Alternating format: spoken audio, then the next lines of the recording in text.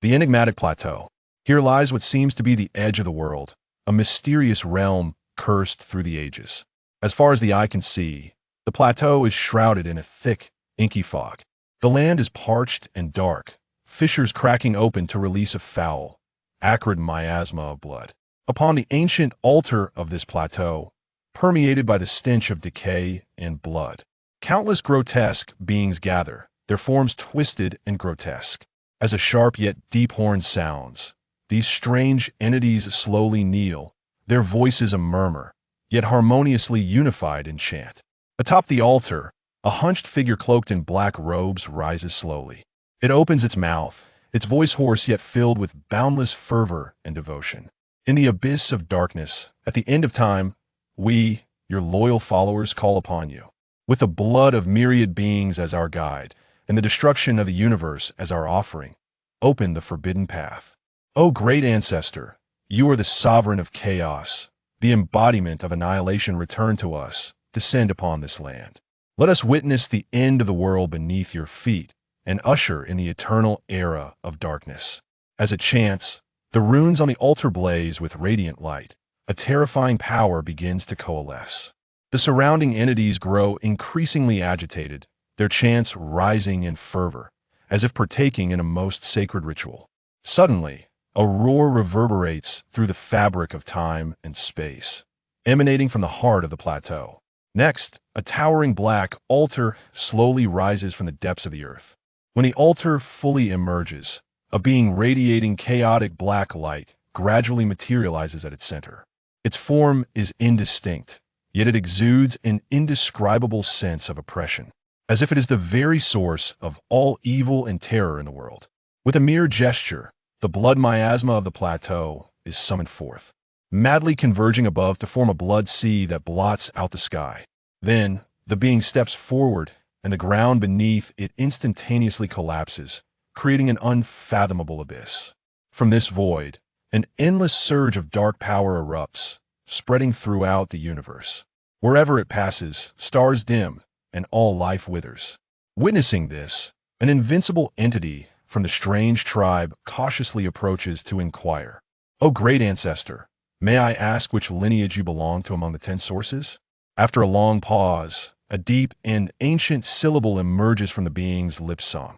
Upon uttering this single word, it reverberates like the ancient bell that rang at the dawn of the universe.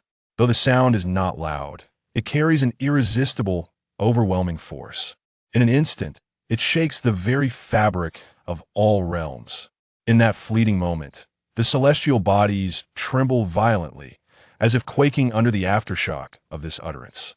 Countless practitioners, whether in the bustling celestial domains or hidden in the remote ancient realms, are struck by this inexplicable power, their souls shaken, their minds fractured. The entire multiverse falls into a profound silence. Then, an uncontrollable wave of panic erupts. In the midst of this universal disquiet, a cold snort pierces through the endless void, crashing against the word song. This nasal sound resembles the roar of an ancient beast, akin to the primordial echoes from the dawn of chaos. Wherever the sound wave passes, the space shatters layer by layer, turning to dust. Upon the plateau, even the self-proclaimed powerful emperors among the strange tribe are overwhelmed by this force, their vitality surging, their forms swaying like flickering candles in the wind. Several slightly weaker fallen celestial kings cannot withstand this terrifying nasal sound, their bodies bursting apart, their souls shattered in an instant, dissipating into the cosmos. And those ordinary powerful entities of the strange tribe fall in droves, like wheat being harvested, reduced to ashes under the lingering might of that cold snort. The entire strange tribe is instantly engulfed in sorrow. The countless fallen leave the plateau shrouded in thick blood mist. The desolate emperor, it is he once again. The surviving strange beings display expressions of terror, utterly incredulous. They had not anticipated that their adversary would dare to strike after the ancestor's emergence. The desolate emperor? The Tsang ancestor furrows his brow, gazing into the distance. That all-seeing gaze, penetrating endless void and layers of enigmatic mist, land upon the figure standing defiantly against the strange plateau. In that instant, the Tsang ancestor's heart surges with tumultuous waves. Past epochs, countless cycles of change and clandestine schemes, are all laid bare in that single glance. His consciousness retraces in an instant, grasping the intricate history of this prolonged confrontation. The Tsang ancestor cannot help but emit a long, sorrowful sigh, his voice laden with the weight of ages and complexity, echoing across the plateau. At that moment, the distant figure casts a glance in return. Just that single look sends the Tsang ancestor's chaotic black light trembling violently. The power contained within that gaze is akin to an unparalleled divine sword, capable of severing all illusions and tearing apart every rule. With a transcendent and dominating presence, it instills within the Tsang ancestor an unprecedented sense of oppression. The supreme might embodied in that gaze is a disdainful suppression of all darkness in the world. Even as an ancestor, the source of the strange beings, he feels an indescribable fear surge from within. How can this be? How could such a terrifying prodigy be born? My tribe has overshadowed countless epochs. Seizing every advantage through the ages, how could a seed of the celestial emperor emerge? The Tsang ancestor's tone is grave, devoid of discernible emotion. From the information he perceives, the unparalleled existence confronting the plateau is a being of unmatched strength, known as Huang.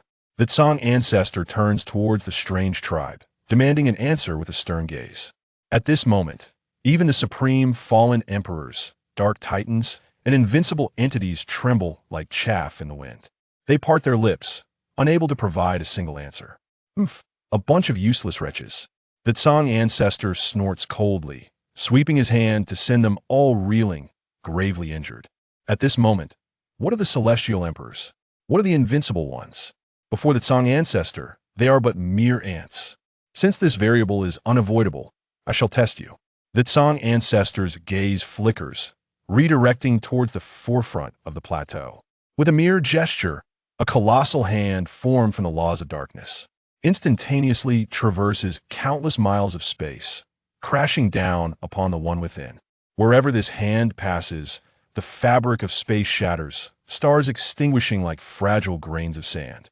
It is as if the entire multiverse were to be crushed into dust within this hand's grasp. Just as the hand is about to reach its target, a dazzling light suddenly erupts from the void without warning. This radiance is pure and resplendent, imbued with supreme power, illuminating the dark universe in an instant. The shadowy hand disintegrates silently under this light, like foam vanishing into the void. Then, that radiance continues unabated, tearing through the Tsang ancestor's protective blacklight, leaving a horrific wound, blood seeping forth. The Tsang ancestor trembles violently, tumultuous waves stirring within. He had anticipated a probe of strength, yet was unexpectedly countered with ease. At this moment, he finally comprehends that against this supreme existence known as Huang, he stands no chance.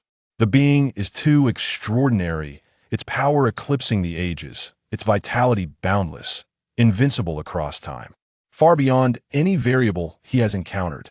A deep-seated trepidation surges within the Tsang ancestor. Chapter 2. Primordial Rebirth, Dark Underworld Physique. This individual represents an unprecedented adversary to our clan, necessitating their elimination. A dark glimmer flickered within the ancient ancestor's eyes as he regarded the eternally invincible figure with trepidation.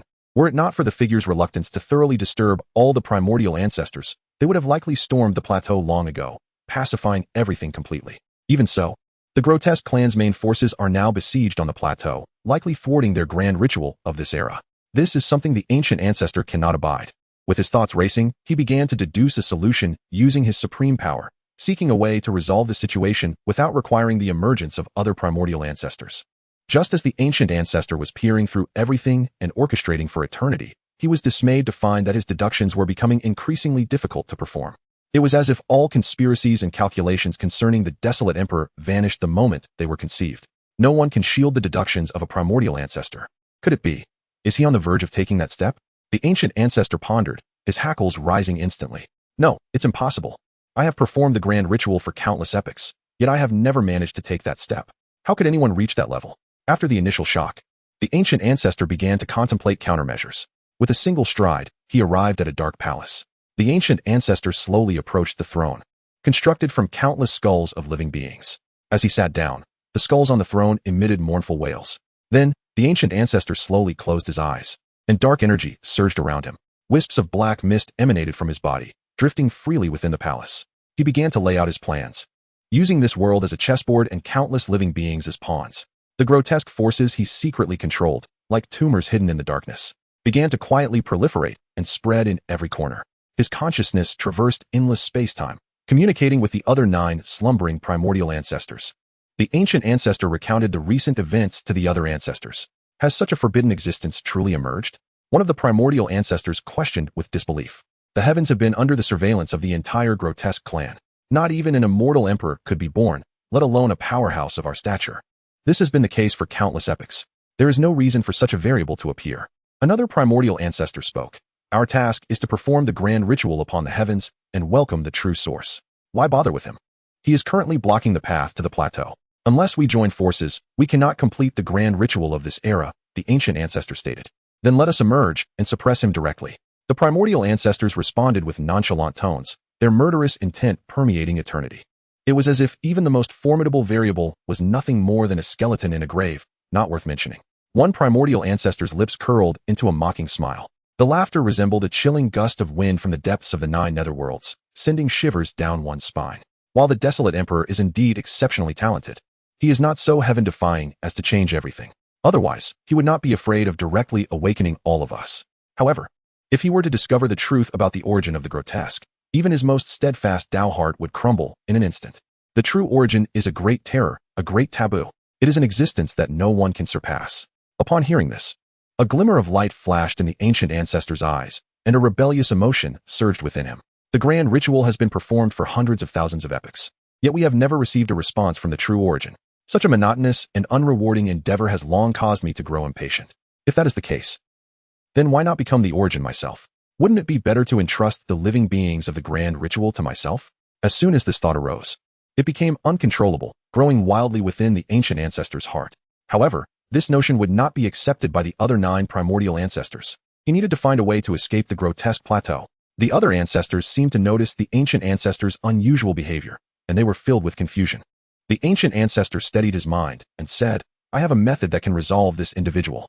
I will throw myself into reincarnation, dissolve my own being, and be reborn within the internal world of the heavens. From within, I will completely undermine the foundation of the desolate emperor. The other ancestors were shocked and vehemently objected. Why go to such trouble? We can emerge and suppress him. There is no need for you to say more. My mind is made up. Suppress the desolate emperor directly? The ancient ancestor wished he could, but the problem was, he couldn't. During his recent deductions, he clearly sensed the desolate emperor's unusual nature, as if he was about to take that step. Even if such an existence were to be killed, it would likely leave behind endless troubles. More importantly, the desolate emperor had the hope of taking that step, which meant that his path was correct. So why shouldn't he walk the desolate emperor's path? This was also the reason why the ancient ancestor wanted to be reborn into the desolate emperor's world. Faced with the ancient ancestor's request, the other ancestors pondered for a moment and could only agree. If that is the case, then we will join forces to deduce the heavenly secrets for you. Find the coordinates of the desolate emperor's world and shield all heavenly secrets. The ancient ancestor was overjoyed upon hearing this. With the 9 great ancestors shielding the heavenly secrets for him, there was no way the desolate emperor would be able to discover him. Desolate, I wonder how you will react if I offer up everything you cherish in the grand ritual? A hint of ruthlessness flashed in the ancient ancestor's eyes, and then he threw himself into reincarnation. At that moment, the entire myriad of heavens seemed to tremble slightly under the terrifying orchestration of the ancestors, as if the end of the world was about to descend. Desolate Heaven Realm, Eastern Wilderness Region, one of the immortal lineages, the Xian clan. The Xian clan's ancestral land was filled with spiritual energy and resplendent light. On ordinary days, it was a place of abundant powerhouses, displaying its prosperous state. On this day, the sky above the clan suddenly changed color. The originally clear and azure sky was instantly obscured by rolling dark clouds. The ink-like clouds resembled surging black tides, churning and roaring, gathering madly. They seemed to engulf the entire clan's territory. Amidst this dramatic change, an extremely dense dark aura erupted from the ancestral shrine of the Xian clan. This aura was bone-chillingly cold, and wherever it passed, flowers and plants instantly withered and died, their vitality extinguished. Accompanied by an earth-shattering infant's cry, a supreme existence was born. The earth trembled violently, and massive cracks spread out from the ancestral shrine in all directions. From the cracks, gushing black waters of the underworld emerged. The waters surged and roared, emitting a putrid odor. In the sky, a massive black moon slowly appeared. The moonlight shone down, and everything it touched was stained with an eerie black hue. It was as if the entire world had been dragged into the cycle of darkness. The clan members were alarmed by this terrifying phenomenon. The powerhouses rose into the air, gazing towards the ancestral shrine with shock and fear in their eyes. What a terrifying phenomenon. Is an unparalleled physique about to be born to strengthen our Xian clan? Could this phenomenon be the Dark Underworld physique? Ranked among the top 5 of the 3,000 physiques, the innate chaos physique and the Dark Underworld physique have both been born in our clan. Heaven truly blesses our Xian clan. The Heaven clan and the Xian clan were originally one family, but the Heaven clan claims to be the most favored by the heavens and looks down upon our Xian clan. Now, a peerless genius has been born in our clan. What confidence do they have left? Another powerful physique. Heaven blesses our Xian clan. A group of clan elders surrounded the newborn infant, their faces beaming with joy. In legends, the Dark Underworld physique is a powerful physique that can compete with the innate chaos physique, the primordial Tao physique, and the innate sacred body Tao embryo. It may not appear even once in several epochs, and once it does, it will surely dominate an era and become the great emperor of the time. And the Xian clan has 2 physiques ranked among the top 5 of the 3,000 physiques. This is a sign that the Xian clan will recreate its former glory. As expected of the possessor of the underworld physique, he doesn't cry or fuss. The great clan elder held the infant, smiling broadly, disregarding his mother, who had endured a decade of gestation only to be drained of her vitality and left to perish. His attention was drawn to the infant's palm. There, he discerned a character. Seeing. He mused. It seems this is the decree of providence. The Xian clan, as servants of the azure heavens, naturally revered the heavenly mandate. They believed all anomalies to be celestial directives. The Grand Elder deliberated for a moment before declaring, in that case, we shall name you Xiansong. Still in his infancy, Xiansong languidly opened his eyes, observing the scene with tranquility. So, this is the desolate world, he mused. The Taoist principles here are indeed rich. It was not in vain that I relinquished all creation, retaining only the origin of darkness, to be born here. Chapter 3. The Sacrifice of the 18 Nations, 18 years later. Within the towering, ancient pavilion of the Xian clan, Xiansong sat quietly on a mat by the window, engrossed in ancient texts. His long hair cascaded like a waterfall, pure as snow, flowing gracefully down his back. His visage, sculpted like exquisite jade, emanated an icy beauty. His deep, dark eyes resembled endless abysses, concealing unfathomable mysteries. Occasionally, a formidable aura erupted from his being, only to be swiftly suppressed. Over the years, I have thoroughly researched this unique constitution. The Underworld King body possesses 2 major characteristics, 3 foundational elements, for divine abilities, and 5 extraordinary phenomena. Among these, the 3 foundational elements are the Underworld Bodhi, Underworld Sacrifice, and Underworld King's Protection. The so-called Underworld Bodhi refers to the cells of this unique constitution, totaling 60 billion. Activating each one significantly enhances physical strength, granting immense power. To activate one must undergo the Underworld Sacrifice to obtain Underworld Qi. 1 strand of Underworld Qi activates 1 cell. The Underworld Sacrifice is a means of sacrificing living beings to please oneself. By sacrificing a living being, one can acquire Underworld Qi, with the quantity determined by the quality of the sacrifice. After the Underworld Sacrifice, one can inherit a capability from the sacrificed being. As for the Underworld King's Protection, it signifies an innate affinity with the underworld, receiving protection from the Underworld King. All causality related to the host remains inscrutable to others. This constitution truly aligns perfectly with our clan's characteristics. Indeed. Xiansong nodded in satisfaction. At that moment, a dignified middle-aged man entered the pavilion. Upon witnessing this scene, he paused slightly, his eyes filled with comfort. The man's gaze was gentle, radiating warmth, as he slowly approached Xiansong. Songer, once again delving into ancient texts. Xian Ye's voice, deep and soothing, broke the silence of the room. His son possessed a talent that could be described as monstrous. Any scroll of divine abilities or techniques, once viewed, could be instantly executed. Moreover, his cultivation speed was unparalleled. At merely 18 years of age, he had achieved the great perfection of the true path. Just 1 step away from entering the sage realm, truly terrifying.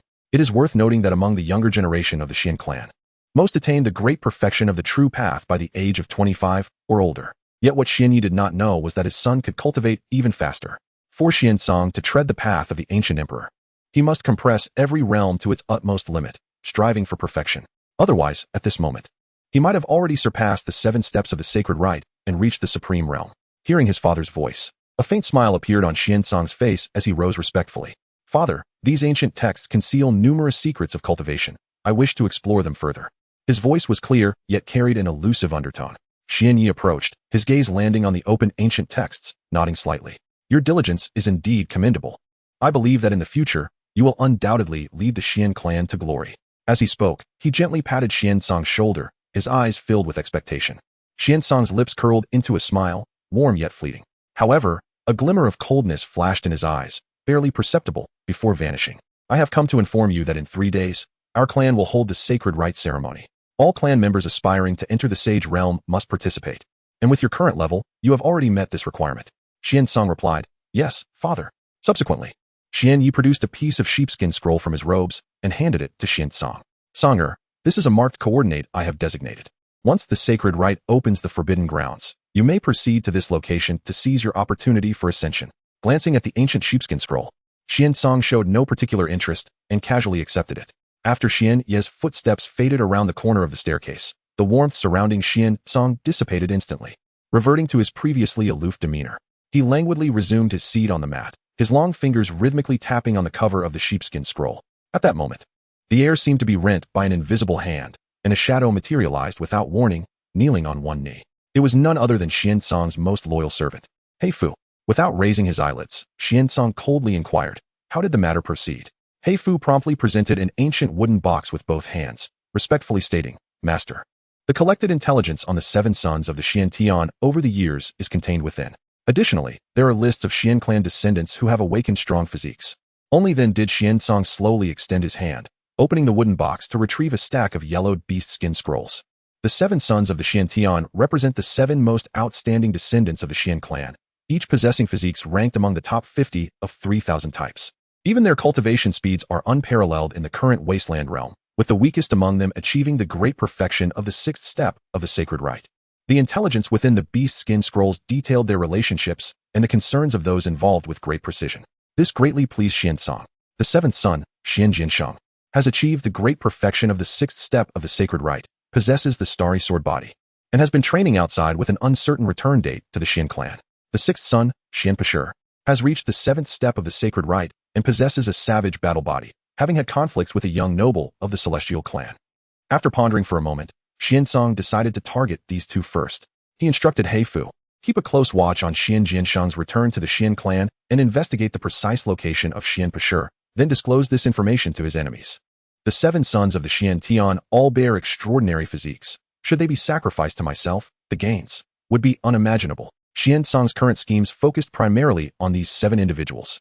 Observing He Fu's acknowledgement, he continued to inquire, how is the preparation for the sacrificial offerings?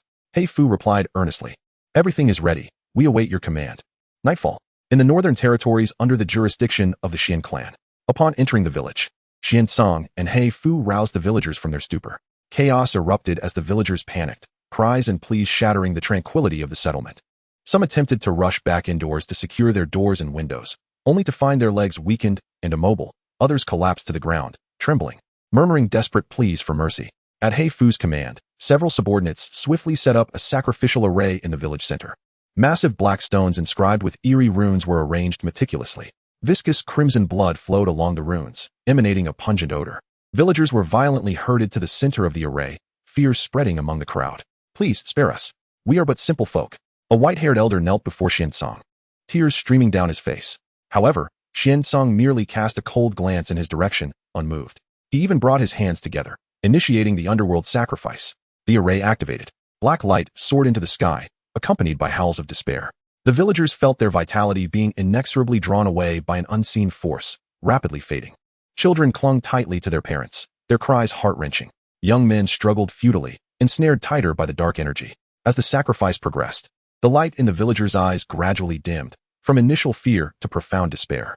A mother, expending her last ounce of strength, shielded her child in her embrace, helplessly watching as life slipped away between her fingers. Xiansong stood outside the array, a look of rapture on his face. The underworld king body greedily absorbed the vitality of the sacrifice.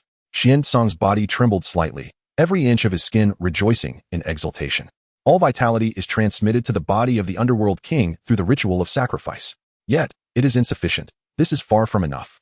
Observing that merely 3 strands of underworld energy have emerged from dozens of villages, Xiansong furrowed his brow in concern. He cast his gaze towards the horizon and coldly declared, I recall there are 18 mortal kingdoms in the north, correct? Bring forth their sacrifices. Thus, In the span of a single night, the inhabitants of dozens of villages in the northern region of the Xian clan, along with the denizens of the 18 mortal kingdoms, were utterly extinguished. Chapter 4. The Sacred Festival and the Ice Radiance Body. 3 days later. The Xian clan. The Sacred Festival. A hallowed moment when ancient tribes offered sacrifices to heaven and earth in hopes of blessings, has now been repurposed by the immortal lineage to assist their disciples in awakening their potential and stepping into the realm of the saints. Beneath the grand stage, the Xian clan's prodigies stood tall, their gazes fixated upon the platform above. Just as the crowd held its breath, a sudden, biting cold wind swept through the air, as if it sought to freeze the very souls of those present. Soon after, snowflakes began to cascade from the heavens. Amidst the swirling snow, a figure emerged, a breathtaking beauty clad in an ice-blue gown, its hem flowing like a glacier, swaying gently with her every step. Her skin was fairer than snow, and her eyes sparkled like the cold stars of a wintry night, both chilling and profound. Her stunning visage transcended the beauty of mortals, captivating all who beheld her. How beautiful! The moment the ice beauty appeared, all the prodigies were left entranced. However, a young man wielding a spear doused their admiration with a splash of cold reality. Do not harbor delusions. She is Xian Li, the granddaughter of the clan elder, bearer of the Ice Radiance Body. She is beyond your reach. Discontent flickered across the faces of the crowd. What is the matter, Xian Su? Are we not allowed to dream? One prodigy couldn't contain himself, his voice rising in indignation. At this, Xian Su smirked haughtily. I am a master of spear techniques. You are not worthy of comparison. He then directed his fervent gaze towards Xian Li on the stage, thinking, only I am deserving of her. Xian Li stood silently at the center of the altar, her cold gaze sweeping over the crowd. Her frigid demeanor instilled reverence, leaving none daring to meet her eyes. While they marveled at her unparalleled beauty, they were also acutely aware of the icy aura that kept them at bay. In that moment, a mesmerizing cascade of multicolored light surged from the distant horizon. As the brilliance gradually faded, Xiansong descended gracefully from the sky, surrounded by a faint purple halo. Within this halo, stars twinkled and runes danced, exuding an aura of mystery and allure. Clad in a long black robe adorned with crimson blood lotus flowers, his flowing white hair shimmered with silver brilliance. He is Xiansong. Xian Li's heart, usually as calm as a placid lake, rippled with unexpected emotion upon seeing him. Though he seldom ventured out, the reputation of the underworld king was known to all. He was prophesied by the clan elders to be a peerless prodigy capable of rivaling the 7 sons of Xiantian. Not to mention, he had achieved the pinnacle of the Tao True Realm at the tender age of 18, now attending the sacred festival. At 26, I barely reached the same level. Compared to Xiansong, I feel utterly inadequate. Xian Li's gaze became ensnared by Xiansong's striking features. Her mind consumed by a singular thought, she yearned to draw near to him. Thus, she, who typically kept others at a distance, took delicate steps toward Xiansong. Noticing her approach, a charming smile graced his lips. Is this woman truly the Ice Radiance Body? Such a living treasure could summon untold underworld energy. And now she approaches me. This saves me much effort. Xiansong's eyes gleamed with tender warmth as he responded enthusiastically. As the time draws near, he leaned closer to Xian Li, his voice deep and magnetic, imbued with an enchanting allure. Sister Xian Li, to be frank, my father discovered an ancient saint's legacy within the sacred grounds of the festival. The power of that legacy is a perfect match for your Ice Radiance Body. Should you obtain it, your strength would soar, perhaps making you the mightiest prodigy our clan has ever known. I am willing to reveal the location of this legacy to you. Xian Li's eyes widened in surprise and delight upon hearing this. She had already harbored feelings for Xiansong, and his thoughtful words filled her heart with warmth. You would entrust such a vital legacy to me. What about yourself? Xiansong, seizing her hand, gently caressed her palm with his fingers. From the moment I first saw you, the world seemed to illuminate. Every smile and frown of yours is etched deeply in my heart. Consider this legacy a gift to commemorate our meeting. I only hope to earn a smile from you. You need not worry about me. Xian Li's cheeks flushed crimson, her head bowed shyly. Her heart had been completely captured by Xiansong, brimming with anticipation for the future, unaware of the hidden darkness in his gaze. Xian Su, observing the intimate exchange between Xiansong and Xian Li, felt fury rise within him, his teeth grinding together in anger, his aura chaotic with rage. Unable to contain himself any longer, he surged forward like a tempest. Positioning himself between them, his eyes bloodshot as he glared at Xiansong. Xiansong, cease your honeyed words. What have you said to Xian Li? Lost in Xiansong's gentle words, Xian Li was jolted back to reality by Xian Su's brash interruption, her brows furrowing in discontent. Xian Su, you are being too presumptuous. This is not a place for your interjections. Step aside. At her reprimand, Xian Su staggered back, his fists clenched tightly, the veins on his hands bulging. Yet, he still looked at Xian Li, wanting to protest. Xian Li, enough. Xian Li's voice cut through the air, filled with unyielding authority. If you dare speak again, I shall not hesitate to disregard our kinship. Xian Su swayed slightly, as if struck by a heavy blow, his heart filled with frustration and anger. Faced with Xian Li's resolute stance, he ultimately refrained from further argument. He could only shoot Xian Song a venomous glare before retreating to the side, silently vowing to settle the score. Just as Xian Su, filled with resentment, withdrew, an elderly figure from the Xian clan approached steadily. In his hands, he held a mirror, a sacred artifact of the clan, weathered by time. Its surface was inscribed with intricate and mysterious runes, emanating an ancient and profound aura that resonated with the laws of the universe. Reciting incantations, the elder infused the mirror with esoteric spells. In an instant, the mirror radiated a blinding light, shooting towards the heavens and harmonizing with the swirling phenomena above. Soon after, the entrance to the sacred grounds warped, as though an invisible hand had torn apart the fabric of space, revealing a profound passageway. Witnessing this, the crowd's eyes ignited with fervor, eager to seize the opportunity. The young prodigies, filled with longing for fortune, could hardly contain their impatience to step inside. With the elder's command, the crowd surged into the sacred grounds. Xian Song, wearing a confident smile, grasped Xian Li's hand, leading the charge into the depths. His demeanor suggested that everything was well within his grasp. Xian Li's cheeks flushed as she allowed him to lead her, her heart brimming with excitement for the impending adventure and the fabled ancient legacy. Meanwhile, Xian Su gritted his teeth, trailing behind the others, his gaze often drifting to the clasped hands of Xian Song and Xian Li, his resentment deepening. He silently vowed to find an opportunity to make Xian Song pay in the sacred grounds. Chapter 5. The Remnants of the Ancient Saints. Beneath the protection of the Dark King, the entrance to the sacred ritual's forbidden ground sealed shut. Several elders of extraordinary prowess within the clan sprang into action, aligning themselves beside the altar. With hands forming intricate seals, their incantations flowed like ethereal serpents at their fingertips, accompanied by ancient and arcane chants. A colossal celestial observation mirror gradually ascended. Its surface, crafted from enigmatic black jade, shimmered with a luminous star-like glow, resonating with the aura of the forbidden ground and reflecting its inner scenes. Guan Feng, exhibiting unwavering composure and showcasing his remarkable abilities, truly embodied the pinnacle of our clan's current generation. A white-haired elder stroked his beard, his eyes brimming with admiration. Yet, the slender elder beside him shook his head slightly, fixating on another figure within the celestial mirror. While Guan Feng possessed great strength, Guan Yu was equally formidable. Her meticulous techniques and astute mind suggested she might encounter significant opportunities. At that moment, the previously silent elder in black robes spoke. Compared to them, Guan Song was the most elusive.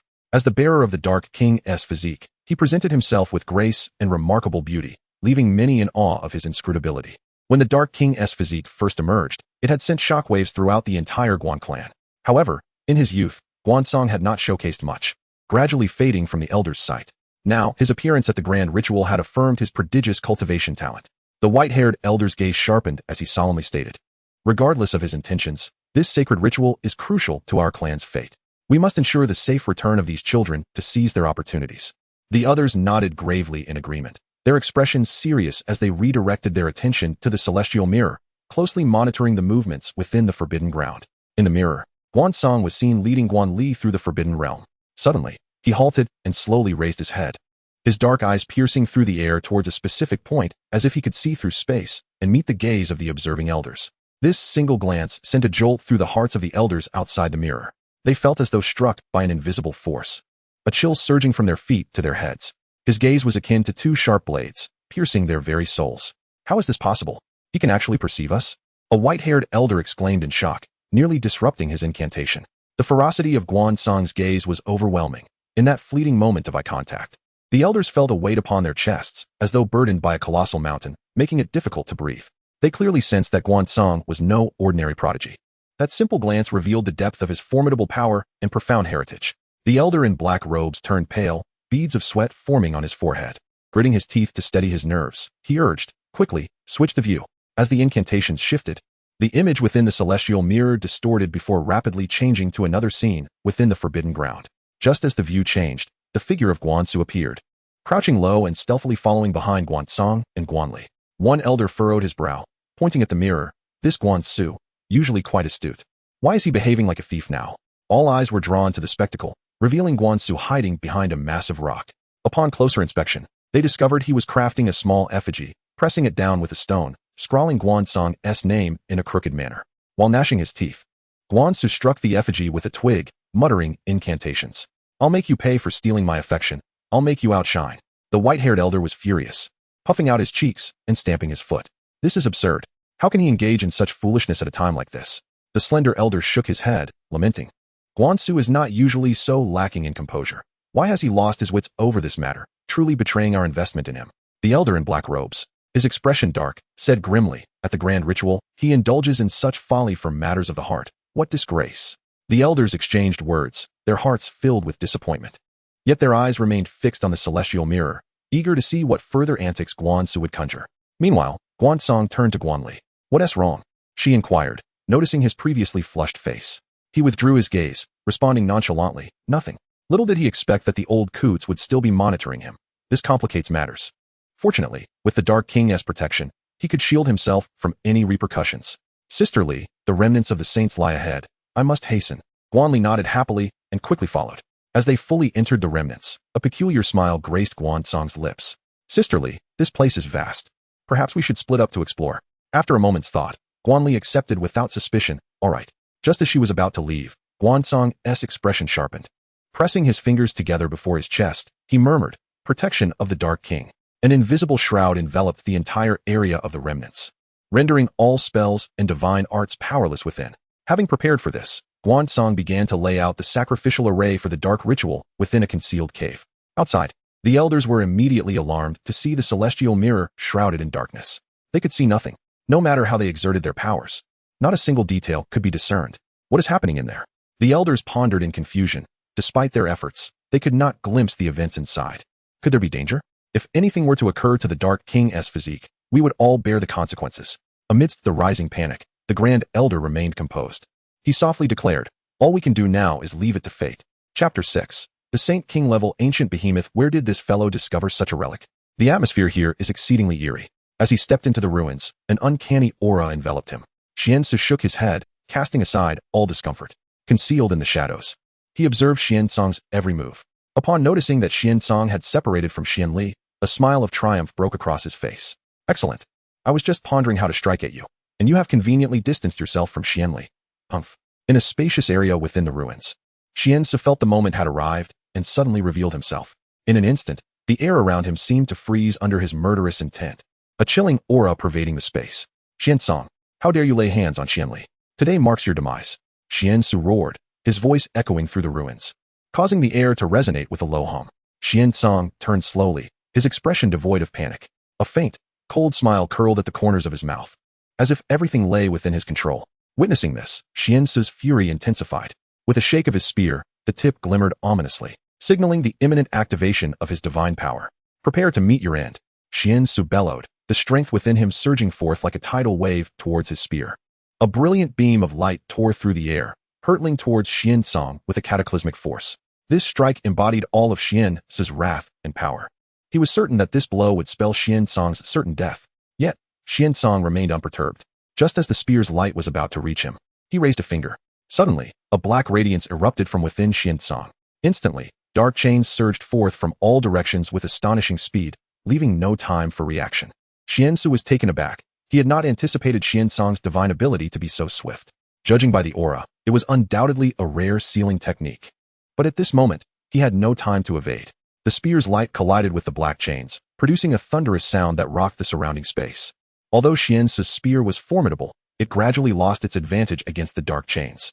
Those chains moved with a life of their own, deftly weaving in and out, continuously countering the spear's light. Xiansu's eyes widened in disbelief, unwilling to accept defeat so easily. Gritting his teeth, he summoned more power in an attempt to enhance the spear's might. But at that moment, one of the chains seized upon his opening, lashing out like lightning toward his body. Xiansu was caught off guard, feeling a sharp pain in his chest. The chain had pierced through his body. His form stiffened instantly, his power receding like a receding tide, and the spear slipped feebly from his grasp. How could this be? Xiansu murmured. Despair and unwillingness etched across his features. Xiansong regarded Xiansu, his smirk deepening.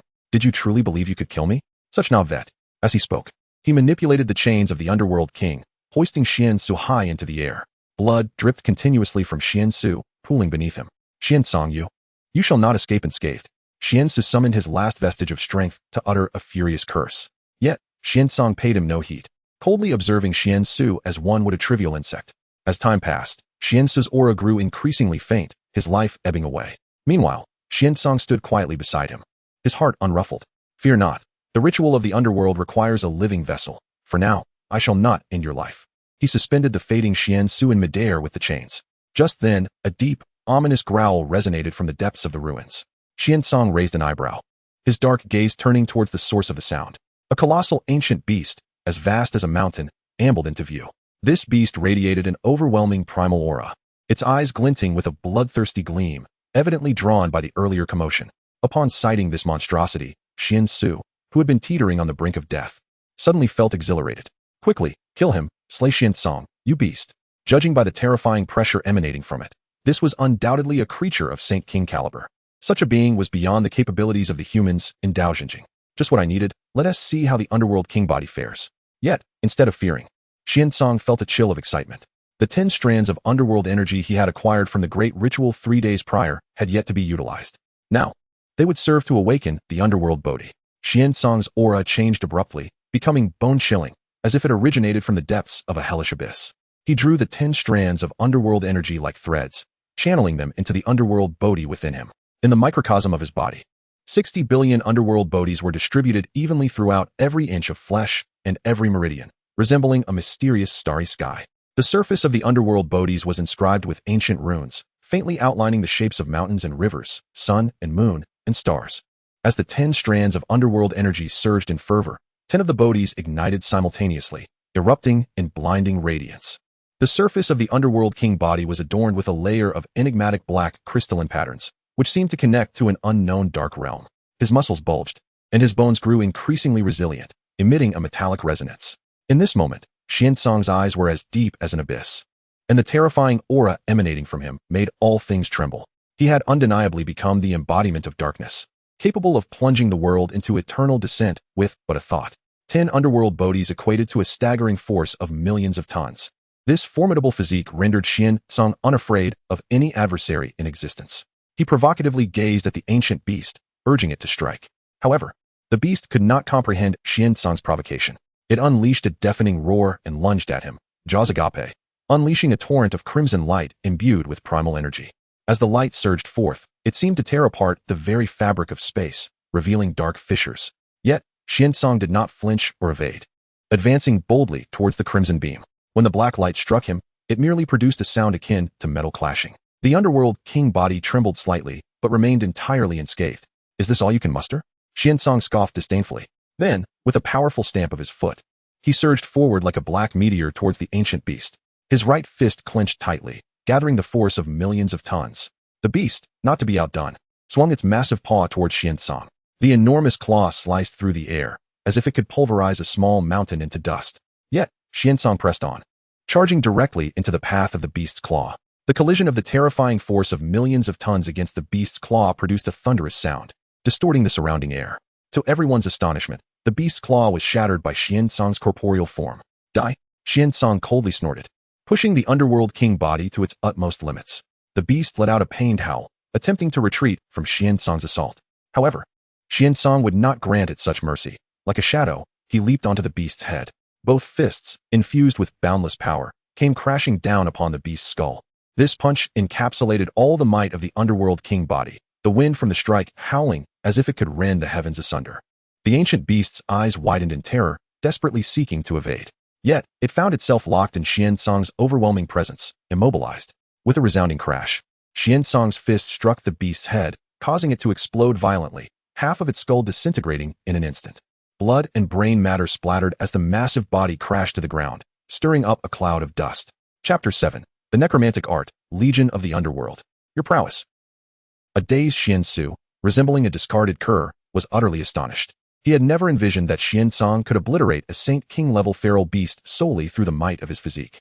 A chasm separated the Dao True realm from the Saint King tier. Could this be the fabled power of the underworld monarch physique? Xian Song stood astride the fallen beast's carcass, an aura of tenebrous energy enveloping him, as if a demon risen from the abyssal depths. Legion of the Underworld, arise. One of the 4 divine abilities of the underworld monarch physique, the Legion of the Underworld. With a thunderous roar, Xian Song unleashed an inexhaustible torrent of ebony mist from his palm. These vapors writhed like sentient entities, swiftly enshrouding the beast's remains. As the mist enveloped it, the creature's form underwent a macabre metamorphosis. Its once dull hide gradually acquired a spectral, sable sheen. Its shattered cranium began to mend at an astonishing rate. Fractured claws regenerated, and a more terrifying, malevolent aura emanated from within. The beast's eyes slowly opened, their primal ferocity replaced by an expanse of desolate blackness. A sinister smile played upon Xiansong's lips as he commanded the corrupted beast to unleash a deafening roar. In response, a cacophony of footfalls echoed from the depths of the ruins, and the ground trembled. Moments later, a horde of formidable feral beasts surged forth, drawn by the roar as if summoned. Their eyes gleamed with madness and bloodlust as they stampeded toward Xiansong. Xiansu, previously supine and feeble, was jolted by the spectacle. His dim eyes widened in shock and dread. He could scarcely believe that Xiansong possessed such a horrifying ability to corrupt and command the deceased, and even summon a legion of beasts. Xiansong, what are you? Xiansu muttered, his voice laced with despair. He realized that in his current state, he was no match for this terrifying power, and Xiansong, the object of his hatred and vengeance, now stood at the apex, displaying chilling might. Xiansong, however, paid him no heed, lost in the thrall of controlling the horde. The Saint King-level beast was the undisputed sovereign of this domain. By controlling it, the lesser beasts would naturally submit. The Legion of the Underworld was the necromantic art Xiansong had obtained after sacrificing the mortals of the 18 kingdoms. As long as the deceased creature's cultivation was within 2 major realms of his own, he could forcibly enslave it. Besides the core traits and the 3 foundational aspects, the other 4 divine abilities and 5 extraordinary manifestations of the Underworld Monarch physique were acquired through Underworld sacrifices. The quality of the sacrifice determined the power bestowed by the Underworld. With a wave of his hand, Xiansong unleashed the corrupted Saint King-level beast, followed by the horde. A tide of darkness surging into the depths of the ruins. Meanwhile, Xianli was cultivating in a tranquil corner of the ancient saint's ruins. A chilling aura emanated from her, as the power of the glacial divinity, physique, coursed through her veins. Suddenly, a guttural roar shattered the serenity. Her eyes snapped open, a hint of wariness in her gaze. Before she could react, a deluge of feral beasts poured in from all directions, encircling her. What's happening? Why are there so many beasts? But this is perfect, Xianli exclaimed, unfazed by the horde. As a Dao True Realm paragon, she held no fear. The power of the glacial divinity physique erupted, and an all-encompassing chill radiated from her, freezing the air. The beasts at the vanguard were instantly encased in ice. With a wave of her jade-like hand, Xianli unleashed a volley of ice blades, like a flock of frigid crows, sweeping through the horde. The beasts shrieked as the blades tore through their flesh. Her lithe form danced among the ice and the beasts, her physique allowing her to hold them at bay. The corrupted beast roared skyward, its voice carrying an unsettling resonance. The other beasts, as if injected with madness, surged toward Xianli, heedless of their own safety, trampling one another in their desperate attempt to breach her icy defenses. Xianli felt the pressure mounting. Though the ice blades were sharp, the sheer number of beasts began to expose chinks in her defenses. Seizing the opportunity, a beast lunged at her, its claws aimed at her shoulder. Xianli was unable to evade it and was slashed, the wound instantly staining her garment crimson. Damn it! Xianli gritted her teeth, channeling the power of the glacial divinity physique. A layer of ice formed over the wound, staunching the flow of blood. Ignoring the pain, she unleashed another powerful ice-based art. A colossal ice mountain erupted from the ground before her, temporarily halting the horde. However, Xiansong would not be deterred. He directed the beasts to batter the ice mountain, and cracks began to appear. Xianli's face grew paler as the relentless battle sapped her strength and left her riddled with wounds. Then, an even more terrifying roar echoed from behind the horde. A colossal beast lumbered forward, its every step shaking the earth. Its presence filled Xianli with despair, for it radiated the aura of a saint. How is this possible? Xianli stared in horror, realizing that she was no match for it in her current state. In her prime, she might have stood a chance, but the horde had already weakened her considerably. Nevertheless, Xianli steeled herself for a final stand. The saint-level beast approached the ice mountain and shattered it with a single stomp. It opened its maw and unleashed a torrent of searing flames, engulfing Xianli. She hastily erected an ice shield, but the flames were too powerful, melting it instantly. The beast seized the moment and struck her with its massive paw. Xianli was sent flying like a broken kite, crashing to the ground. No, Xiansu, witnessing the scene from afar, was beside himself with grief and rage. He tried to rush to her aid but lacked the strength to stand. Xianli lay on the ground, her eyes filled with despair. As the beast prepared to strike again, she mustered her remaining strength and channeled the full power of the glacial divinity physique, creating an impenetrable wall of ice before her.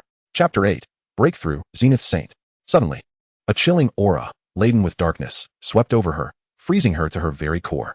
She turned in astonishment to see Xiansong emerging from the shadows. Xiansong? You, Xianli exclaimed, a mix of surprise and joy in her voice. However, her words faltered as her gaze fell upon the figure Xiansong was dragging. It was Xiansu. He was being hauled along like a lifeless animal, his garments torn, a trail of blood marking his passage. Xian Li's eyes widened in disbelief, her joyous expression replaced by shock. Looking at Xian Song, the object of her affection, and then at Xian Su, who had relentlessly pursued her, her inner defenses crumbled.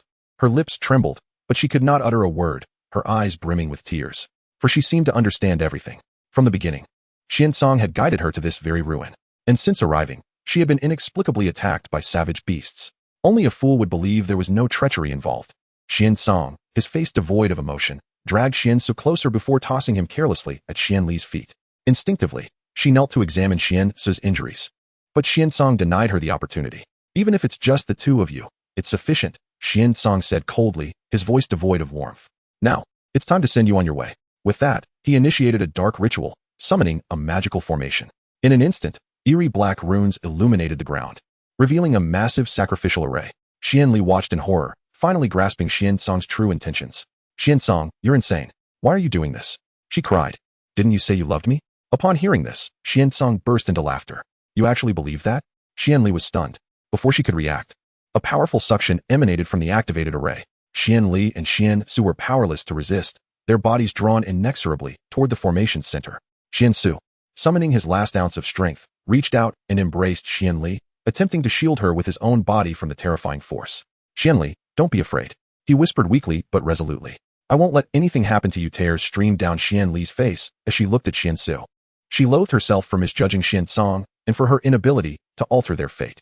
In the final moment before being consumed by darkness, Xian Su mustered all his strength to push Xian Li away, hoping to grant her a sliver of hope, no matter how slim. But it was all in vain. The immense sacrificial power ruthlessly engulfed them, turning them into offerings to enhance the Nether King physique. Upon completion of the sacrifice, the dark ritual bestowed upon Xian Song 5 streams of nether energy, proportionate to their combined essence. Furthermore, he awakened one of the 5 extraordinary phenomena, the inverted nether river. Xian Song, however, disregarded the legacy of the primeval saint, using the 5 streams of nether energy to advance his cultivation. Nether energy could not only activate the nether Bodhi, but also amplify divine powers, doubling their potency. It could also elevate one's cultivation, its energy surpassing even the natural forces harnessed by human cultivation methods manifold. Nether energy, an energy form comparable to celestial energy, was one of the 2 defining traits of the Nether King physique. Rumble. Xian Song was enveloped in billowing black clouds, so dense they seemed like condensed ink. His eyes blazed with power, and his body was coursing with divine patterns. Above him, an ancient Tao wheel shimmered faintly, emanating the terrifying aura of a Tao comprehension realm master. At that moment, Xian Song clenched his fist. The 5 streams of nether energy, resembling 5 monstrous black dragons, roared as they surged into his body. As the nether energy permeated him, Xian Song's body began to convulse violently. His bones cracked and popped, as if 1,000 drums were beating in unison. Black light flowed madly beneath his skin, threatening to burst forth. The blood within him boiled, sounding like the rush of magma. Break! Suddenly, a thunderous roar erupted from Xian Song's throat, and his aura began to surge uncontrollably. Centered on him, boundless dark energy billowed and spread in all directions. When all was said and done, Xian Song's aura had transcended the Tao comprehension realm, reaching the Zenith Saint realm. The quality of this nether energy is so high, these 5 streams alone would have been enough for me to break through to the Saint King realm directly. But I intend to perfect every realm, so I forcibly compressed the excess energy, Xian Song mused, pleased with the surging, profound power he now possessed. His current magic power far surpassed that of ordinary saints tenfold. It was the epitome of a Zenith Saint. Now then Xian Song paused to gather himself, manipulating his magic power to tatter his clothes and inflict a few wounds upon himself, feigning a weary, battle-worn appearance. Only then did he leisurely emerge from the primeval saint's ruin. The moment he stepped out of the sacred forbidden ground, Xian Song, in his disheveled state, rushed toward the Xian clan settlement. His wretched appearance immediately attracted the attention of the Xian clan disciples. A disciple hurried over, aghast at the sight, and helped him up. Xian Song, what happened to you? Xian Song, feigning extreme grief, cried out, quick, fetch the elders. We encountered primeval savage beasts in the ruins and suffered heavy casualties. Xian Li and Xian said they were killed by the beasts. His words were like a bombshell. The disciple paled in fright and immediately ran to report the news. Soon, a group of Xian clan elders arrived in haste. Xian Song, upon seeing the elders, knelt down with a thud, overcome with grief. Elders, you must avenge us. The elders, witnessing Xian Song's pitiful state, were shocked and saddened. One white-haired elder asked in a trembling voice, what exactly happened? Tell us everything. Xian Song, with tears streaming down his face, embellished the story of their supposed encounter, shifting all blame onto the primeval savage beasts. The elders listened, their faces filled with anger and sorrow. However, an elder named Xian Huang stared intently at Xian Song, his expression filled with suspicion. After Xian Song finished, Xian Huang asked doubtfully, Xian Song, are you telling the truth? Why would the primeval savage beasts only target Xian, Li, and Xian Su? Why did everyone else die? Yet you managed to escape unscathed? Xian Song's heart skipped a beat, but he feigned a wronged expression. Elder Xian Huang, I didn't want this to happen. I tried my best to save everyone, but the beasts were too powerful. I was helpless. I only managed to survive by exerting all my strength. Xian Huang scoffed, about to press further, but the other elders stopped him. Xian Huang, now is not the time for questioning. The priority is to send people to investigate the ruins. Thus, the Xian clan immediately dispatched a team of elite disciples to the ruins. Soon after, the disciples returned, their faces grave, bringing back news that corroborated Xian Song's story. The remains of Xian Li and Xian Su were indeed found in the ruins.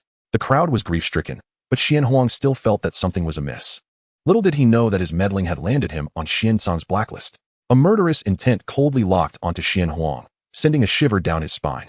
By the way, Songer, your cultivation and elder noticed with surprise that Xian Song's aura seemed exceptionally robust. Xian Song forced a smile. Elder Xianimo, I merely broke through a little in my desperation. More than my own cultivation, I care about the tragic deaths of our clansmen.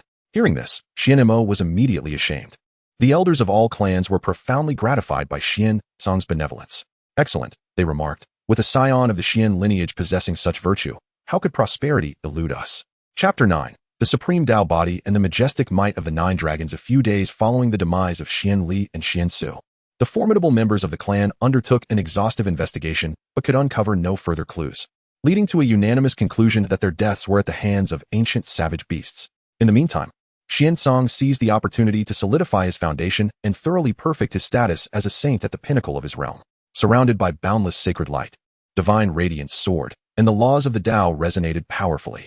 With his profound cultivation alone, Xian Song was more than capable of effortlessly subduing beings at the third step of the saint's rite, not to mention the invincible might of the Nether King body. Just as Xian Song paused his cultivation, a steady and powerful sound of footsteps approached from afar. He opened his eyes, recognizing the familiar aura of his father. Songer, his father, Xian Yi, entered, bearing an expression tinged with both gravity and anticipation. What brings you here in such haste, father? Xian Song inquired respectfully as he rose. His father settled onto a stone bench, his gaze fixed intently upon Xian Song. Between the Xian and Huang clans, an unknown secret realm has emerged. This realm is exceedingly mysterious, only permitting entry to those at the saint level or below. Now, both clans are embroiled in a dispute over its ownership, ultimately deciding to send forth their younger generations to determine the rightful claim through strength. Xian Song, upon hearing this, replied nonchalantly, such matters indeed arise. So, is your visit related to this, father? His father nodded slightly, pride evident in his tone. The clan has deliberated and resolved to appoint you as the leader, guiding the younger generation of the Xian clan into the secret realm. This task is arduous and crucial to our clan's dignity and interests. You must not take it lightly. Is this yet another opportunity for a grand ritual? Xian Song mused, a subtle smile gracing his lips, for his nether energy had long since been expended. Rest assured, father, I shall not disappoint the Xian clan. Within this secret realm, countless opportunities undoubtedly await, and I shall ensure the greatest benefits for our clan. Xian Yi patted Xian Song's shoulder, saying, with such determination, I am at ease. However, do not underestimate the formidable young talents of the Huang clan. They possess many strong contenders. Once inside the secret realm, prioritize your safety above all. Should you encounter danger, do not act recklessly. This journey also presents an excellent opportunity for you to establish your prestige within the clan. Xian Song nodded in agreement. The father and son discussed additional details regarding their entry into the secret realm before Xian Yi took his leave. Watching his father's retreating figure, Xian Song's eyes sparkled with ambitious fervor. On the eve of the secret realm's opening, the younger generations of the Xian and Huang clans stood at the entrance, poised in a tense standoff. Both sides glared at each other, their magical energies surging, ready to erupt into a fierce conflict at any moment. Humph, you Xian brats, do not even think about claiming a share of the opportunities within this secret realm, shouted a burly youth from the Huang clan, brandishing a long spear that gleamed ominously. Such arrogance. The outcome of this contest is yet to be determined, retorted a member of the Xian clan, their own magical energies coalescing into a formidable aura. As the argument grew increasingly heated, the sky suddenly darkened, and the once clear heavens were obscured by an overwhelming golden light. A powerful presence descended from the horizon, nearly suffocating the onlookers. What is this aura? Someone exclaimed in terror. A golden beam of light pierced through the clouds, resembling a brilliant star plummeting from the heavens. Within the radiance, a majestic royal carriage drawn by 9 colossal golden dragons gradually emerged. The dragons, with their immense bodies and shimmering golden scales, created a deafening roar with even the slightest flick of their tails. Standing atop the celestial carriage was a woman clad in an opulent golden robe, her garments billowing as she radiated the supreme brilliance of imperial authority. Behind her, 9 ethereal golden dragons flickered into view, creating an awe-inspiring spectacle. The 9 dragons let out a thunderous roar, their might echoing through the air as if heralding the woman's unmatched sovereignty. How dare the Xian clan's insignificant beings make a ruckus here? Huang Ying, gracefully descending from the celestial carriage, took each step with an air of authority that seemed to tremble the very fabric of reality, as if the world itself bowed beneath her feet. Her cold gaze swept over the Xian clan, a faint, disdainful smile curling at her lips. The saintess has arrived. We are invincible. The young talents of the Huang clan erupted into cheers, elated by the arrival of Huang Ying, the newly appointed saintess bearing the supreme Tao body. Among the 4 clans of the celestial realm, each possessed top-tier prodigies representing a significant tier of combat prowess. The Tian clan held its 4 great taboos, the D clan. Its 8 pinnacle figures. The Xian clan was known for the 7 sons of Xian Tian, and the Huang clan boasted 18 saints. The fact that the Huang clan dispatched such a formidable force for this dispute was an undeniable affront to the Xian clan. How infuriating. The first son of Xian Tian is in seclusion, and the other 6 are honing their skills in the mortal realm. Otherwise, how could the Huang clan act so arrogantly? This is dire. Her physique seems to be the supreme Tao body. A member of the Xian clan recognized Huang Ying's unique constitution, panic evident in their voice. What? The supreme Tao body, ranking among the top 50 of the 3,000 physiques? Many faces displayed shock. The cultivation of the saint level already surpassed their own. And now, coupled with the supreme Tao body, the tension escalated further with Huang Ying's arrival. She descended, exuding the terrifying might of her physique. Surrounded by the manifestation of 9 dragons, her overwhelming presence crashing upon the Xian clan like a relentless tide. Under this immense pressure, many of the younger generation from the Xian clan turned pale, stumbling as they struggled to maintain their footing. Their magical energies felt as if shackled by this oppressive force, making it nearly impossible to mobilize. With a trace of haughty amusement on her lips, Huang Ying surveyed the crowd, her demeanor suggesting she had already claimed the opportunities of the secret realm as her own. In her eyes, the younger generation of the Xian clan were but ants. Yet, at that moment, Xian Tsang, who had remained silent at the forefront, sprang into action. He unleashed a potent wave of dark energy, activating his Nether King body in an instant. Darkness surged like a torrent of black flames, spreading wildly from Xian Tsang as the surrounding space turned an inky hue. Begone! Xian Tsang uttered coldly, his voice imbued with the overwhelming authority of his physique, forcefully tearing through the weight of Huang Ying's supreme Tao body. The oppressive weight that had rendered the Xian clan breathless vanished in an instant, leaving them astonished and elated as they looked toward Xian Tsang, their gazes filled with awe and admiration. What? Huang Ying's eyes widened in disbelief. Shock replaced her previously confident demeanor as she struggled to comprehend how someone from the Xian clan could so easily shatter the might of her supreme Tao body. She scrutinized Xian Tsang, her expression now reflecting a newfound respect as she regarded him as an equal opponent. How? How did you accomplish this? Huang Ying inquired, her voice tinged with urgency and confusion. Xian Tsang cast her a cold glance and replied dismissively, the supreme Tao body? Merely a constitution akin to that of an ant. How dare you flaunt it before me? Descend. With that, Xian Tsang's aura surged once more, the darkness intensifying as if it sought to devour the very heavens. The younger generation of the Xian clan gazed at the spirited Xian Tsang, their faces flushed with excitement, chanting his name in unison, their voices rising in fervor. Oh! Huang Ying was struck by an overwhelming force, her blood surging as she was flung from the celestial carriage, ultimately landing awkwardly on the ground in a most undignified manner. You! Despicable! Huang Ying seethed in rage, for she had never before been so humiliated among her peers, suppressed solely by another's physique. As the tension between Xian Tsang and Huang Ying reached its zenith, an unusual wave emanated from the entrance of the secret realm. Ancient runes began to shimmer, heralding the imminent opening of the secret realm. Xian Tsang's gaze sharpened, and a torrent of dark energy surged around him. With a resounding shout, he declared, "Follow me," and surged forth like a bolt of black lightning towards the entrance. The younger generation of the Xian clan, their blood ablaze with fervor, hastily followed in his wake. Their momentum seemed poised to trample the very essence of the secret realm beneath their feet. Observing this, Huang Ying's beautiful eyes glimmered with a murderous intent as she scoffed. You think you can seize the lead so easily? The 9 dragons behind her roared and surged forward, propelling her and the members of the Huang clan at a breathtaking pace. Almost simultaneously, the two factions surged into the flickering entrance of the secret realm, vanishing in an instant. Outside the secret realm, the elder powerhouses of the Xian and Huang clans concealed themselves in the shadows, meticulously observing the unfolding events. When Xian Song exhibited the formidable physique of the Dark Underworld King, both clans' elders were taken aback. Huang Yi furrowed his brow, his eyes filled with concern. The might of Xian Song's physique was indeed formidable. The reputation of the Dark Underworld King was well-deserved, and it seemed that his clan's disciples would face a fierce battle ahead. The expressions of several Huang clan elders mirrored his gravity, the atmosphere thick with tension.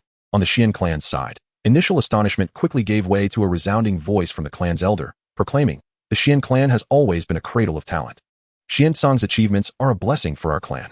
He will surely lead our disciples to shine brilliantly within the secret realm and seize unparalleled opportunities." The other elders nodded in agreement, their eyes brimming with pride and anticipation. Beside them, Xian Mo stroked his beard and smiled, saying, "This child possesses boundless potential. Displaying such might at the entrance to the secret realm today, he is destined to become the pillar of our Xian clan, safeguarding our clan's glory." The words of the Xian clan resonated with unwavering trust and support for Xian Song, as if they could already envision him overpowering all rivals within the secret realm, bringing honor to the Xian clan. Chapter 10. The Enigmatic Maze Within the Secret Realm. The prodigies of the Xian and Huang clans found themselves upon a desolate expanse shrouded in darkness. Each of them, renowned champions of their respective lineages, possessed unparalleled skills and exuded an air of nobility. Yet, at this moment, they were ensnared by an eerie, swirling fog that obstructed their path. This labyrinth seemed to emerge from the void, the gray mist enveloping them, rendering their surroundings a chaotic blur. The first to succumb was a young hero of the Huang clan, who staggered slightly as a flicker of confusion passed through his eyes. The maze's sinister power began to infiltrate his mind, conjuring visions of his beloved family, ensnaring him in a web of nostalgia. Their smiles and tears felt achingly close, yet forever out of reach, stirring his heart and ensnaring his spirit. Is this truly a maze? Huang Ying, the leader of the Huang clan, gasped in horror upon witnessing the unfolding calamity. She recognized the formidable nature of the labyrinth. Without prompt intervention, her kin faced the dire risk of eternal entrapment. Taking a deep breath, she summoned her inner strength, her aura transforming dramatically. The majestic energy of the Tai Huang Dao surged forth from her being, and a soft golden glow enveloped her skin as ancient runes pulsed within her, amplifying her power. She stood resolute, like an unyielding mountain. Golden beams of light erupted from her palms, racing towards the maze. However, the strength of the labyrinth seemed to exceed her expectations. The radiant streaks merely rippled against the fog before being effortlessly consumed. How can this be? Huang Ying furrowed her brow, sensing the ancient and malevolent force slumbering within the maze. Though her Tai Huang Dao was potent, it proved insufficient to disturb the labyrinth's grip. Refusing to yield, Huang Ying summoned her strength once more. The golden light intensified, swirling around her like a vortex, drawing the fog into its embrace. Her voice resonated within the maze.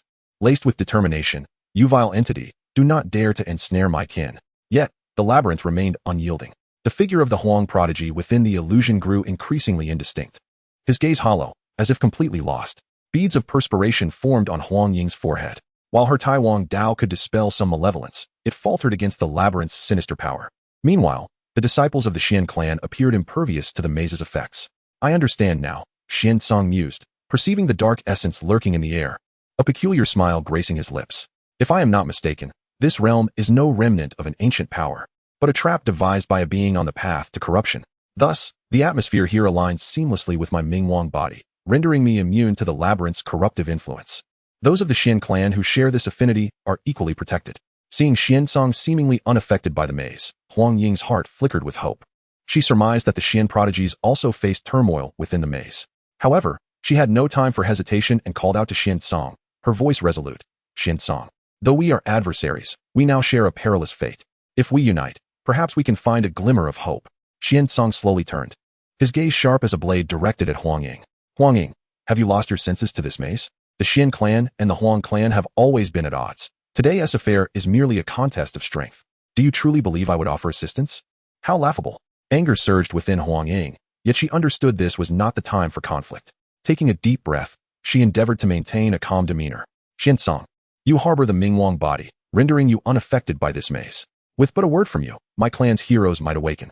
If we join forces, we may uncover a way to unravel this labyrinth, or else we shall both be ensnared within its depths."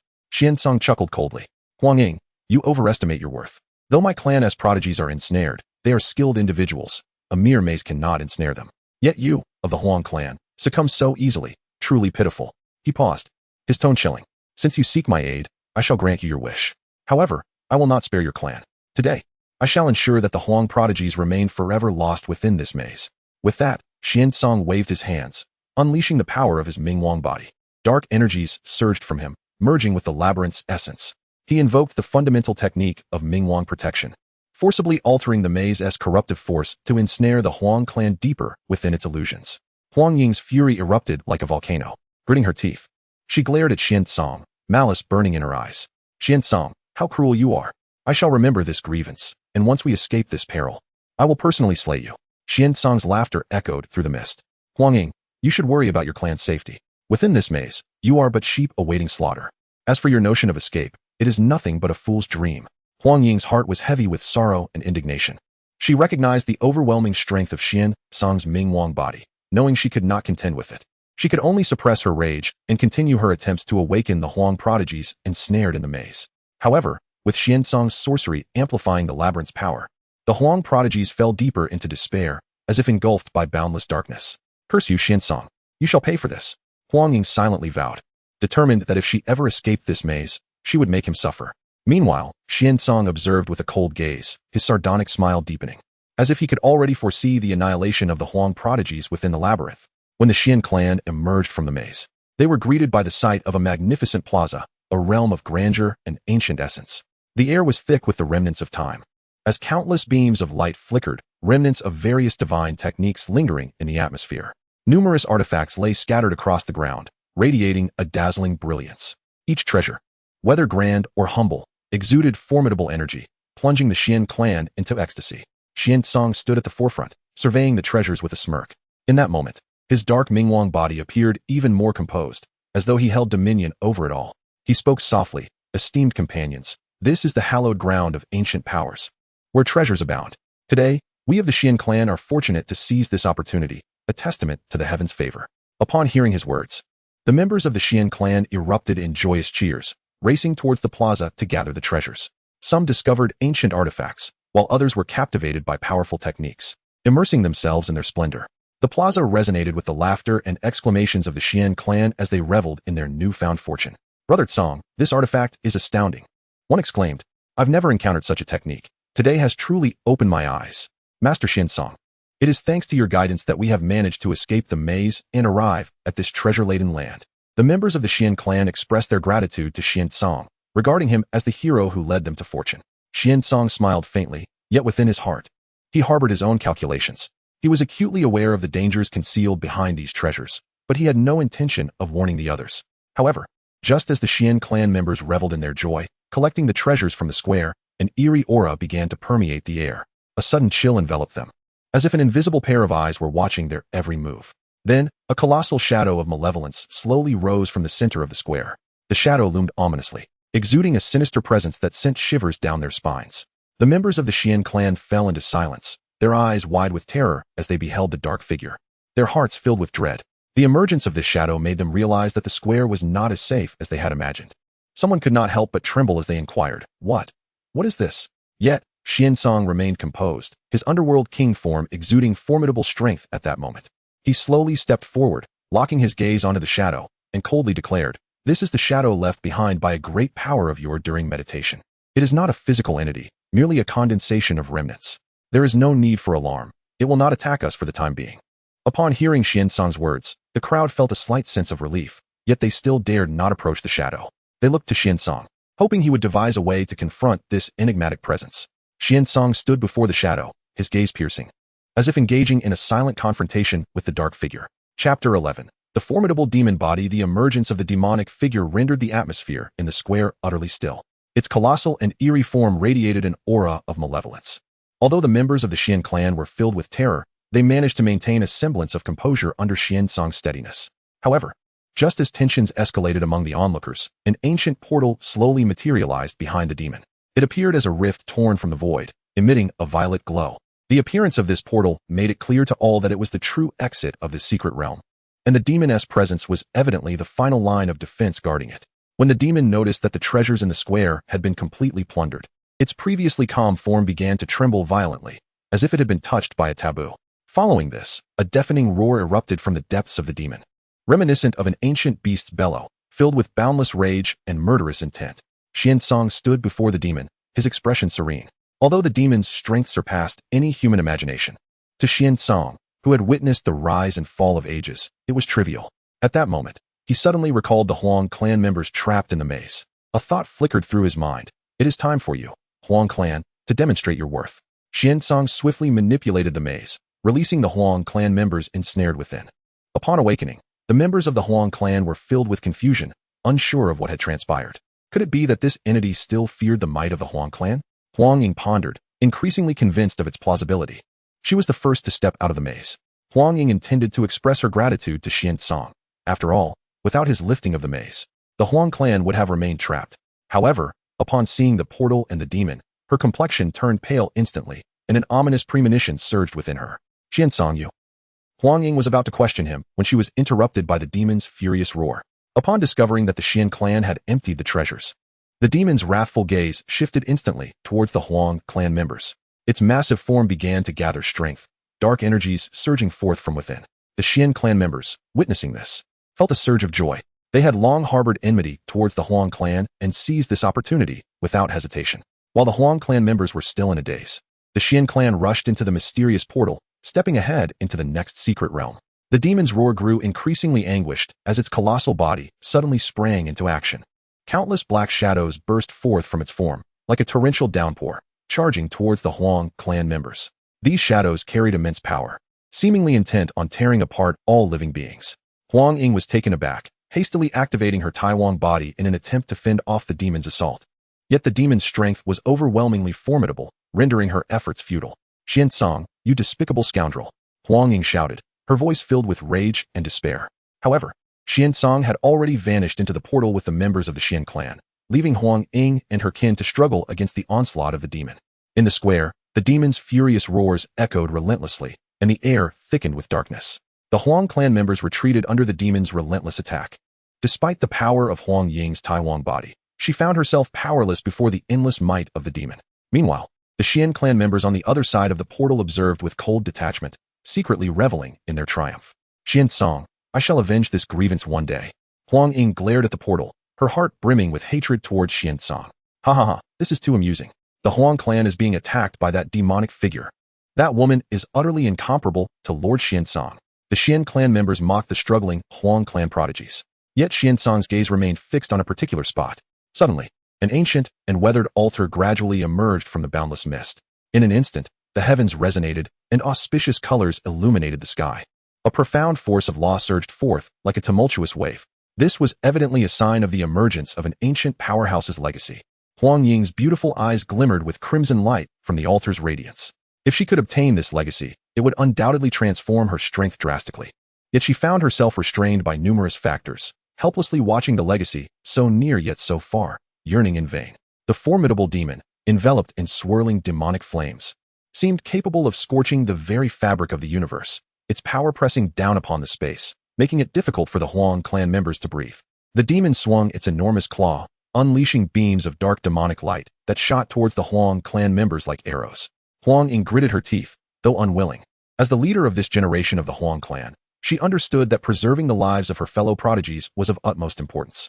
She waved her jade hands, sending forth yellow symbols that intertwined to form a defensive barrier, desperately resisting the demon's onslaught. However, the demon's magic was overwhelmingly powerful. The barrier trembled under repeated strikes, cracks spreading throughout.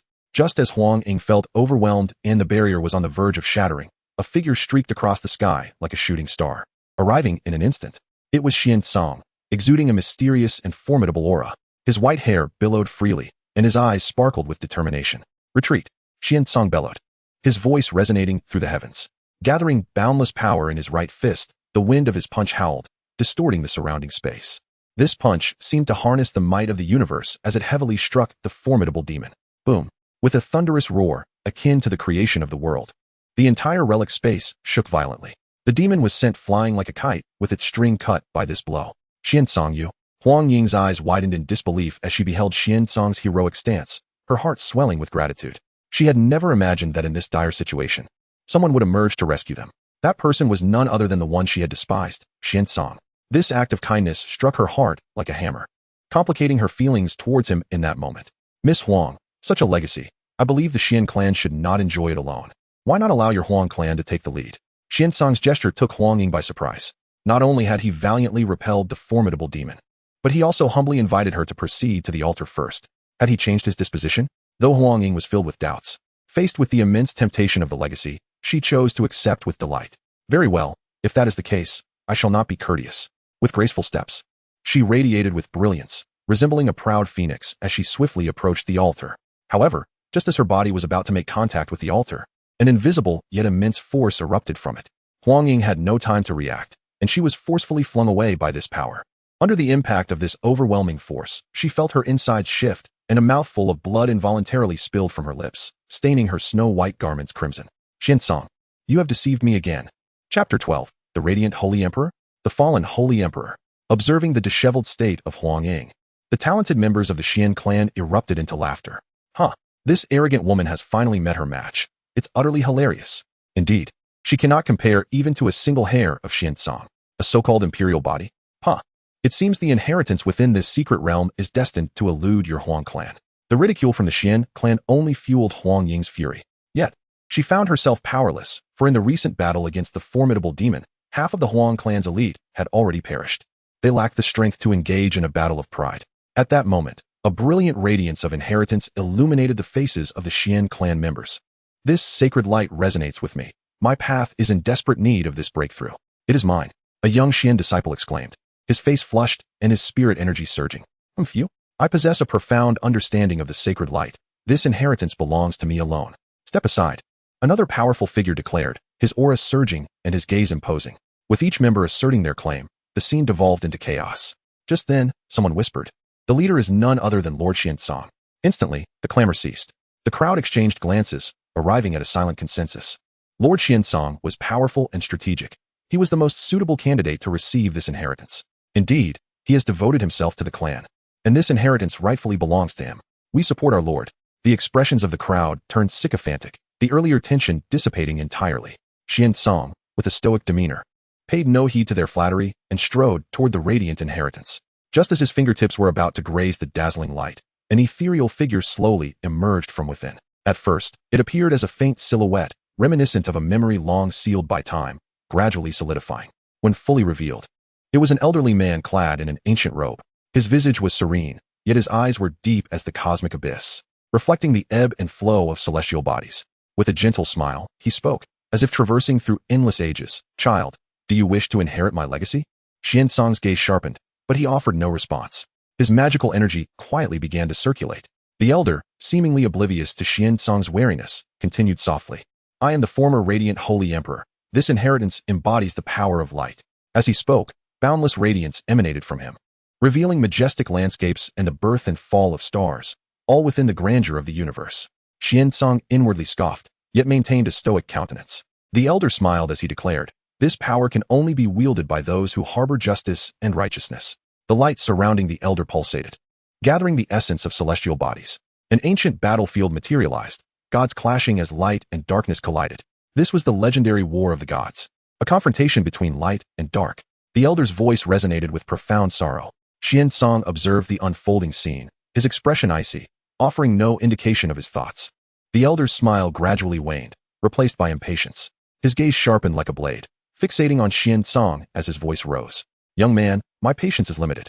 Granting you this opportunity is a privilege. Do not squander it. Quickly accept this inheritance. Xiansong remained indifferent, silently regarding the elder. It was as if the elder's urgency and anger held no significance to him. He slightly raised his chin, his gaze calm as still waters, seemingly awaiting something. Seeing Xiansong's indifference, the elder's demeanor twisted, his previous kindness morphing into madness. His features contorted, and an eerie chill enveloped him as his body began to swell, his robe billowing without wind.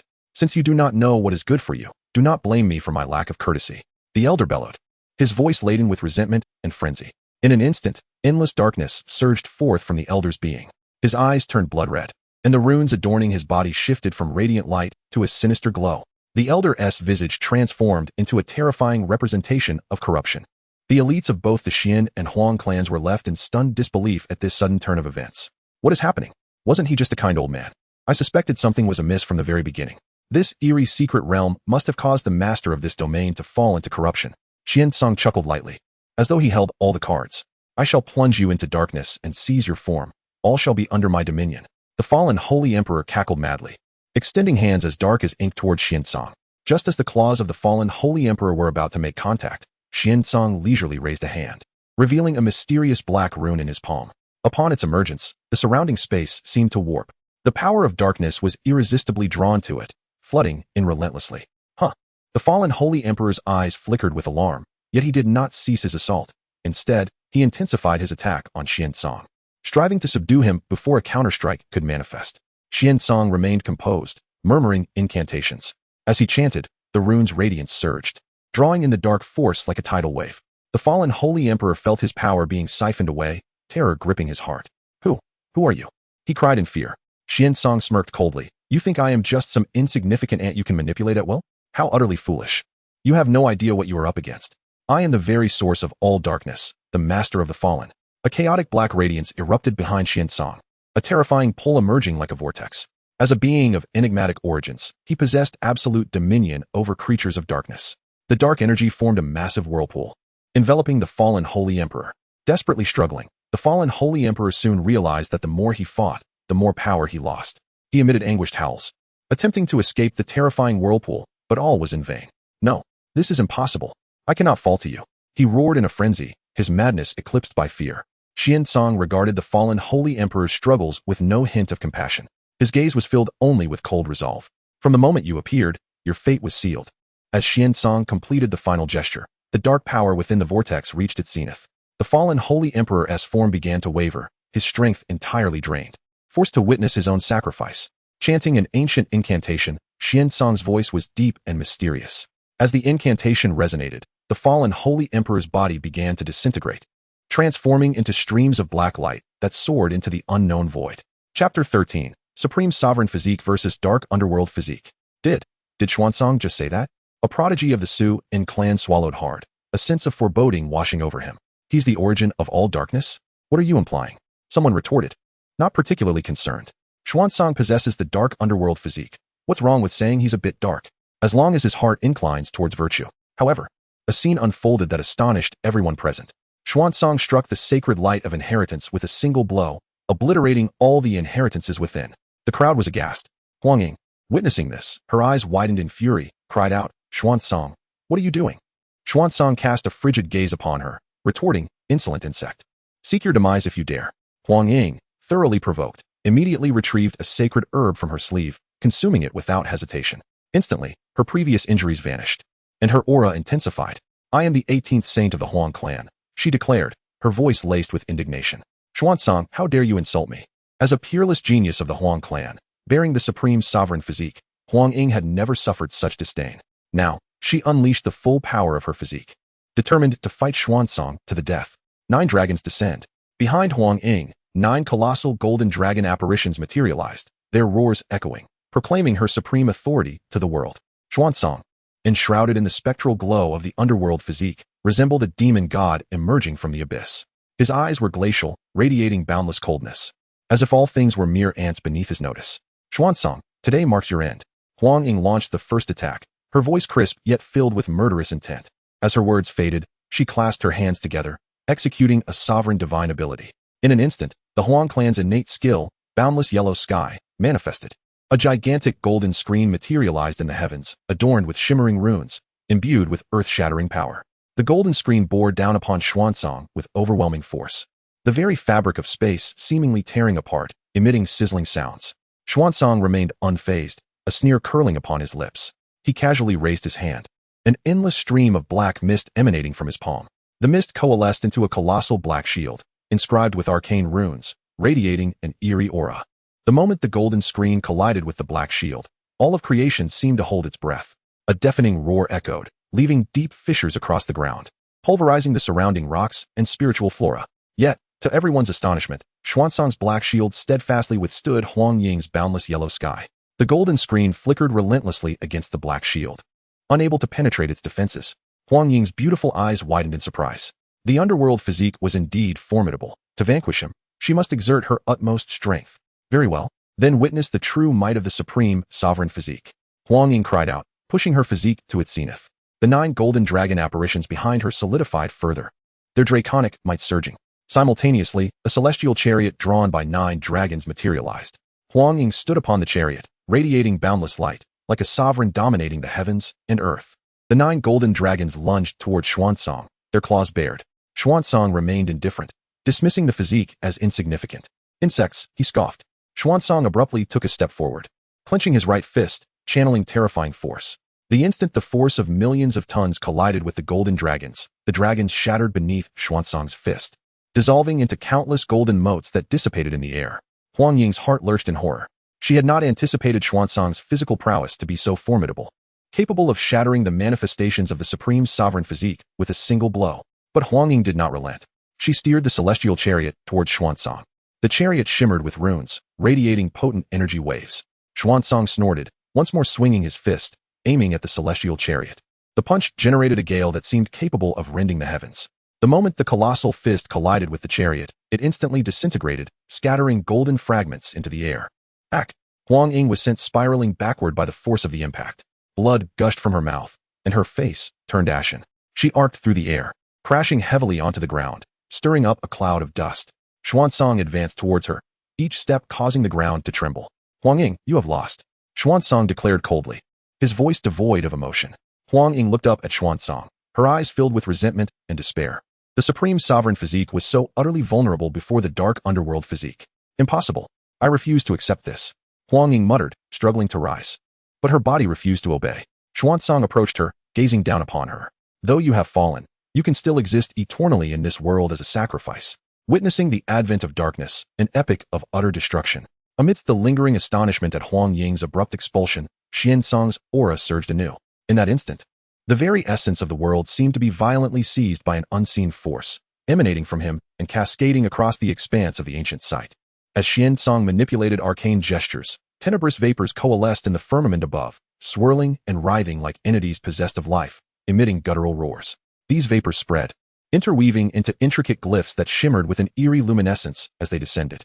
Upon contact with the earth, the ground convulsed violently, fissures spreading like a spider's web. From these cracks, ebony rays erupted, mirroring the dark vapors above, enveloping the entire site in a sea of shadows. An arcane array? A truly malevolent aura. What is Xuanzang's intent? The Xin clan, gripped by terror, trembled. Some, sensing impending doom, attempted to flee, only to find themselves lost, as if swallowed by an endless abyss, unable to find an exit. What sorcery is this? What purpose does this array serve? Cries of alarm echoed through the ranks, met only by the howling wind and the keening of shadows. Then, Xuanzang executed an even more shocking act. He materialized beside the injured Huang Ying and, with a dismissive gesture, hurled her into the dark array. Xuanzang, Huang Ying, unable to resist, was propelled into the altar, her anguished cry reverberating through the void. The Huang clan's prodigies, witnessing this, were consumed by rage. They unleashed their fury upon Xuanzang, their arcane weapons flashing and potent spells weaving patterns of destruction. Xuanzang, however, remained unperturbed. With a scornful sneer, he unleashed his own formidable power, striking down his adversaries with devastating blows. Advancing relentlessly, he seized the resisting Huang clan members, casting them into the array, their struggles and cries futile against their grim fate. The Xin clan watched in bewilderment, unable to comprehend Xuanzang's actions. He, their esteemed champion, now seemed incomprehensible. Before they could voice their confusion, Xuanzang stood before them, his gaze devoid of warmth. You shall join them. With a sweeping gesture, the Xin clan found themselves engulfed by an irresistible force, hurtling towards the array. What? Xuanzang, have you lost your senses? We are your kin. Their cries of disbelief and terror filled the air, as they never imagined Xuanzang would turn against his own. The dark array became a scene of pandemonium, filled with lamentations and curses, while Xuanzang observed with cold detachment. Once all had been cast into the altar, he raised his hands, chanting in an ancient tongue. Horror then unfolded as an invisible yet immense force emanated from Xuanzang, draining their vitality. They felt their strength ebb away, their bodies weakening. Silver strands of light escaped them, converging upon Xuanzang.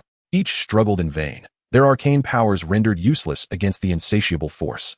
Their countenances withered, their skin losing its luster and becoming gaunt. Xuanzang, bathed in the torrent of life force, reveled in the sensation. They greedily absorbed the energy, its once dim aura now blazing. As the life force amassed, a viscous black substance materialized before Xuanzang, swirling and emitting ominous vibrations. With deft movements, Xian manipulated the substance, causing it to pulsate and solidify. After a complex process, he conjured 15 strands of, each resembling a serpentine dragon, radiating an icy chill. They danced before Xian, distorting the very fabric of space, as if corroding it. Xian, what are you doing?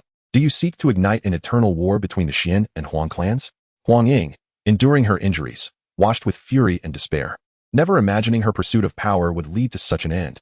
The Huang clan's prodigies, aghast, desperately attempted to resist this grasp, but their efforts were futile against its overwhelming power. The Xian clan, now consumed by regret, cursed Xian for his choices. As the sacrifice reached its climax, and the last vestiges of light were consumed by the sight fell into an oppressive silence. Chapter 15. Saint King Great Perfection. As the final vestiges of life force were assimilated by the underworld physique, the ancient domain of the great power seemed to have been drained of its vitality. Succumbing to a state of desolate stillness, Xian stood upon the dark formation, enshrouded by 15 strands of nether energy acquired from the offering.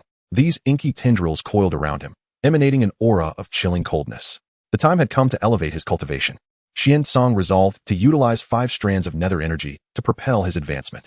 The instant these 5 strands were channeled into his body, it was as if 5 ebony torrents surged tempestuously through his meridians.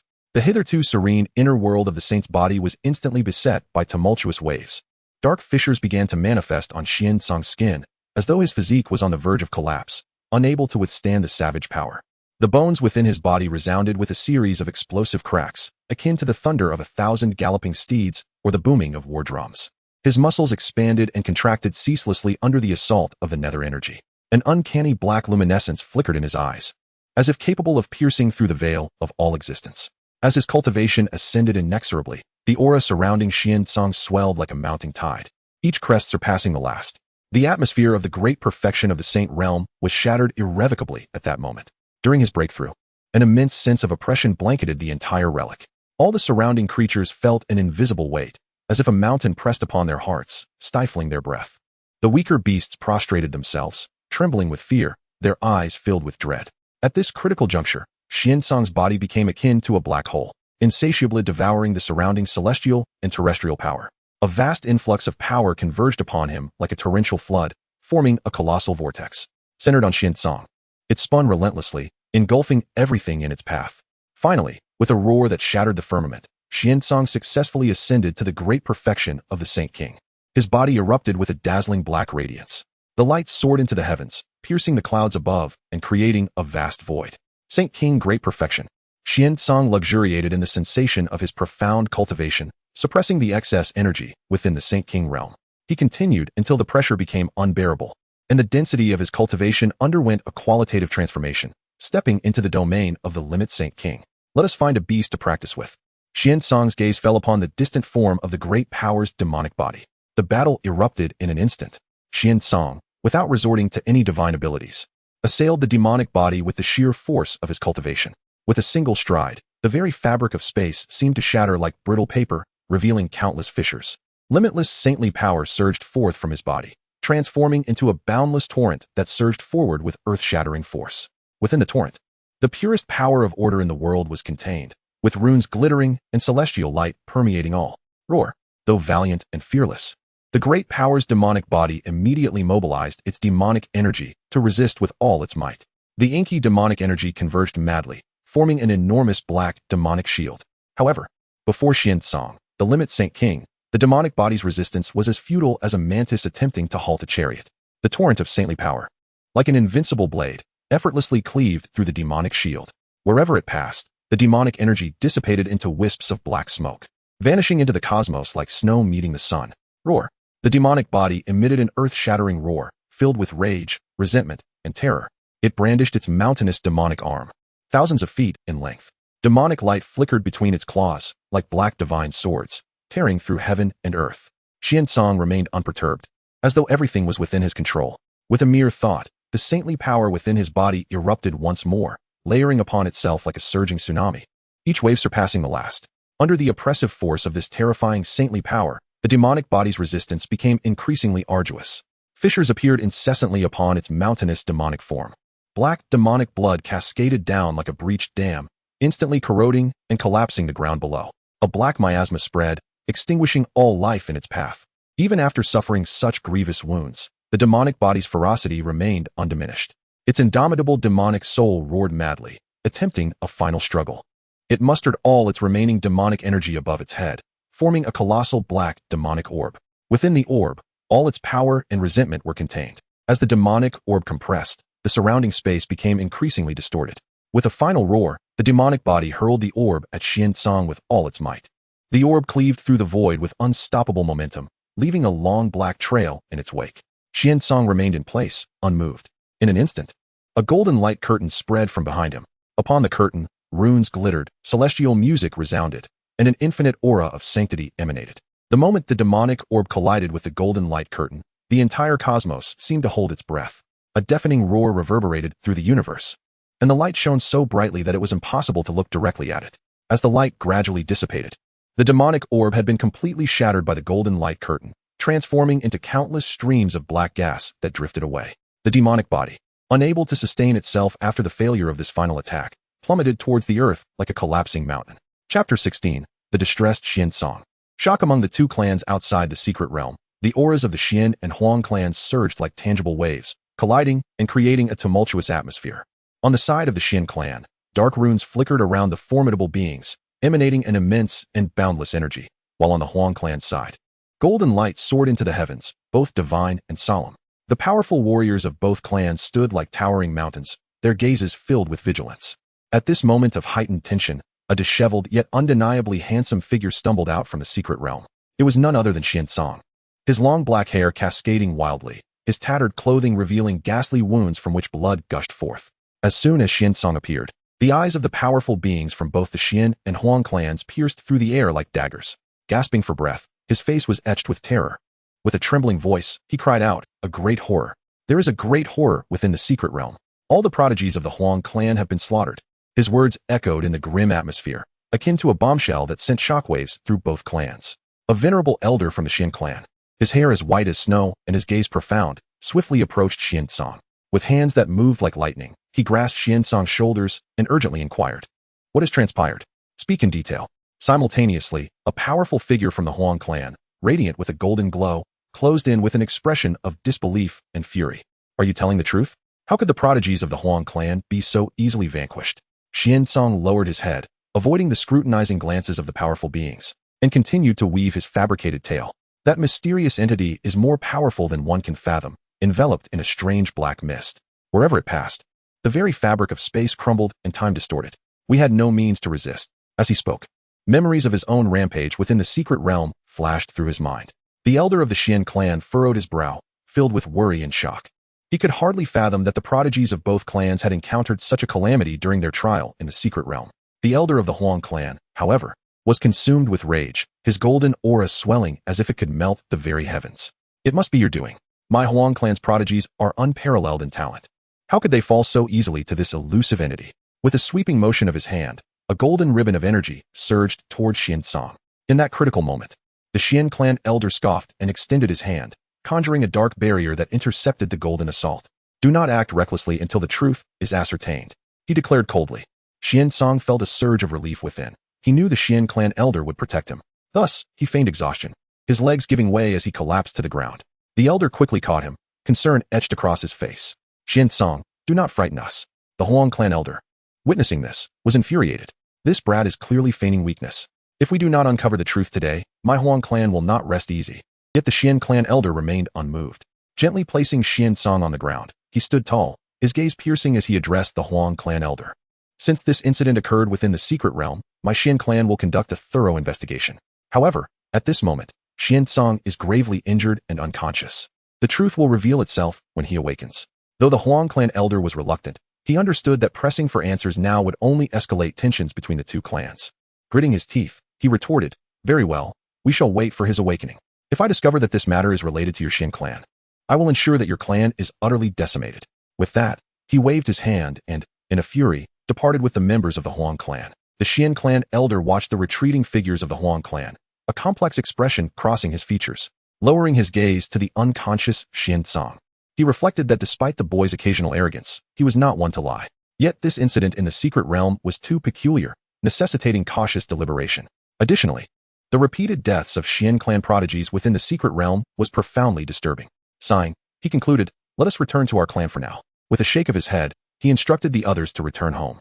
Chapter 17. The Tower of the Profound Clan and the Great Divine Abilities. As Xian-Song slowly regained consciousness, his eyes were met with the familiar sight of his chamber. He was awake at last. A voice, tinged with age yet filled with concern, echoed through the room. Upon lifting his gaze, Xian-Song beheld an elder of the clan, his white hair flowing as he approached with haste.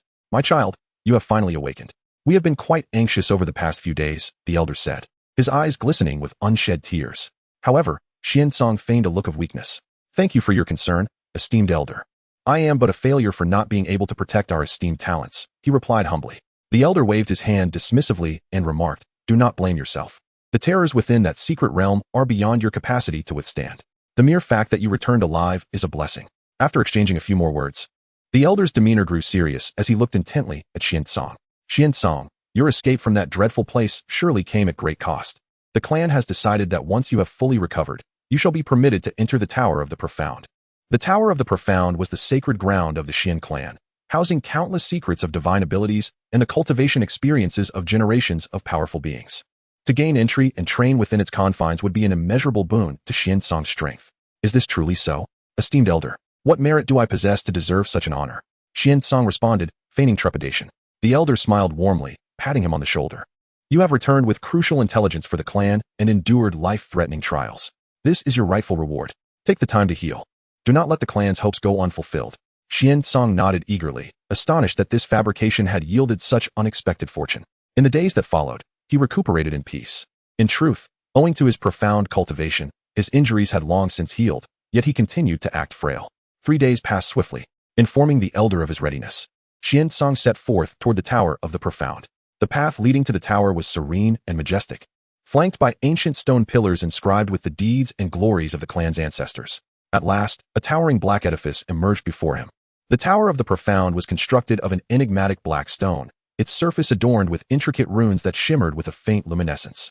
The entrance stood closed, guarded by 2 formidable clan warriors whose restrained presence exuded an aura of unfathomable depth. Xian-Song approached and stated his purpose.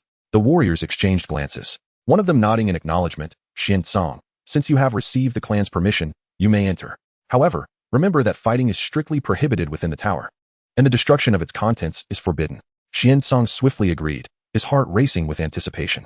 As the tower doors creaked open, an ancient and mysterious aura enveloped him.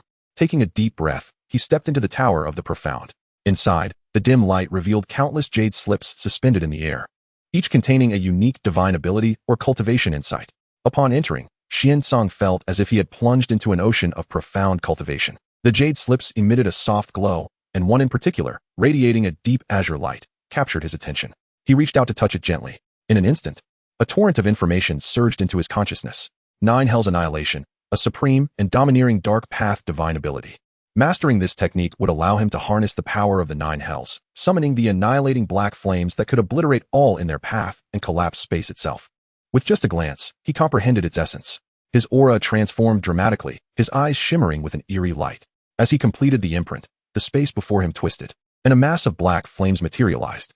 Though seemingly tranquil, the flames exuded an aura that instilled terror. With a gentle wave of his hand, the annihilating flames surged forth, striking a massive trial stone within the tower. A thunderous explosion erupted, reducing the stone to countless particles that faded into nothingness. The powerful shockwave caused the Tower of the Profound to tremble slightly. Xian-Song's gaze shifted to another jade slip. This time, it was the Celestial Star Dominance Fist, a synthesis of body and celestial divine abilities. A single punch would unleash the terrifying power of falling stars. With a mere thought, he grasped the technique effortlessly. His aura erupted once more, a torrent of blood energy converging into his fists. With a mighty shout, he unleashed a punch, sending an illusory star hurtling forward with immense pressure. The force of the punch howled through the air, tearing open a long rift in space. As the power of the stars coursed through, the surrounding air ignited, emitting a dazzling brilliance. Observing such formidable might, Xian-Song remained unfazed, his expression indifferent. In the ensuing days, he became a voracious seeker of knowledge. He mastered the Dragon Path, Phoenix Path, Nether Path, Cosmic Path, Space Path, Sword Path, and all 3,000 avenues of divine abilities. Remarkably, he could learn each technique in a remarkably brief span, effortlessly manifesting them. His power ascended at an astonishing rate.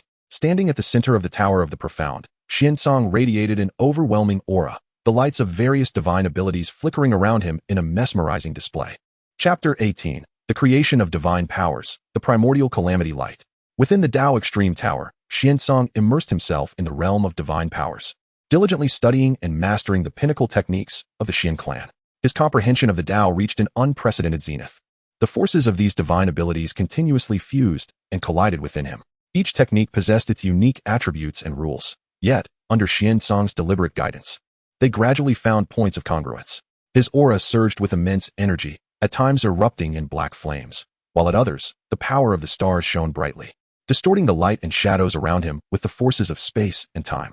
A chaotic essence flickered in and out, and the power of reincarnation flowed ceaselessly within him. He endeavored to unleash these divine powers simultaneously. Initially, the various forces repelled one another, nearly throwing his internal energy into disarray. However, through astonishing willpower and insight, he continuously adjusted the flow and output of his energy. With each attempt, the powers of the divine techniques began to meld.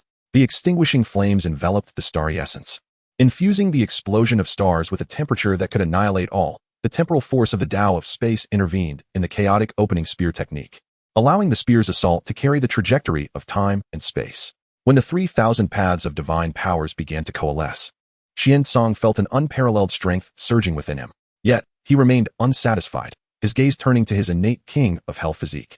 He resolved to merge the 3,000 paths, creating an unprecedented forbidden-level divine ability. No, it was an ultra-forbidden-level divine ability. Xiansong closed his eyes, his consciousness delving deep within to connect with the source of power within his king of hell physique. In an instant, boundless darkness and the might of the underworld surged forth, forming an ocean of shadow within his consciousness. He began to guide the essence of the 3,000 divine powers into this dark expanse: the dragon path, the phoenix path, the sword path, the universe path, the space path, the reincarnation path. Within this shadowy sea of consciousness, various essences collided and merged, undergoing wondrous transformations.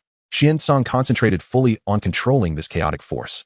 As time progressed, the power within the ocean of darkness gradually stabilized, beginning to take on a brand new primordial form.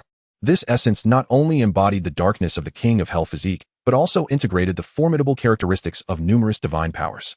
Xiansong sensed the terrifying lethality embedded within this essence, a sense of satisfaction blossoming in his heart. He began to visualize this essence. Through his relentless efforts, a mysterious radiance slowly emerged from the ocean of darkness. This light shimmered with a blend of black and purple, tinged with gold, exuding an aura that instilled dread. The surrounding space continuously collapsed, and time seemingly halted under the influence of this light. Xiansong named this luminous manifestation the Primordial Calamity Light. It symbolized the light of catastrophe from the primordial era, possessing the power to obliterate all.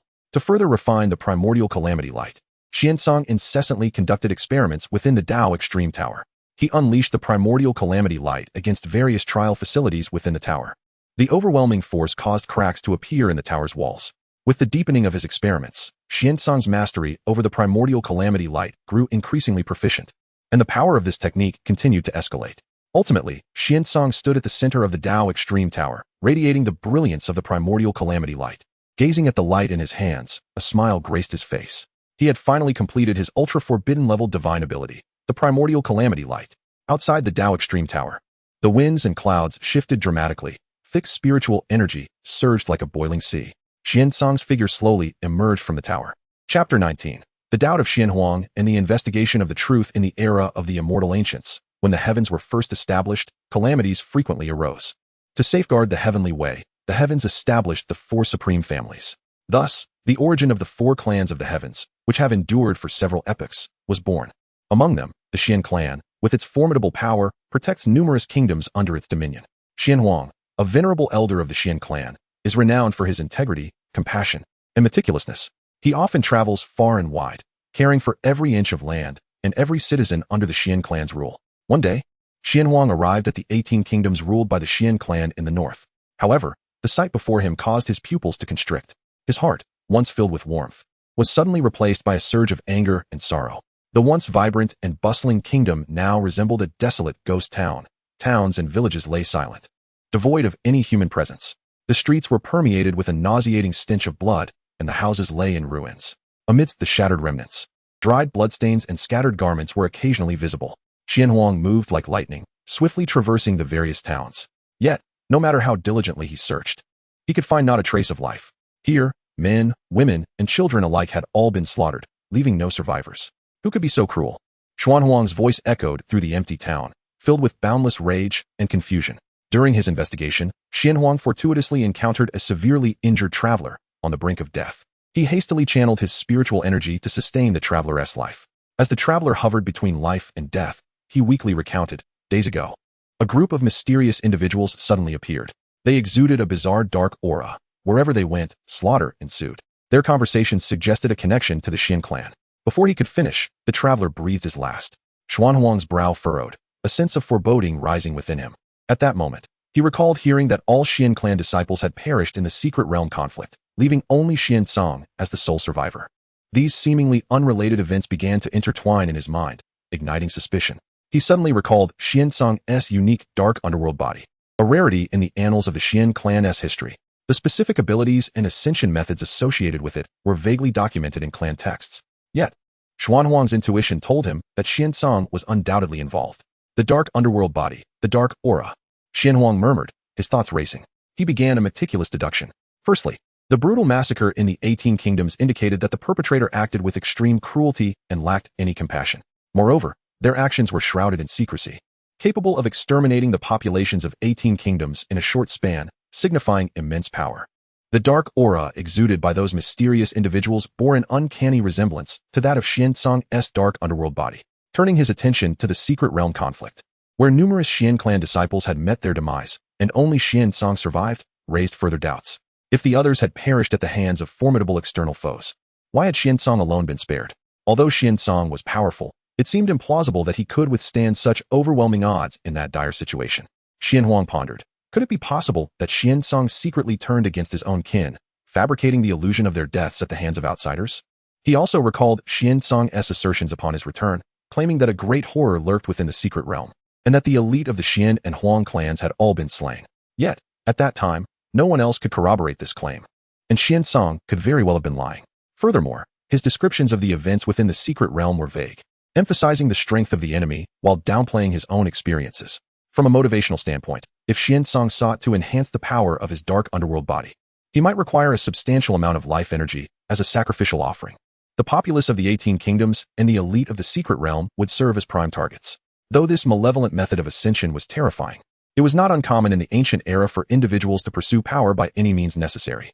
The more Xianhuang contemplated, the more dreadful the implications became.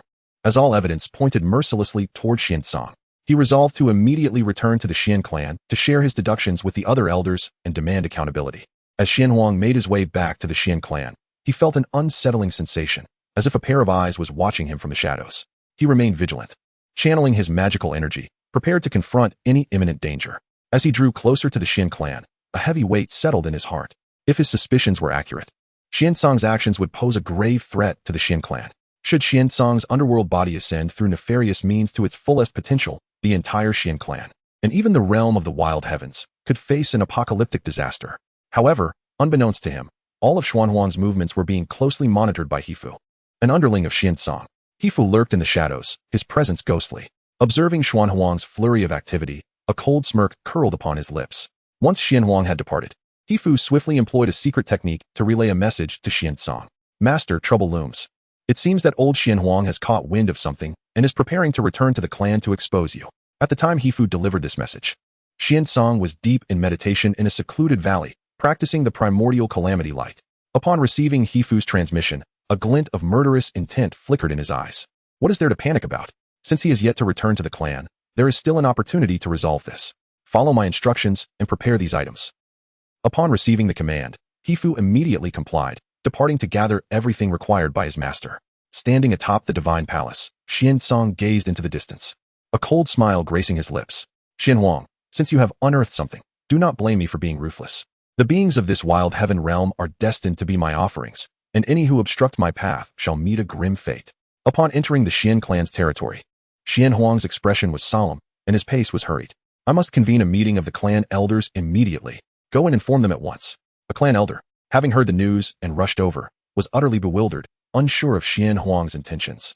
Xianhuang stated gravely, the 18 mortal kingdoms in the north have been completely annihilated. Are you unaware of this? This clan elder, named Xian Kuang, was taken aback by the abrupt question, his expression blank. I am aware of the matter. But they were merely mortals. Why make such a fuss? Xian Kuang's words ignited Xian Huang's compassionate heart with fury. What did you say? Our Xian clan is one of the 4 immortal families that safeguard the heavens. Protecting the celestial way and strengthening the human race is our duty. How can you hold such an attitude towards something that goes against the celestial way and human ethics?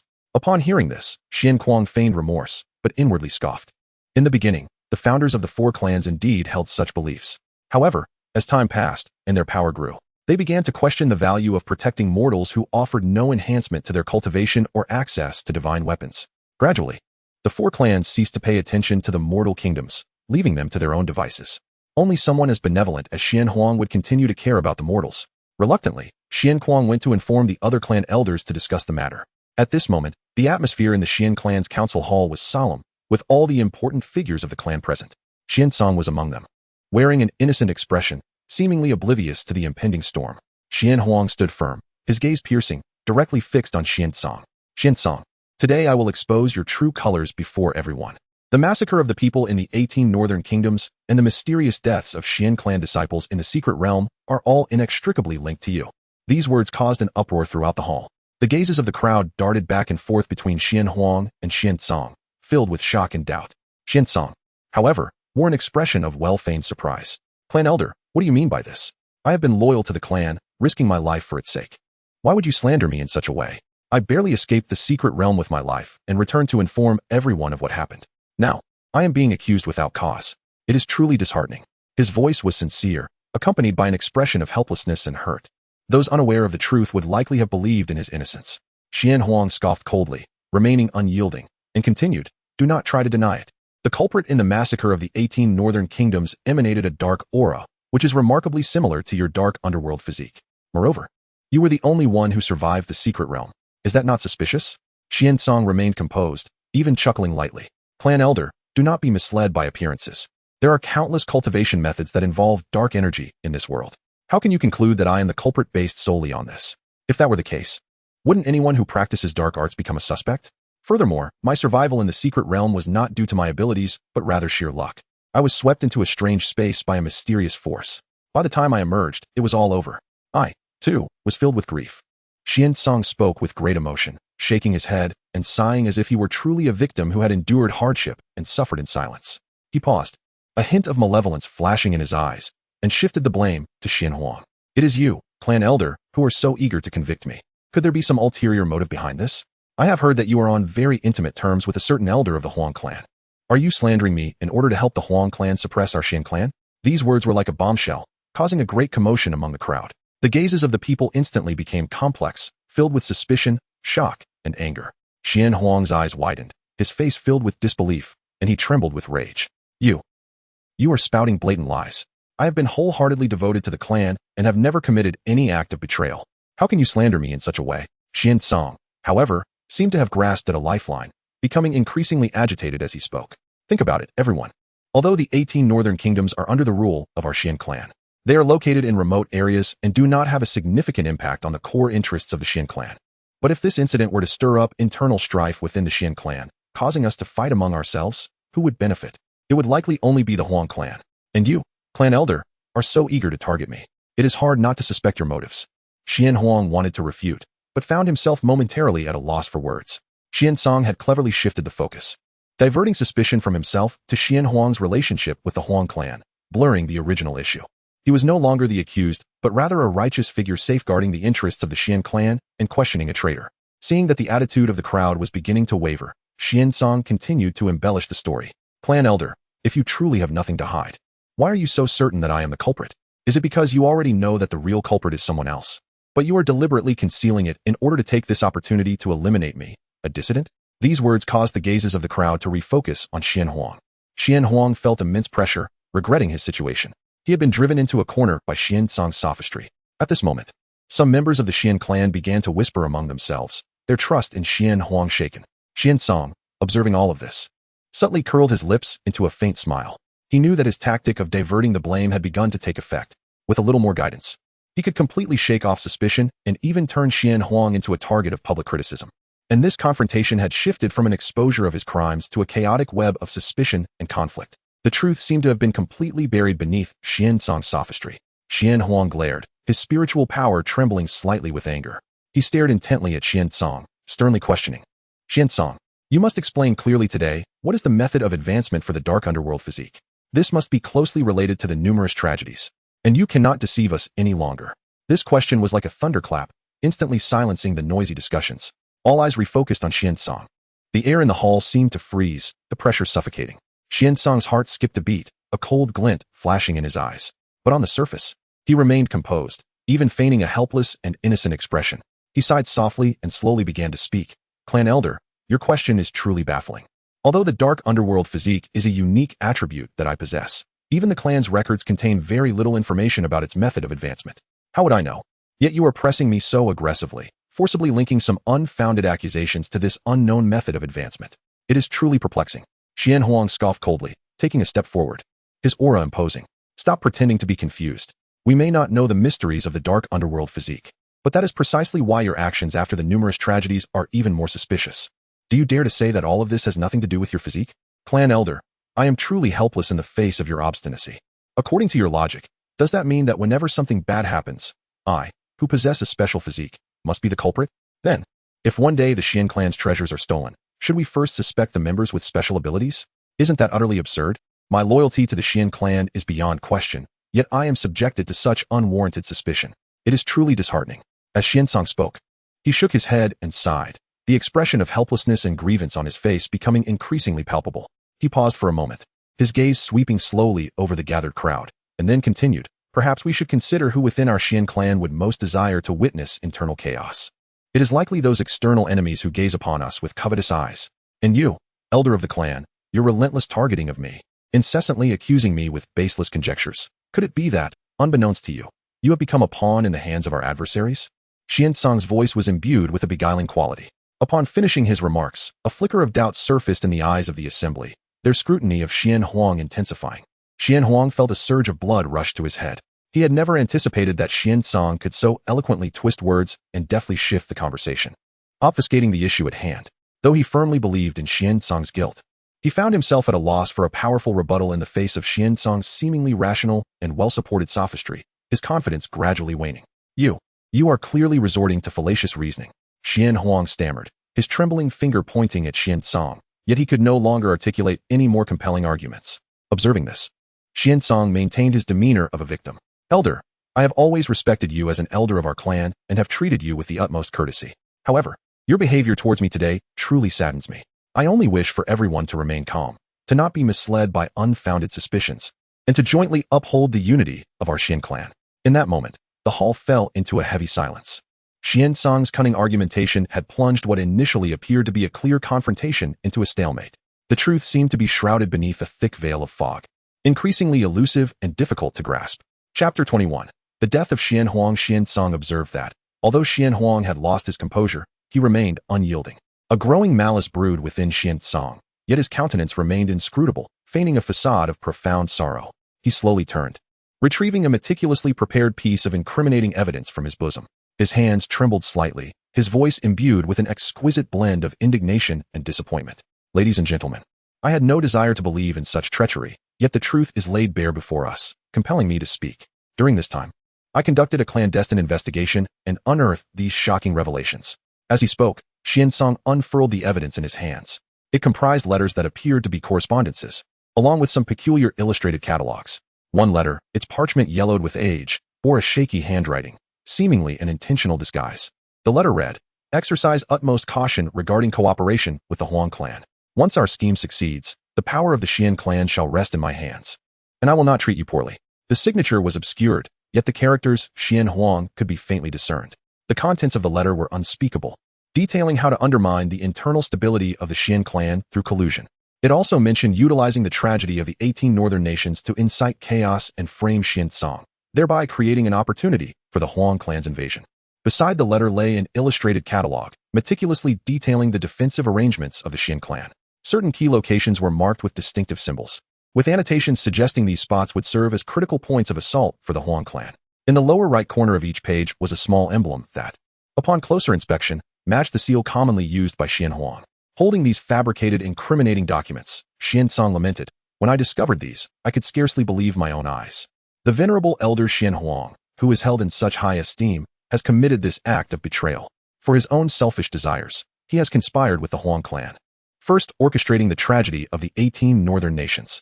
Now, he seeks to assassinate the offspring of the Xian clan in the secret realm, and even attempts to implicate me, plunging the Xian clan into internal strife, thus granting the Huang clan an opportunity. Upon hearing this, the crowd erupted in an uproar, their gazes shifting to Xian Huang.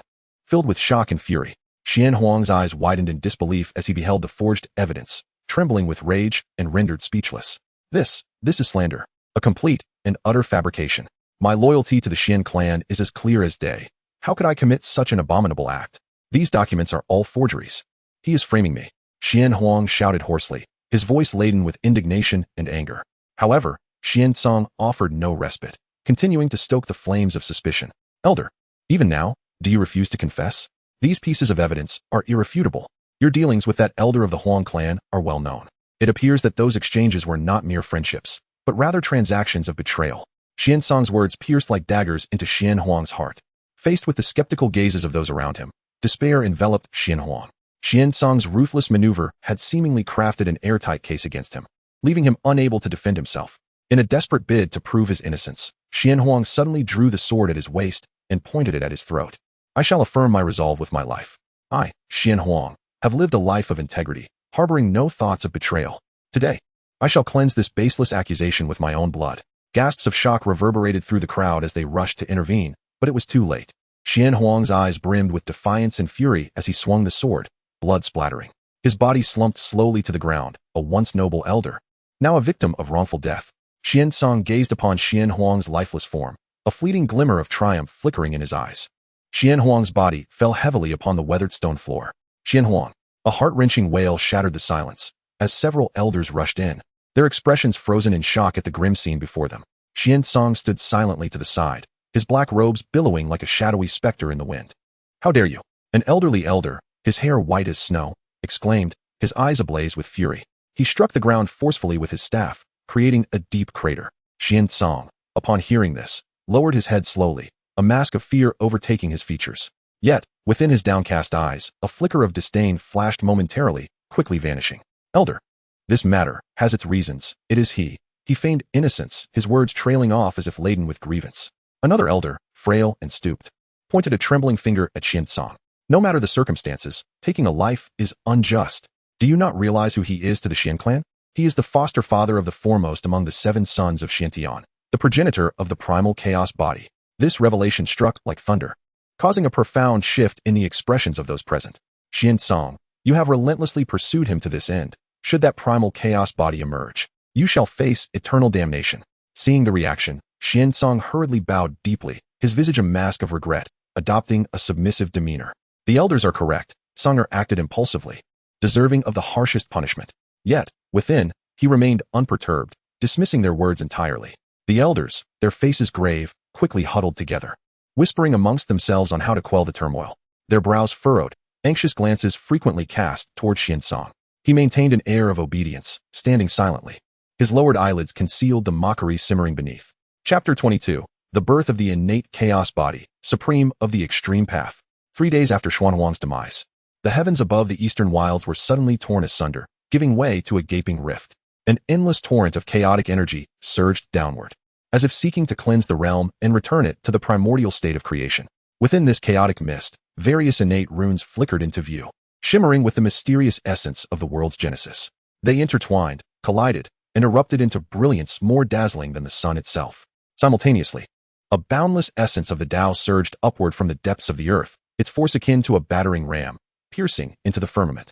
In an instant, the laws of the universe were thrown into disarray, converging toward this essence as if in reverence to a newfound sovereign.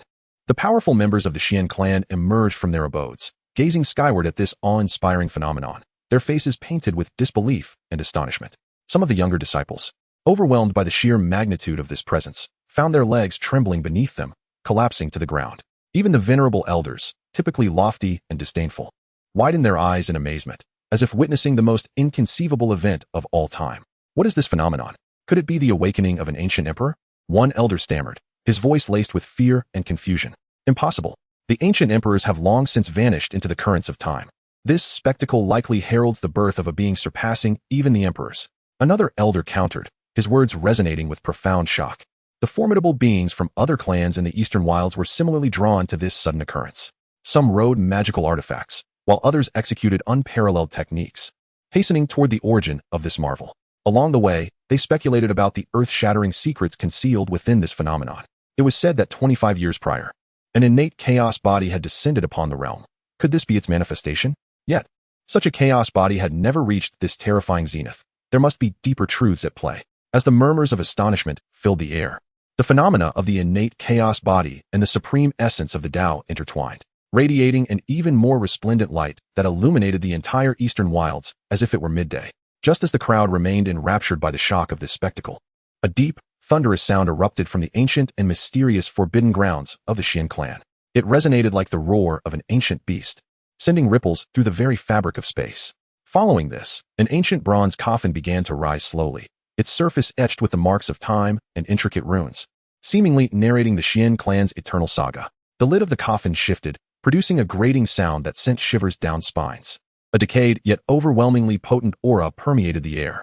From within the coffin emerged a figure, his skin wrinkled and desiccated, yet his eyes sparkled with boundless divine light, akin to two stars perceiving the essence of all things. It was the long-dormant ancestor of the Xian clan, an entity of unparalleled existence. Upon his emergence, he shot straight toward the source of the phenomenon, moving with the speed of lightning, causing space to collapse in his wake. In the blink of an eye, he arrived at the location of the chaos body's birth, forming seals with his hands and chanting incantations. In an instant, the powers of heaven and earth surged wildly, as mysterious beams of light erupted from the ancestor's hands, merging with the chaos body. This was the supreme blessing he bestowed upon the chaos body, infused with infinite potential. From this day forth, this child shall be the divine son of our Xian clan. He shall stand second only to me, wielding authority over all clan resources. The ancestor's voice reverberated through the heavens, each word akin to thunder, resonating in every corner of the Xian clan. In that moment, the Xian clan erupted in jubilation, their cheers echoing through the skies. The younger generation gazed upon this event with envy and reverence, their eyes gleaming with fervent aspirations, envisioning a glorious future for the Xian clan. The elders of the clan knelt, bowing in submission toward the ancestor and the chaos body. With the birth of the divine son, the Xian clan shall flourish. We shall dominate the eastern wilds and establish our supremacy across the heavens. The collective shouts of the Xian clan harmonized with the lingering phenomenon in the heavens, just as their cheers reverberated through the realm. The convergence of chaotic energy and the supreme essence gave rise to the gentle tremors of an ancient portal to a small world, accompanied by a deep rumbling. The door to this small world slowly opened, releasing a vibrant and ancient aura reminiscent of the primordial age. All eyes were drawn to the portal, fixated on what lay beyond. From within emerged a stern-faced youth clad in a flowing black robe, the edges of which danced in the wind. Chaotic energy coiled around him like a living entity, with countless stars flickering within its depths, as if concealing the mysteries of the universe itself. His every gesture exuded an unparalleled majesty. That is, Xian Emperor Tian, the foremost among the 7 sons of Xian. A voice gasped in recognition, prompting a wave of shock to ripple through the crowd. The realization dawned on many, their expressions mingling astonishment with trepidation. It was rumored that 3 years prior, Xian Emperor Tian had reached the pinnacle of the supreme realm. Just as he prepared to ascend to the quasi-emperor stage, he had abruptly declared his retreat into seclusion to shatter the ancient limits and achieve the unparalleled status of the supreme of the extreme path. The supreme of the extreme path, often referred to as the taboo of the era, was a being so rare that one might not appear even within an entire age. Upon their emergence, they were invariably the most extraordinary among the extraordinary, a prodigy among prodigies, and even quasi-emperors would tread lightly in their presence.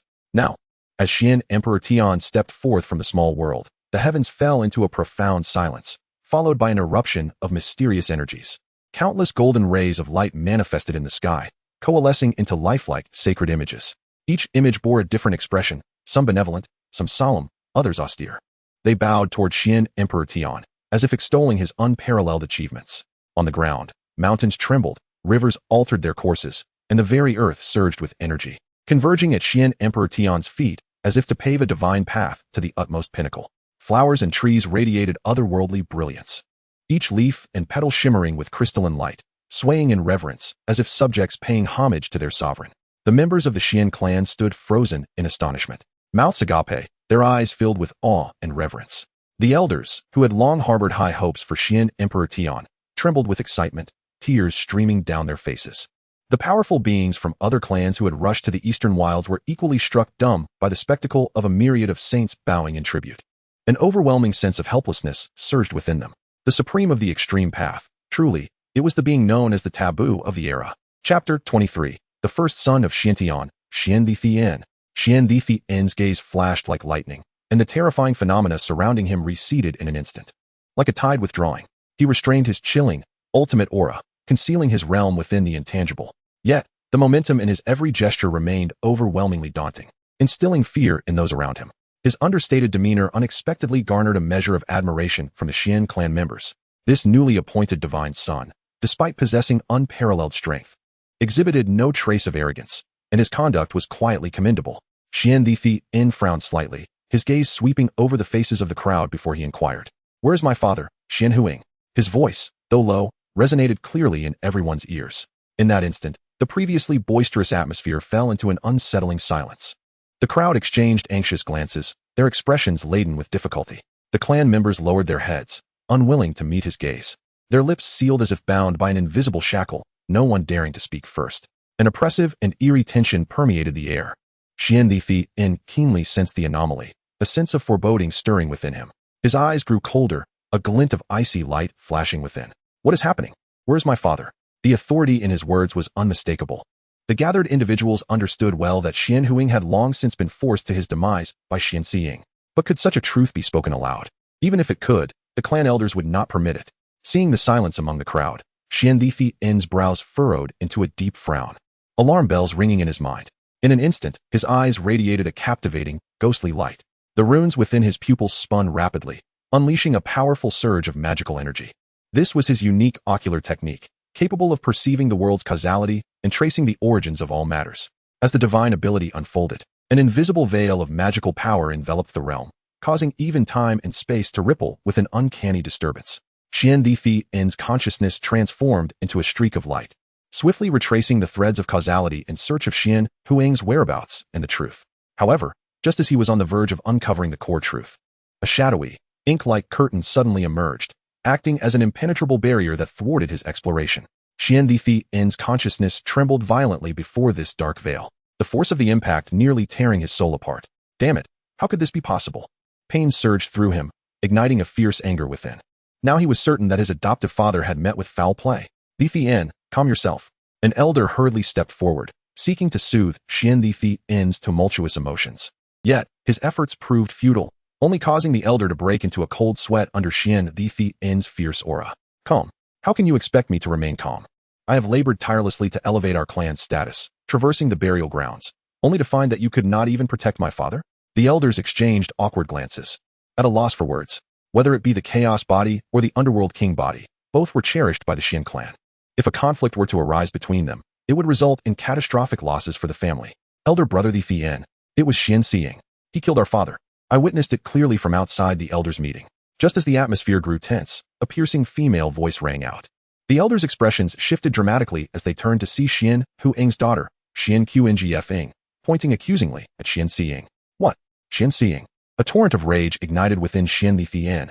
The chaotic energy surrounding him surged violently, as if ready to explode. He fixated his formidable aura squarely upon Xian Xiying. Xian Xiying. Xian Thien roared, his voice akin to thunder, causing the very air around to quiver. He stepped forward, appearing before Xian Xiying in an instant, emanating a presence reminiscent of a volcano on the brink of eruption, instilling terror in all. Why did you harm my adoptive father? If I do not receive an explanation today, I shall ensure your blood stains this ground. Xian Xiying's expression darkened, his resolve unwavering. Faced with Xian Thien's furious inquiry, he showed no fear. A cold smile crossed his lips, a fleeting glimmer of disdain flickering in his eyes as he brazenly lied. What nonsense is this, divine son? I have always kept my distance from Xian Huang. How could I commit such an act? Could it be that Xian Huang's daughter has lost her wits and wronged me? Seeing Xian Xiying still attempting to evade responsibility, Xian Thien's fury reached its zenith. His pupils flared with brilliance, and a divine sword forged from chaotic energy rapidly took shape. Die! Xian Thien bellowed. The chaotic sword, imbued with boundless rage, slashed toward Xian Xiying's left shoulder. A resounding thud echoed, akin to the collapse of heaven and earth. Xian Xiying's left shoulder was severed at the joint, blood gushing forth like a fountain, staining the earth beneath him. Yet, astonishingly, Xian Xiying remained rooted, his expression placid, showing no sign of pain. as though his severed limb were merely a withered branch. As Xian Difian's chaotic energy flared, ready to strike again, a spectral figure materialized like a ghost, an ancient ancestor of the Xian clan who had just conferred the title of Divine Son upon him. The frail yet powerful hand of the ancestor grasped Xian Difian's wrist firmly, exerting a gentle yet unyielding force that temporarily quelled his fury. Tian'er, temper your anger for now. The ancestor's voice resonated in the tense atmosphere. Xian Difian's chest heaved violently, his eyes locked on Xian Xiying. He has caused my adoptive father's death. If I do not avenge this grievance, I am unworthy to be called a son. The ancestor turned his gaze toward Xian Xiying. Despite the blood gushing from his severed arm, Xian Xiying stood tall, his demeanor indifferent, devoid of any plea for mercy or fear. The ancestor marveled inwardly, recognizing the rarity of such composure in the face of death. He regarded Xian Xiying with newfound respect. This young man possessed a resolute spirit, capable of maintaining such tranquility amid life-threatening peril, a truly exceptional quality. The ancestor contemplated the significance of a steadfast heart in the path of cultivation. However, he also understood the depth of Xian Difian's enmity. Thus, he counseled, Tian'er, this matter is shrouded in complexities. Xian Xiying's deeds are unforgivable, yet the clan's situation is precarious. We must not act impulsively. Let us thoroughly investigate before making any decisions. The ancestor sought to pacify Xian Difian while devising a strategy to handle the internal strife, aiming to prevent the clan's fragmentation. As the two stood at the precipice of mutual destruction, the ancestor devised a plan. As the saying goes, it is better to ease than to block. If Xian Difian remained unsatisfied, no amount of restraint would prevent the two from clashing. Instead, it would be better to allow them to engage in combat, a cathartic release for their pent-up emotions. If Xian Difian were to defeat Xian Xiying, much of his fury would dissipate. With everything laid bare in his mind, the ancestor spoke slowly. Since we cannot untangle this dispute, perhaps you two should engage in a battle to determine life or death. Xian Difian's spirits soared at these words, nodding vigorously. Excellent. Xian Xiying remained expressionless, neither enthusiastic nor indifferent. Difian, first suppress your realm to the saint level, and let us engage in a fair contest. Very well. Xian Difian exhibited no hesitation, immediately complying. Coldly, he regarded Xian Xiying, ominously stating, let me inform you, I am an ultimate supreme being. Even if I suppress my realm, you are still no match for me. Though Xian Emperor Tian's words may appear arrogant, they undeniably resonate with truth. Those who have mastered the principles possess an understanding of the Tao and a command of divine abilities that far surpasses that of the 7 steps of sacred rituals, an overwhelming supremacy in every aspect. Even when suppressing their realm, they can effortlessly vanquish peers of the same rank. Furthermore, it is worth noting that Xian Emperor Tian is endowed with an innate chaotic physique. In response to this, Xian Song casually stretched and remarked, extreme Tao supremacy? Is it truly that formidable? Chapter 24, The Innate Chaos Body versus the Underworld Monarch. A family in shock. Is the supreme being of extreme Tao truly remarkable? Xian Song's voice was calm and casual, as if discussing an ordinary matter. Yet, the contempt underlying his words struck like a sharp blade, piercing directly at Xian Difian. The onlookers were left dumbfounded, their eyes wide with disbelief, as they regarded Xian Song as though he were a madman, in a world where strength reigns supreme. Such a provocation towards the supreme being of extreme Tao was utterly unheard of. Xian Difian, already tense due to the impending duel, felt his anger ignite fiercely upon hearing Xian Song's words. The chaotic energy surrounding him surged violently, but with the ancestral figure present, he managed to restrain his fury. The ancestor, standing to the side, revealed a flicker of surprise in his otherwise tranquil gaze. He scrutinized Xian Song, thoughtfully considering, this young man certainly has a bold tongue. Who in the vast wasteland would dare to disregard the illustrious reputation of the supreme being of extreme Tao? The ancestor shook his head, dismissing it as youthful arrogance. He then raised his hand, summoning an ancient artifact that exuded a primal aura. The artifact, adorned with glowing runes, radiated a faint sense of lethal intent. Casting his gaze upon the two, the ancestor spoke gravely. This is the ancient battlefield. You may enter with your consciousness and engage in battle while preserving your cultivation level. Thus, regardless of the outcome, your clan shall not be subjected to ridicule. Upon hearing this, the crowd nodded in understanding, recognizing the ancestor's intention to afford both parties a measure of leniency. Xian Difian cast a cold glance at Xian Song before closing his eyes in concentration. Instantly, his consciousness shot forth like a streak of light, entering the ancient battlefield. Xian Song, appearing calm and unhurried, followed suit, a faint smile gracing his lips. In that moment, both figures vanished from sight. Witnessing this spectacle, the onlookers felt a pang of disappointment, having anticipated a breathtaking clash between two peak physiques. In the heart of the ancient battlefield, chaotic mists swirled, and the space seemed to flicker like shattered glass. Xian Ditian and Xian Song stood opposed, winds howling around them, their garments billowing. The air crackled with their overwhelming auras, causing anomalies to manifest throughout the heavens and earth. Xian Ditian launched the first strike, runes illuminating his form as he bellowed. Heavenly Annihilation Fist. In an instant, boundless stellar energy surged from the depths of the universe, revealing an ancient star map behind him. Its brilliance dazzling. With a punch, stars, imbued with destructive power, plummeted towards Xian Song like falling meteors. Xian Song's gaze sharpened, yet he showed no sign of fear. With a gentle push of his palm, a titanic force exploded forth, extinguishing the celestial bodies in an instant. Without waiting for the attack to cease, Xian Ditian stepped into the void, chaotic energy swirling around him. Chaos Seal. A massive seal materialized, inscribed with ancient runes, emanating an aura of creation and destruction. With the weight of a mountain, it hurtled towards Xian Song. As the seal approached, the space crumbled like paper, the surrounding chaotic mists dissipating in an instant. Xian Song, witnessing this, unleashed a torrent of underworld energy, condensing it into a colossal gate of the underworld before him. The gate of the underworld met the chaos seal with a resounding crash, erupting in a blinding light that engulfed the entire battlefield. Within the brilliance, the gate trembled violently, the grim visage upon it howling in agony, while the chaos seal began to show signs of cracking. Seizing the moment of their standoff, Xian Song transformed into a shadow, charging towards Xian Ditian. With both fingers pressed together, the underworld energy coalesced into countless sharp underworld spikes, raining down upon Xian Ditian with corrosive might. Xian Ditian's expression grew serious. A radiant shield composed of the power of laws manifested around him. One with all shield, he intoned. The underworld spikes collided with the shield, producing a cacophony of impacts. Ripples spread across the shield's surface, yet it remained unyielding. Taking advantage of this moment, Xian Ditian clasped his hands together and then forcefully drew them apart. Chaos Yin Yang Slash. A long sword forged from the essence of Yin and Yang appeared in his grasp, its blade shimmering with black and white light, embodying the essence of life and death. With a swing of his sword, waves of sword energy surged forth. Xian Song let out a cold laugh, his underworld energy shifting once more, forming a gargantuan underworld dragon. Enveloped in black flames, the dragon's head reared high, emitting a thunderous roar. Underworld dragon, devour the heavens, commanded Xian Song as he directed the dragon towards Xian Ditian. The dragon opened its cavernous maw, intent on swallowing Xian Ditian whole. Unfazed, Xian Ditian stepped forward, embodying Yin and Yang. His sword raised to meet the oncoming dragon. In the heart of the battlefield, a fierce clash ensued, their encounters sending tremors through the world. The violent collision of paths, dragon, phoenix, sword, and underworld, illuminated their unparalleled talents. Despite Xian Ditian constricting his power to the realm of a sage king, the quality of his energy remained extraordinary. Although Xian Song was a sage king of the utmost realm, he found himself at a disadvantage.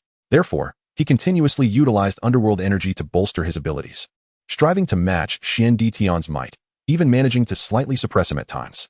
Xian Ditian, puzzled by this, wondered how, despite lowering his realm, the quality of his energy remained unchanged. How could Xian Song, this scoundrel, still manage to hold an edge? Before he could ponder further, the surrounding space began to collapse and reform, the chaotic mists stirring with increasing intensity. The duel of divine abilities had reached a fevered climax. Both combatants unleashed their full arsenal, unwilling to concede an inch. The ancient battlefield lay ravaged by the aftermath of their conflict. The space continued to tremble, emitting mournful creaks under the strain. Xian Ditian and Xian Song's auras soared to unprecedented heights. Remarkably, their thoughts converged at this moment, a contest of physical prowess. Xian Ditian activated his innate chaos body, the chaotic power within him surging as if birthing a new world within his being. His skin glimmered with chaotic light, brimming with explosive force. His entire physique appeared as if forged from ancient divine mountains, unyielding and indestructible. Xian Song, too, poured forth his strength into the underworld monarch body, dense underworld energy enveloping him like tangible essence. Whispers of countless vengeful spirits resonated within the energy, causing the temperature around them to plummet, as if entering an endless abyss. As their gazes locked, the malice in their eyes clashed like tangible blades. In the next heartbeat, Xian Ditian surged forward, akin to a meteor streaking across the sky, propelled by an unstoppable momentum. His right fist, enveloped in chaotic energy, tore through the air with a piercing shriek, aimed directly at Xian Song's face. The force of his punch compressed and distorted the surrounding space, creating miniature vacuum vortices. Xian Song stood resolute, responding with a punch of his own. Underworld energy coalesced into a layer of black, crystalline armor upon his fist, radiating a chilling luminescence. As their fists collided, the anticipated thunderous roar was absent. Instead, A wave of terrifying energy rippled outward, centered on the two. The surrounding space fractured like a shattered mirror, revealing an endless void of darkness. With the first exchange of strikes concluded, the two immediately unleashed a tempest of assaults. Xian Ditian moved like lightning, delivering left and right punches, jabs, and hooks. The dominance and power of his chaos body overwhelming, leaving the spectators breathless. Xian Song, unyielding, unleashed a titanic force of 2 million tons, even overshadowing the chaos body. His occasional counterattacks, imbued with corrosive underworld energy, left behind trails of blackened decay upon Xian Ditian's form. Their battle reached an unprecedented intensity. The mountains surrounding the battlefield crumbled under the shockwaves of their clash. Vast ranges were reduced to mere plains, and bottomless ravines were instantaneously filled. The earth seemed to be kneaded by an invisible giant hand, rising and falling, cracking open, as magma erupted from the fissures. The onslaught of Xian Emperor Tian intensified, each of his fists appearing capable of shattering the very fabric of heaven and earth. The chaotic force, under his command, relentlessly assaulted Xian Song's defenses, seeking to tear apart the shroud of dark energy. In a fierce exchange of blows, their powers reached a zenith. Xian Emperor Tian roared, unleashing a torrent of chaotic energy akin to a volcanic eruption, shattering the surrounding space entirely. Xian Song, undeterred, summoned the full might of the Nether King body, with dark energy surging like a tidal wave, refilling the fractured space. This contest of physical strength lacked the grandeur and splendor of divine abilities, yet it was imbued with the most primal and direct manifestation of violence and shock. The entire ancient battlefield trembled under the weight of their confrontation, as if witnessing a decisive battle that would determine the fate of heaven and earth. Chapter 25. Terrifying visions clash. The chaotic body is defeated. Upon the ancient battlefield, the atmosphere shifted dramatically, energies surged uncontrollably. The Xian Emperor Tian no longer suppressed his aura, which erupted with a thunderous force. The four formidable manifestations of the innate chaotic body unfurled one after another. In the next instant, a path radiating a spectral glow materialized from thin air. Flanking this path was an abyss of darkness, where the faint whispers and wails of countless souls could be discerned. This road seemed to traverse time and space, linking eternal epochs, bearing the weight of history. Flickering lights along the path unveiled the past and present of innumerable beings, as though recounting the mysteries of reincarnation. The first manifestation of chaos, the eternal reincarnation path. Immediately following, a colossal azure lotus rose from the ground, emanating a gentle yet sacred light. Within the azure lotus existed a self-contained world, complete with mountains, rivers, and celestial bodies, where countless beings thrived. The power of the azure lotus world surged forth like a tidal wave. The chaotic mist was purified, the space reshaped, teeming with vitality and hope. The second manifestation of chaos, the great world of azure lotus. But that was not the end. Before Xian Emperor Tian appeared a swirling vortex of chaos, where chaotic energies tumultuously collided and fused. Suddenly, a thunderous explosion erupted as the vortex violently detonated. An infinite force of chaos radiated outward, reminiscent of the primordial creation of the universe. Wherever this chaotic energy touched, everything was remolded. Matter and energy were incessantly reconfigured, giving rise to myriad extraordinary phenomena. The third manifestation of chaos, the opening of chaos. Lastly, the ancient world-suppressing monument slowly ascended, its stone surface ancient and weighty. Etched upon it were enigmatic runes and patterns, exuding an aura that stifled the ages. Upon its emergence, the entire battlefield trembled. The surrounding space felt as though it had solidified, and all forces were suppressed. The runes on the monument shimmered with a faint light, seemingly harboring boundless mysteries, safeguarding the order of this realm. The fourth manifestation of chaos, the ancient world-suppressing monument. Witnessing this, Xian Song's eyes flickered with a fierce intensity, and the two manifestations of the underworld king body also unfurled. A vast river of the underworld hung upside down in the sky, its waters as dark as ink, emanating an abhorrent stench. The waters cascaded like a waterfall, corrupting all in their path. Soon after, a colossal black sun materialized behind the river, radiating a dense aura of darkness that corroded everything it touched. Where the black light reached, life perished. The four manifestations of the chaotic body and the two of the underworld king body confronted each other, instantly tearing the battlefield into two starkly contrasting worlds. One side was alive with vitality and order, the other was suffused with death and destruction. The clash of these two forces sent shockwaves rippling through the air, the energy's aftermath spreading like the explosion of a nuclear bomb. The surrounding space was repeatedly torn and reshaped, resulting in countless spatial rifts. Amidst this chaos, the ancient battlefield lay fragmented, the fabric of time itself distorted. The two unparalleled powerhouses, Xian Emperor Tian and Xian Song, felt their auras surge to their peaks. The moment of confrontation had arrived. Xian Emperor Tian was enveloped in a maelstrom of chaotic energy, his skin glowing with an ancient luster. He slowly raised his arm, forming a fist.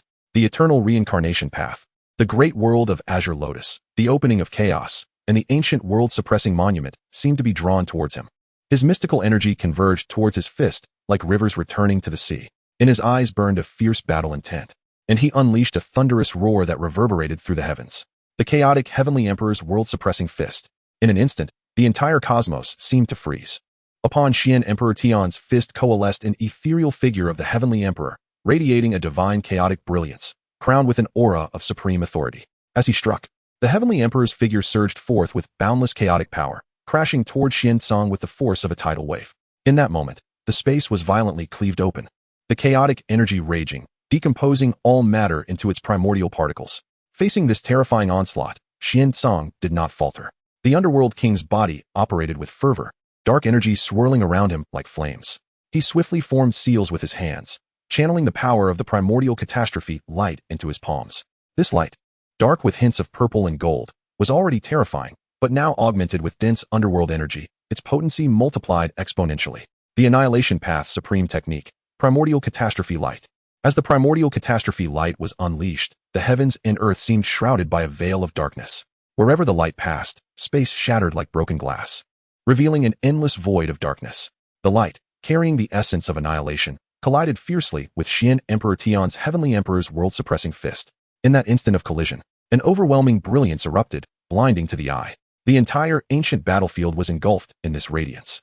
Suddenly, a deafening boom resounded, as if the heavens were collapsing and the universe rebooting. The impact of this power formed a colossal energy storm, spiraling outward from the two combatants.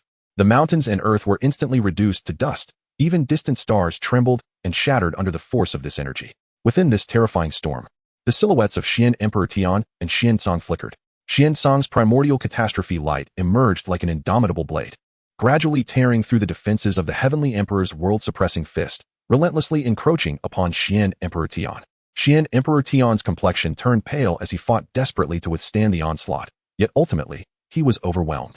The primordial catastrophe light struck his arm with ferocity. Accompanied by a cry of agony, his entire arm was instantaneously obliterated. Flesh and blood scattered, bones shattered to dust, and much of his chaotic power dissipated under this strike. Xian Emperor Tian staggered backward, his eyes filled with disbelief and shock. He never anticipated that his full-force strike would be bested by Xian.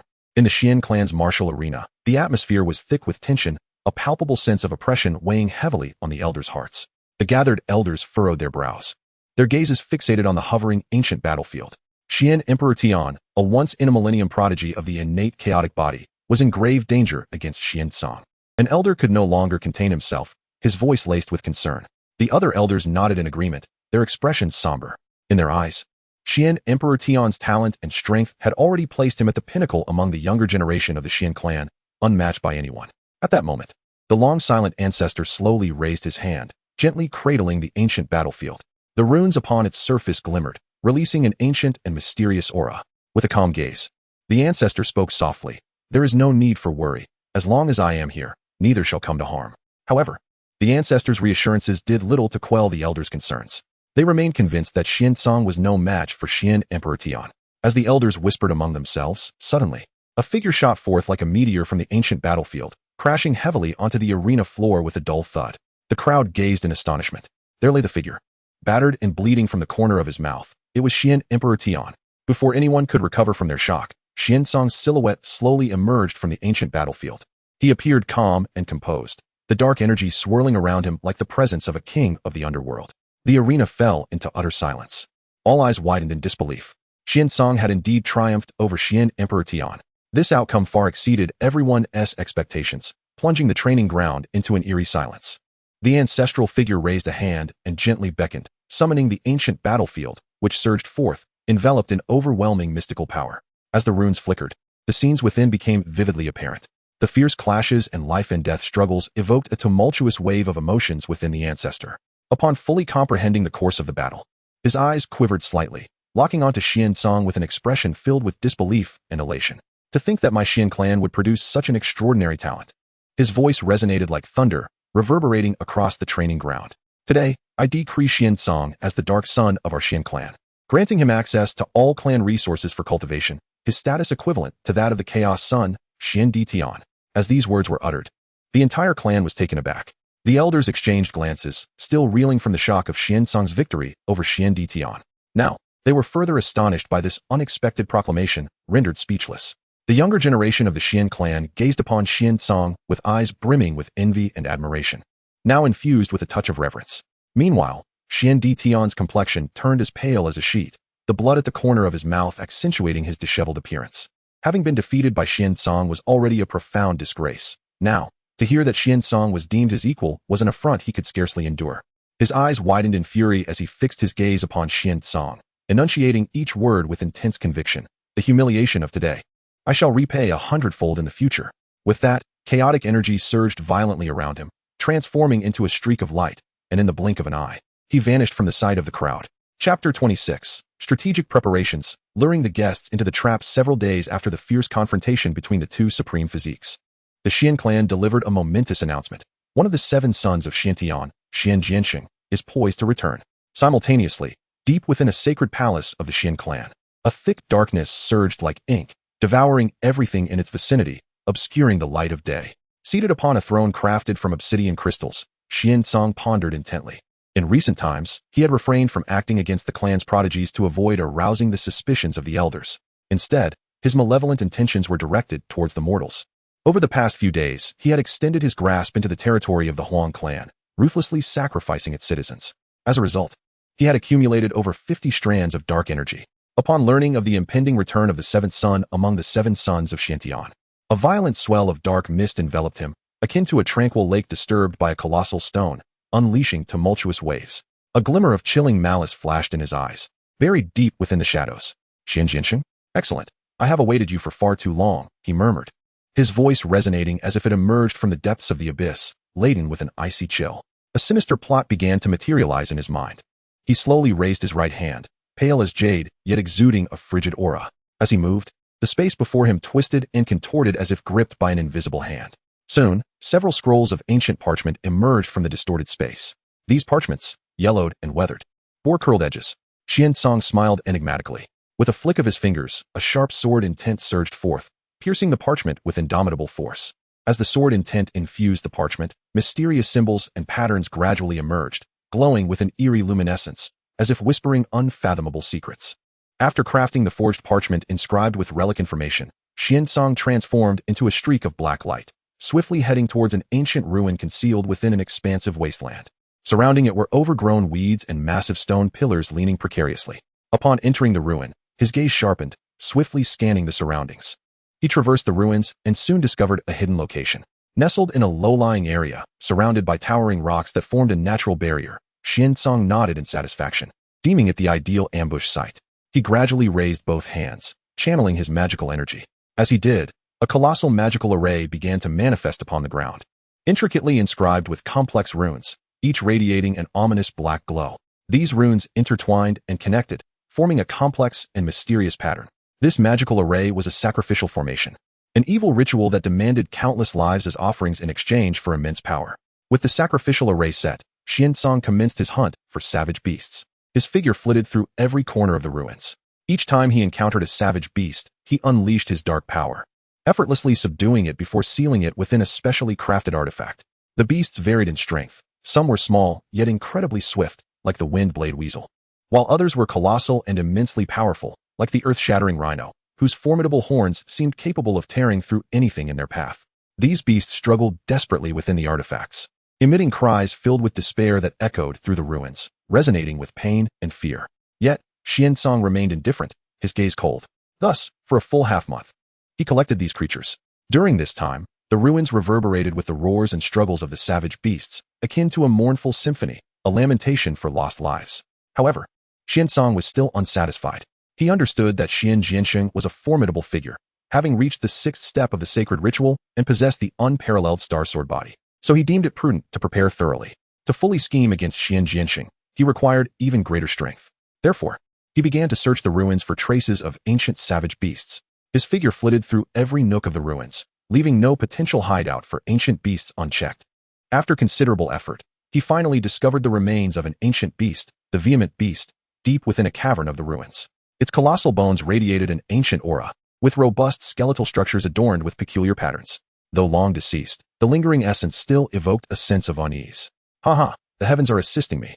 Xian erupted into maniacal laughter, his voice brimming with madness and triumph. The echo of his laughter reverberated through the cavern, causing rocks to tremble and fall. He then transported the vehement beast's remains into the sacrificial array and began to weave seals once more.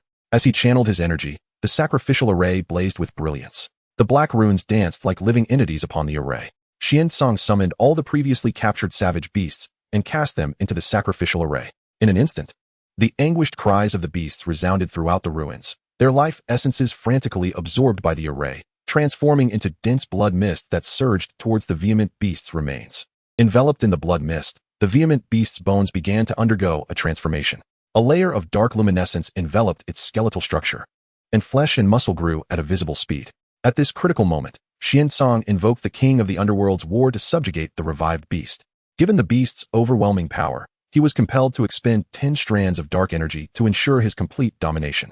Before long, a vehement beast radiating dark energy materialized within the sacrificial array, its eyes glowing a blood-red hue, its form towering like a mountain. The dense aura of darkness emanating from it could instill terror in all beings of the sacred ritual realm. Excellent. Xian surveyed the resurrected dark vehement beast, a satisfied smile gracing his lips. He proceeded to lay down a dark formation, enveloping the entire ruin within its grasp. This dark formation resembled an invisible net, ensnaring the ruins and waiting for Xian Jiansheng's arrival. The moment his adversary set foot in the deepest recesses of the ruin, the dark formation would trigger, awakening the dark vehement beast to unleash a bloody massacre. Additionally, Xian meticulously arranged a powerful sword formation, disguising the ruin as an ancient sword tomb. Chapter 27. The return of the seventh son. On the day of Xian Jiansheng's return, there seemed to be an inexplicable resonance between heaven and earth. An intangible sword aura appeared to envelop him, causing the void to ripple subtly, unable to withstand the overwhelming intent of the sword. As he stepped into the territory of the Xian clan, the world dimmed, and the brilliance of countless stars converged above him, forming a colossal star sword that hovered over his head. The sword's body shimmered with starlight, its blade radiating sword energy that sliced through the void, producing a sharp whistle. The younger members of the clan turned their gazes, their eyes filled with awe and envy. Some murmured, "Is this the might of the star sword body? Truly astonishing." Meanwhile, the younger generation clenched their fists, eyes gleaming with aspiration, determined to achieve greatness in the sword path. At that moment, an elderly clan elder, his white hair contrasting with his vigorous spirit, stepped forward. His eyes were piercing as he gazed upon Xian Jiansheng, filled with pride and admiration. "Our clan's young man, upon this return, has reached the pinnacle of sword mastery. It is indeed a blessing for the Xian clan." Upon finishing his words, the elder raised his hand, and a blinding light shot forth from the clan's sacred ground. When the light settled, a time-worn long sword appeared before them, its body etched with ancient runes, exuding an aura of antiquity. This sword was the Tai Xian sword, a supreme artifact left by the ancestors of the Xian clan. As the sword emerged, the surrounding space instantly froze, the immense pressure causing everyone to gasp for breath. The elder slowly spoke, "This sword, I bestow upon you today. May you wield it to elevate the reputation of our Xian clan and journey further along the sword path." "Thank you for the gift, elder." Xian Jiansheng knelt on one knee, accepting the Tai Xian sword with both hands. In that instant, the runes on the sword gleamed brightly, resonating with his star sword body, unleashing an even more dazzling radiance. Then, with the Tai Xian sword bestowed by the elder, Xian Jiansheng returned to the towering Tong Tian sword peak. The Tong Tian sword peak soared into the clouds, its pinnacle perpetually shrouded in mist, resembling a secluded sanctuary for sword cultivators. The peak was crisscrossed with sword energy, countless scars etched into the mountainside, remnants of Xian Jiansheng's daily training. He entered a period of seclusion atop the sword peak, solidifying his increasingly profound sword mastery since his return. However, tranquility did not last long, as an invitation from Xian shattered this serenity. "Xian, I have no connection with him. What could he want from me?" Xian Jiansheng pondered. He was aware of Xian, the renowned figure known for the underworld king body. Upon his initial return to the Xian clan, he had heard of Xian's victory over the first son, which had greatly shocked him. Although Xian Jiansheng recognized Xian's considerable influence within the clan, his methods remained somewhat inscrutable. Yet, facing an invitation from a fellow rising star of the Xian clan, he found it difficult to decline. After all, connections and reputation were equally vital within the clan. After a brief preparation, Xian Jiansheng soared through the air on his sword toward Xian's location. Upon entering Xian's divine palace, he was greeted by intricate carvings and lavish decor that exuded grandeur and authority. Xian had long awaited him in the hall, wearing a warm smile as he approached swiftly. Brother Jinsheng, your return has truly shaken the entire Xian clan. Your sword mastery is extraordinary, and you are indeed the pride of our younger generation. Xian Jiansheng offered a slight bow, humbly replying, Brother Tsang, you flatter me. It is merely a stroke of fortune and a fortunate breakthrough. Brother Jinsheng is too modest. Xian Tsang waved his hand, inviting Xian Jiansheng to take a seat, and instructed servants to bring forth spirit tea. The two engaged in light conversation, discussing trivial matters of the clan and insights into their training, creating a harmonious atmosphere. However, the conversation soon shifted as Xian Tsang's expression turned serious, revealing dissatisfaction. Brother Jinsheng, I truly feel it is unjust for you. Your unparalleled talent, with the star sword body being exceptionally rare, and your stunning martial prowess upon returning. Yet among the 7 sons of Xian, there are those who hold prejudice against you, unwilling to genuinely acknowledge your strength. It is simply unfair. Upon hearing this, Xian Jiansheng's expression subtly changed, a trace of unnoticeable despondency flickering in his eyes. Although he possessed strength among the 7 sons of Xian, he often found himself marginalized for various reasons. Xian Tsang's words struck a chord deep within him. Observing the effect of his words, Xian Tsang continued, with your capabilities, you should shine brilliantly within the Xian clan, earning the admiration of all. How can you endure such humiliation? Xian Jiansheng clenched his fists and took a deep breath, saying, Brother Tsang, I never expected you to understand me so well. Thus, the two delved deeper into conversation. Xian Jiansheng felt he had found a confidant, gradually opening his heart to Xian Tsang. Seeing the moment ripe, Xian Tsang displayed a subtle expression of triumph. Brother Jinsheng, since we resonate so well today, I shall reveal to you an extraordinary opportunity. He cautiously retrieved an ancient parchment from his robe and gently placed it on the table.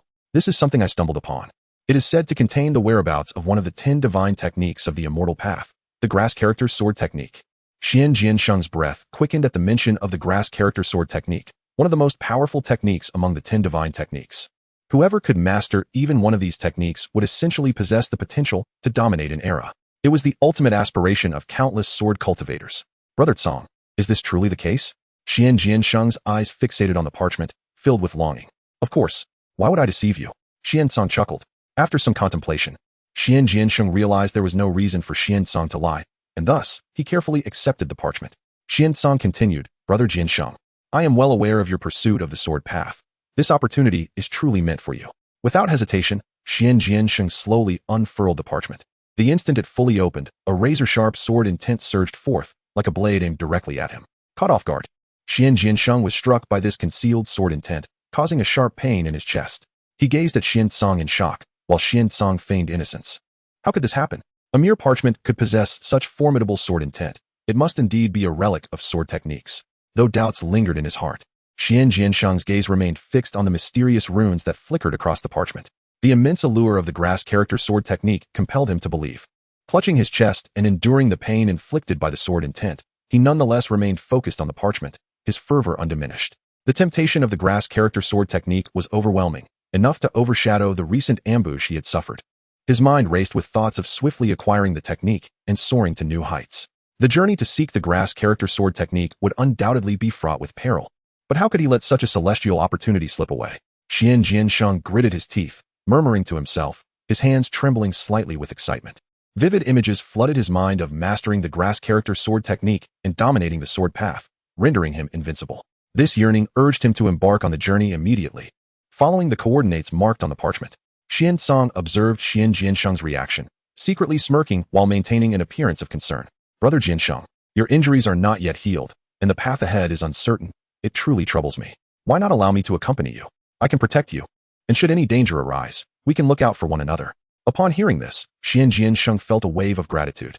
Having just been injured by the sword intent, he was indeed worried about the inconveniences of venturing alone. Xian Tsang's offer to accompany him felt like a timely boon. Brother Tsang, I am grateful for your assistance. If not for your noble support, I would truly be at a loss. This kindness, I shall remember.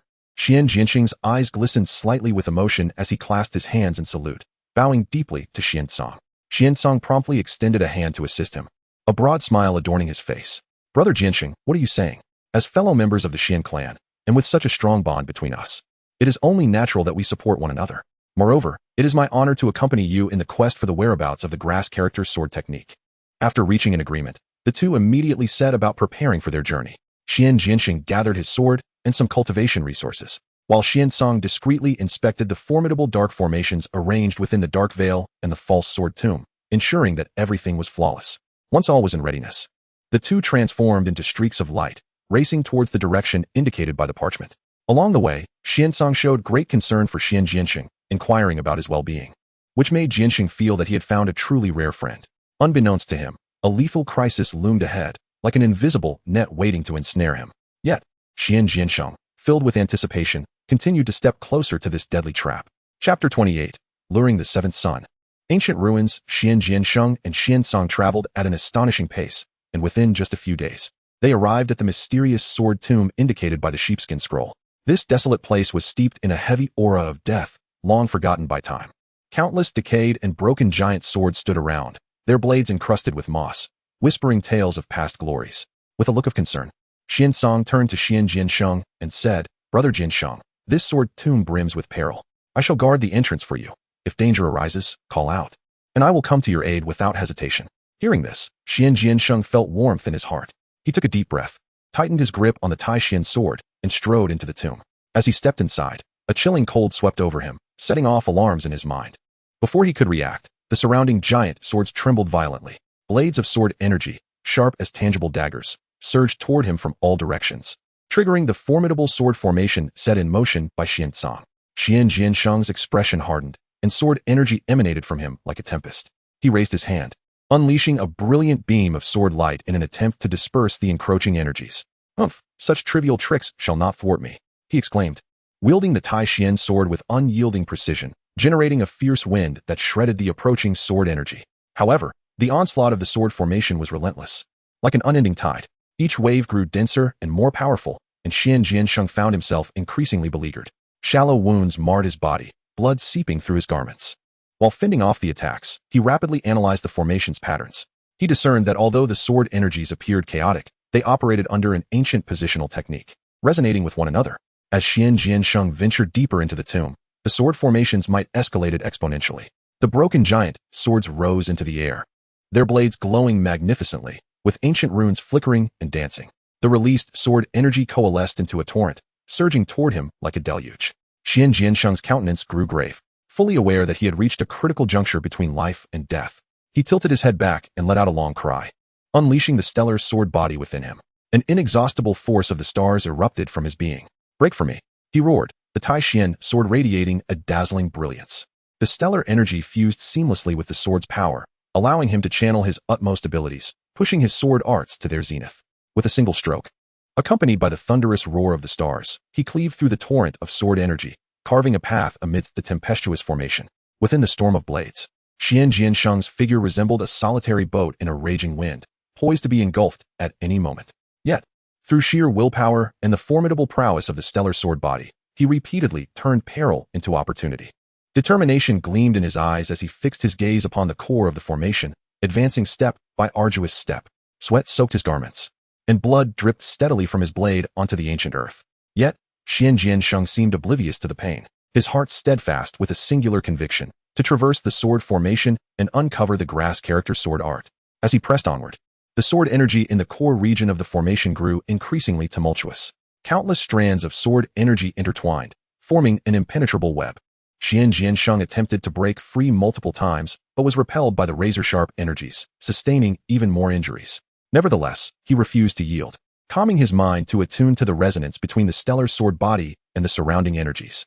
He discovered that by merging the stellar power into his perception of the sword energies, he could detect fleeting vulnerabilities in the formation's operation. Seizing this ephemeral opportunity, he unleashed his self-created technique, the pursuing stars and chasing moons sword style. His form streaked through the formation like a meteor, the Tai Xian sword shimmering with celestial brilliance. Striking precisely at the formation's weak point, the runes of the formation quivered, their glow flickering erratically. After numerous strikes, the runes began to dim, and the brilliance of the giant swords gradually extinguished. With a thunderous roar, the entire sword formation collapsed in a cataclysmic eruption, dissolving into countless strands of sword energy that dissipated into the air. Xian Jianxing slowly sheathed the Tai Xian sword, his body trembling slightly. He gazed at the spot where the formation had crumbled, a surge of joy washing over him as he savored the exhilaration of surviving the ordeal. Chapter 29. The Ancient Beast, Veda? Xian Jianxing, battered and bruised, struggled through the nightmarish sword formation. His tattered garments were riddled with countless sword marks, and blood continuously seeped from his wounds, staining his attire a deep crimson. Despite the exhaustion evident in his eyes, there was a profound sense of relief at having survived, coupled with anticipation for the grass character's sword technique. However, as he lifted his gaze towards the ominous dark array ahead, emanating a bizarre glow, his countenance turned ashen. A chill running down his spine, and an intense sense of foreboding surged within him. The dark array loomed like a colossal black vortex, exuding an endless aura of darkness, as if it sought to consume all existence. Countless mysterious runes flickered ominously above the array, radiating a chilling malevolence. Before Xian Jiansheng could fully comprehend the terror before him, the dark Veda, concealed within the shadows, was abruptly awakened. It let out a deafening roar, a sound akin to rolling thunder, echoing through the heavens and earth, causing the very air around him to tremble. Xian Jiansheng felt a powerful sonic wave crashing upon him, like a heavy hammer striking his chest. He instantly coughed up blood, his body akin to a kite severed from its string, hurtling backwards several feet before crashing heavily to the ground, succumbing to grievous injuries. What is happening? Struggling to rise, Xian Jiansheng's lips bore a trace of blood. As he beheld the monstrous visage before him and sensed its overwhelming presence, he was utterly stunned. The ancient beast Veda? Xian Jiansheng gasped in astonishment. This creature belonged to the ancient royal lineage, a being of kingly status. Each Veda that emerged possessed power far surpassing the seventh step of the sacred rite, a veritable nightmare for humankind. How peculiar that a Veda would be here. Gradually, clarity returned to Xian Jiansheng, and he realized he had unwittingly fallen into a meticulously crafted trap from the very beginning. The mastermind behind it all was likely the one who had masqueraded as a friend, Xian Song. Xian Song, how dare you scheme against me? With gritted teeth, Xian Jiansheng roared in fury, flames of anger igniting within him. He never imagined that the seemingly righteous Xian Song would betray him so treacherously. Yet, at this moment, there was no time for anger or regret. The dark Veda emerged slowly from the shadowy array, its eyes gleaming with a blood-red light, akin to a demonic deity from the abyss. It exuded an overwhelming sense of oppression, nearly suffocating Xian Jiansheng. Fully aware of the perilousness of his situation, Xian Jiansheng did not relent. A resolute glimmer shone in his eyes as he threw back his head and let out a long howl, his celestial sword body erupting in a brilliant display. Boundless stellar energy surged forth from within, enveloping him in a radiant halo of starlight. Clutching the Tai Xian sword tightly, its blade shone brilliantly, resonating with the stellar energy surrounding him. Even if it meant death, I shall not allow you to succeed easily. With a fierce roar, Xian Jiansheng unleashed his most formidable sword technique. His form darted towards the dark Veda like a wraith, the Tai Xian sword infused with infinite stellar power, striking fiercely at the creature. This strike was imbued with fury, defiance, despair, and, above all, an unquenchable thirst for survival. The dark Veda seemed to sense the threat of his strike. It let out an enraged roar and swung its massive claws toward Xian Jiansheng. As the claws tore through the space, leaving behind dark fissures, Xian Jiansheng remained unafraid, employing his agile footwork to evade the onslaught. At last, he discovered a flaw in the dark Veda's defenses. He accelerated swiftly, the Tai Xian sword ablaze with resplendent starlight, piercing towards the creature's chest. However, despair washed over him as his mighty strike, infused with stellar power, failed to even breach the creature's hide. The Tai Xian sword struck its body, producing only a dull thud before being repelled. How could this be? Xian Jiansheng's eyes widened in disbelief. He never expected that his all-out assault would have no effect on the beast. The dark Veda offered him little time to ponder. With a triumphant roar, it swung its claws once more, launching a fresh assault. Xian Jiansheng could not evade in time, and the dark Veda's claws pierced through his sword body. A searing pain shot through his chest, and his consciousness began to fade. Am I to perish here? Despair flooded Xian Jiansheng's heart. He gazed skyward as the light in his eyes dimmed. Memories of his arduous journey in pursuit of the sword path flooded back to him, along with thoughts of those who once walked beside him. He could not resign himself to death. There were still many unfulfilled ambitions and dreams awaiting realization. Yet, fate seemed to offer him no glimmer of hope. The dark Veda hurled Xian Jiansheng ruthlessly to the ground, towering over him with a savage glint in its eyes. Lying on the ground, blood continued to pour from his mouth, his body a canvas of wounds, and his life force waning. Just as Xian Jiansheng teetered on the brink of unconsciousness, he suddenly sensed a familiar presence emanating from his hand. This essence carried warmth, a flicker of hope. Summoning his last vestiges of strength, he turned his head toward the source of this comforting sensation. Chapter 30. The Essence of Life and Death in the Sword. The sword body achieves perfection. Xian Jiansheng lay upon the frigid ground, the flickering flame of life nearly extinguished like a dying ember in a tempest. The massive, fearsome form of the dark Veda loomed over him, its blood-red vertical eyes brimming with ferocity and chaos, as if all living beings were mere sustenance for its insatiable hunger.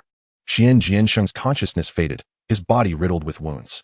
Even breathing accompanied by excruciating pain caused blood to seep from the corners of his mouth, staining the earth beneath him. In this moment of peril, the Tai Xian sword, clutched tightly in his hand, seemed to sense its master's dire straits. Suddenly, it erupted with an extraordinary brilliance, illuminating the darkened sword mound like the sun breaking through the clouds. A clear and melodious sword chant resonated, as the Tai Xian sword freed itself from Xian Jiansheng's feeble grip, hovering in midair. In an instant, a dazzling beam of sword light flashed by, moving with such astonishing speed that it was nearly imperceptible, piercing through the seemingly indestructible form of the Dark Veda. The Dark Veda emitted a harrowing scream, its colossal body trembling violently. Astonishingly, after penetrating the Dark Veda, the sword's luminescence swirled as a mysterious and immense force surged back into Xian Jiansheng's being. This energy, akin to the warm sun of spring, began to mend his shattered meridians. Fractured bones gradually reformed, and his battered body healed at a visible pace. The once dull gaze in his eyes gradually regained its luster. Simultaneously, on the brink of life and death, Xian Jiansheng's soul seemed to transcend the confines of his corporeal form, entering a wondrous, ethereal realm. In this extraordinary state, he felt an unprecedented power, an essence of sword intent, formidable in its extremity. This sword intent transcended mere slaughter and destruction. It encapsulated the cycle and fusion of life and death.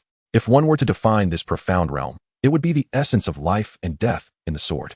As Xian Jiansheng comprehended this sword intent, he envisioned the cyclical nature of existence. Life represented the budding of hope, the confluence of strength. Death was not an end, but a commencement of rebirth, the dissolution of old power giving way to the emergence of new vitality.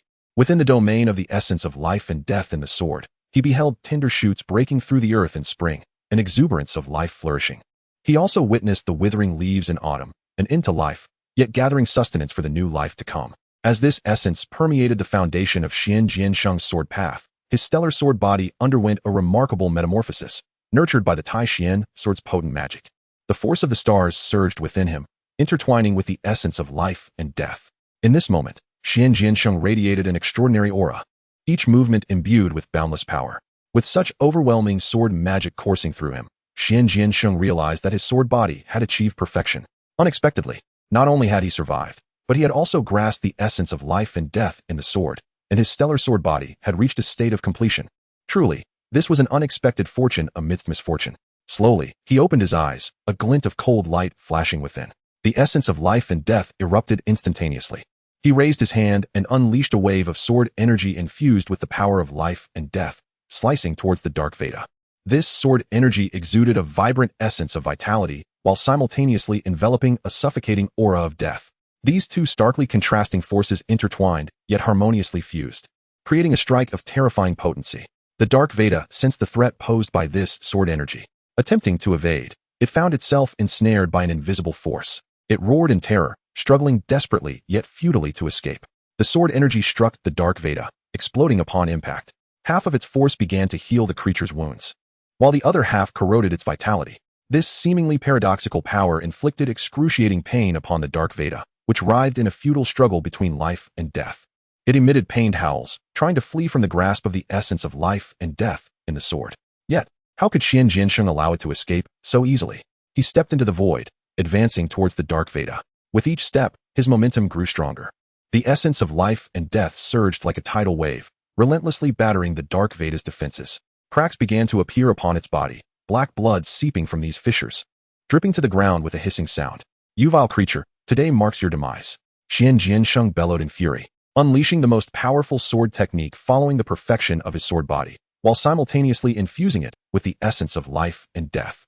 His entire being shimmered with starry lights, the forces of life and death enveloping him, as the Tai Xian sword radiated brilliance. As he swung his sword, a colossal wave of sword energy, imbued with cataclysmic power, cleaved toward the Dark Veda. The Dark Veda let out a final, desperate roar, attempting to withstand this lethal strike. Yet, the dark power appeared utterly insignificant before the essence of life and death. The sword energy cleaved the Dark Veda's body in twain, and the dark aura dissipated in an instant as its immense form collapsed slowly. Xian Jiansheng sheathed the Tai Xian sword and gazed into the distance, his heart awash with myriad sentiments. This battle of life and death had tested him profoundly, yet it had also propelled him beyond limits, culminating in his ascension as an unparalleled sword saint. Chapter 31, The Pinnacle Showdown. The might of the completed sword body, just when Xian Jiansheng believed he had thoroughly vanquished the ancient beast, a dark dragon, exuding astonishing energy, surged into the body of Wei Shi with lightning speed. Xian Jiansheng was taken aback. The gaseous form reminiscent of a dark dragon instilled within him an uncanny sensation of being ensnared in the netherworld. Immediately, the beast, which had just been cleaved in two, began to reconstitute itself, emanating an even more formidable aura of corruption, truly terrifying. This aura surged geometrically, swiftly ascending to a supreme realm. How infuriating! Xian Jiansheng seethed with rage and once again wielded his swordsmanship. In an instant, the brilliance of the stars and the essence of life and death intertwined. Xian Jiansheng resembled a star on the brink of explosion, propelled by cataclysmic power towards the Dark Way Tuesday. In his grasp, the Tai Xian sword radiated an unprecedented brilliance under the dual enhancement of stellar power and the essence of life and death. The Dark Way too sensed the horrific threat of this strike. Its massive form trembled slightly, yet its crimson-slit pupils revealed a hint of madness. With a thunderous roar, it howled skyward, shaking the earth, as the surrounding dark energy surged wildly, coalescing into torrents of shadow aimed directly at Xian Jiansheng. Unfazed, Xian Jiansheng executed the starry sword body's pinnacle technique, Star Radiance. 10,000 swords returned to the origin. In an instant, countless sword shadows, forged from stellar energy, materialized behind him. Under Xian Jiansheng's command, these shadows darted towards the Dark Way 2 like a flock of agile birds. The Dark Way 2 swiped its colossal claws, repeatedly smashing against the incoming sword shadows. Each collision unleashed fierce bursts of energy. However, Xian Jiansheng conjured an overwhelming multitude of sword shadows. Despite the Dark Way 2's ability to deflect some, a significant number pierced through its defenses, leaving deep gashes upon its form. Seizing the opportunity, Xian Jiansheng shouted, "Star shifts, sword steps." His figure became ghostly, weaving around the Dark Way Tuesday. This sword step, a divine skill of the perfected sword body, greatly enhanced his speed and strength, rendering his assaults increasingly ferocious and catching the Dark Way 2 off guard. Roar! The Dark Way 2 bellowed with fury, abruptly opening its gaping maw. A torrent of black flames erupted from its throat, imbued with boundless darkness and extreme heat. Xian Jiansheng dared not confront the black flames head-on. Instead, he traced his sword tip, summoning countless stars to guard his front. As the black flames collided with the stars, they erupted in violent explosions, scattering sparks. The stars trembled under the impact, yet remained unbroken. Seizing the moment while the Dark Way 2 unleashed its fire, Xian Jiansheng struck again. The Tai Xian sword gleamed with brilliance, as the essence of life and death surged forth, forming a colossal wave of sword energy. The sword energy screamed as it sliced toward the Dark Way Tuesday. Attempting to evade, the energy seemed to possess a will of its own, locking onto its target with relentless precision. The energy struck the Dark Way 2, exploding upon contact. It emitted a heart-wrenching wail as fissures began to mar its body, dark energy seeping from the cracks. Yet, the Dark Way 2's power had evolved beyond recognition. It did not succumb to this strike. Gritting its teeth against the pain, it lashed out with its claws once more, launching another assault on Xian Jiansheng. Thus, the two engaged in a fierce exchange, the battle escalating to a fever pitch. Their powers clashed continuously, creating massive craters in the sword tomb's ground, while surrounding boulders shattered into dust. Amidst the conflict, Xian Jiansheng discerned that although the Dark Way 2 wielded immense strength, its intellect was lacking, and its attack methods were rather singular. Relying predominantly on brute force and instinct, it lacked effective tactics and finesse. Xian Jiansheng diligently sought the Dark Way 2's weaknesses, leveraging his advantages to strike. After an arduous confrontation, both he and the Dark Way 2 were utterly fatigued. Xian Jiansheng's star shield had grown alarmingly thin, and he bore several wounds. The Dark Way 2, too, was riddled with injuries, its black blood pooling beneath it. Xian Jiansheng understood that prolonging the battle would yield no benefit. He must conclude this fight swiftly. Drawing a deep breath, he summoned the full might of the star sword body and the essence of life and death. His body trembled slightly, sweat cascading from his brow, yet his gaze remained resolute. He unleashed the perfected sword body's ultimate technique. Starfall, life and death converge. In an instant, a colossal star phantom materialized behind him, radiating dazzling light that illuminated the entire sword tomb. The forces of life and death intertwined, forging an overwhelmingly terrifying power. With a thunderous cry, Xian Jiansheng swung the Tai Xian sword forward. A massive wave of sword energy, infused with stellar power and the essence of life and death, surged towards the Dark Way Tuesday. As the energy traversed its path, it tore through space, creating a vast black void. The Dark Way 2 emitted a desperate roar, attempting to withstand this lethal blow. Yet, before the might of the sword energy, its strength appeared pitifully insignificant. The energy struck the Dark Way 2 instantaneously, shattering its form into countless fragments that dissipated into the air. With the demise of the Dark Way 2, the dark formation lost its sustaining power, collapsing in a thunderous cacophony. The oppressive darkness within the sword tomb gradually receded, as sunlight streamed through the clouds, bathing the war-torn land. Xian Jiansheng slowly sheathed the Taishan sword, his body swaying as if on the brink of collapse. After this intense confrontation, he had exhausted every ounce of his strength. Chapter 32. Difficult to kill. Xiansong personally takes action. Xian Jiansheng, having consecutively unleashed the sword intent of life and death, found himself utterly drained, now kneeling on one knee. His heavy breaths resonated starkly in the stillness of the sword tomb, and sweat trickled down his forehead, splattering onto the parched earth. Just as he sought a moment's respite to regain his strength, a wraith-like dark dragon surged forth from the shadows, exuding an aura of infinite dread. With bared fangs and claws, it lunged at him, its maw agape as if to consume him whole. A jolt of alarm coursed through Xian Jiansheng, and his gaze sharpened, fierce as that of a hawk. He wielded the Taishan sword with a sudden flourish, a brilliant beam of sword light slicing through the darkness like a bolt of lightning. The sword intent of life and death erupted once more. This strike embodied the hope of life and the resolution of death, wielding an overwhelming momentum aimed at the dark dragon. In an instant, the sword energy surged, cutting through the dragon's form, which wailed in anguish before dissipating into nothingness. Xiansong, how despicable you are. Xian Jiansheng glared fiercely in the direction from which the dark dragon had come, his voice laced with fury. In response, he was met with Xiansong's cold, murderous gaze. An aura of dense dark energy radiated from Xiansong, the power of the Dark King surging within him. You seem to have expended quite a bit of energy, haven't you? It is time for me to take action, Xiansong said, advancing with increasing malice. We're at a time when he was at his peak, with the sixth step of the holy rite and a perfected sword body. Accompanied by the sword intent of life and death, he would have turned and departed without a second thought. But now, Xiansong offered Xian Jiansheng no opportunity to breathe, his figure flashing forward like a specter. With his right fist, imbued with the immense might of the Dark King, he struck down at the Taishan sword. This blow carried the weight of apocalyptic destruction. The air compressed into black ripples beneath the force of his punch. The resounding clash echoed deafeningly as the Taishan sword collided with Xiansong's fist, producing a metallic clang. The power behind the punch was overwhelming. The sword's unyielding body cracked, fissures spreading rapidly, threatening to shatter. The violent aftershock slammed into Xian Jiansheng, causing him to reel backward, blood spilling from his mouth as he was hurled against a distant mountainside like a broken kite. What of the perfected sword body? Today shall be your demise. Xiansong sneered, closing in relentlessly. Struggling to rise, Xian Jiansheng's eyes burned with indomitable spirit. The power of his sword body surged once more within him, and sword energy radiated outward as though he were a deity of swords descended upon the mortal realm. In this moment, his form seemed to merge with the Taishan sword, his skin glimmering with the sword's brilliance, and his pores exuding sharp sword energy. Xiansong, you shall not succeed.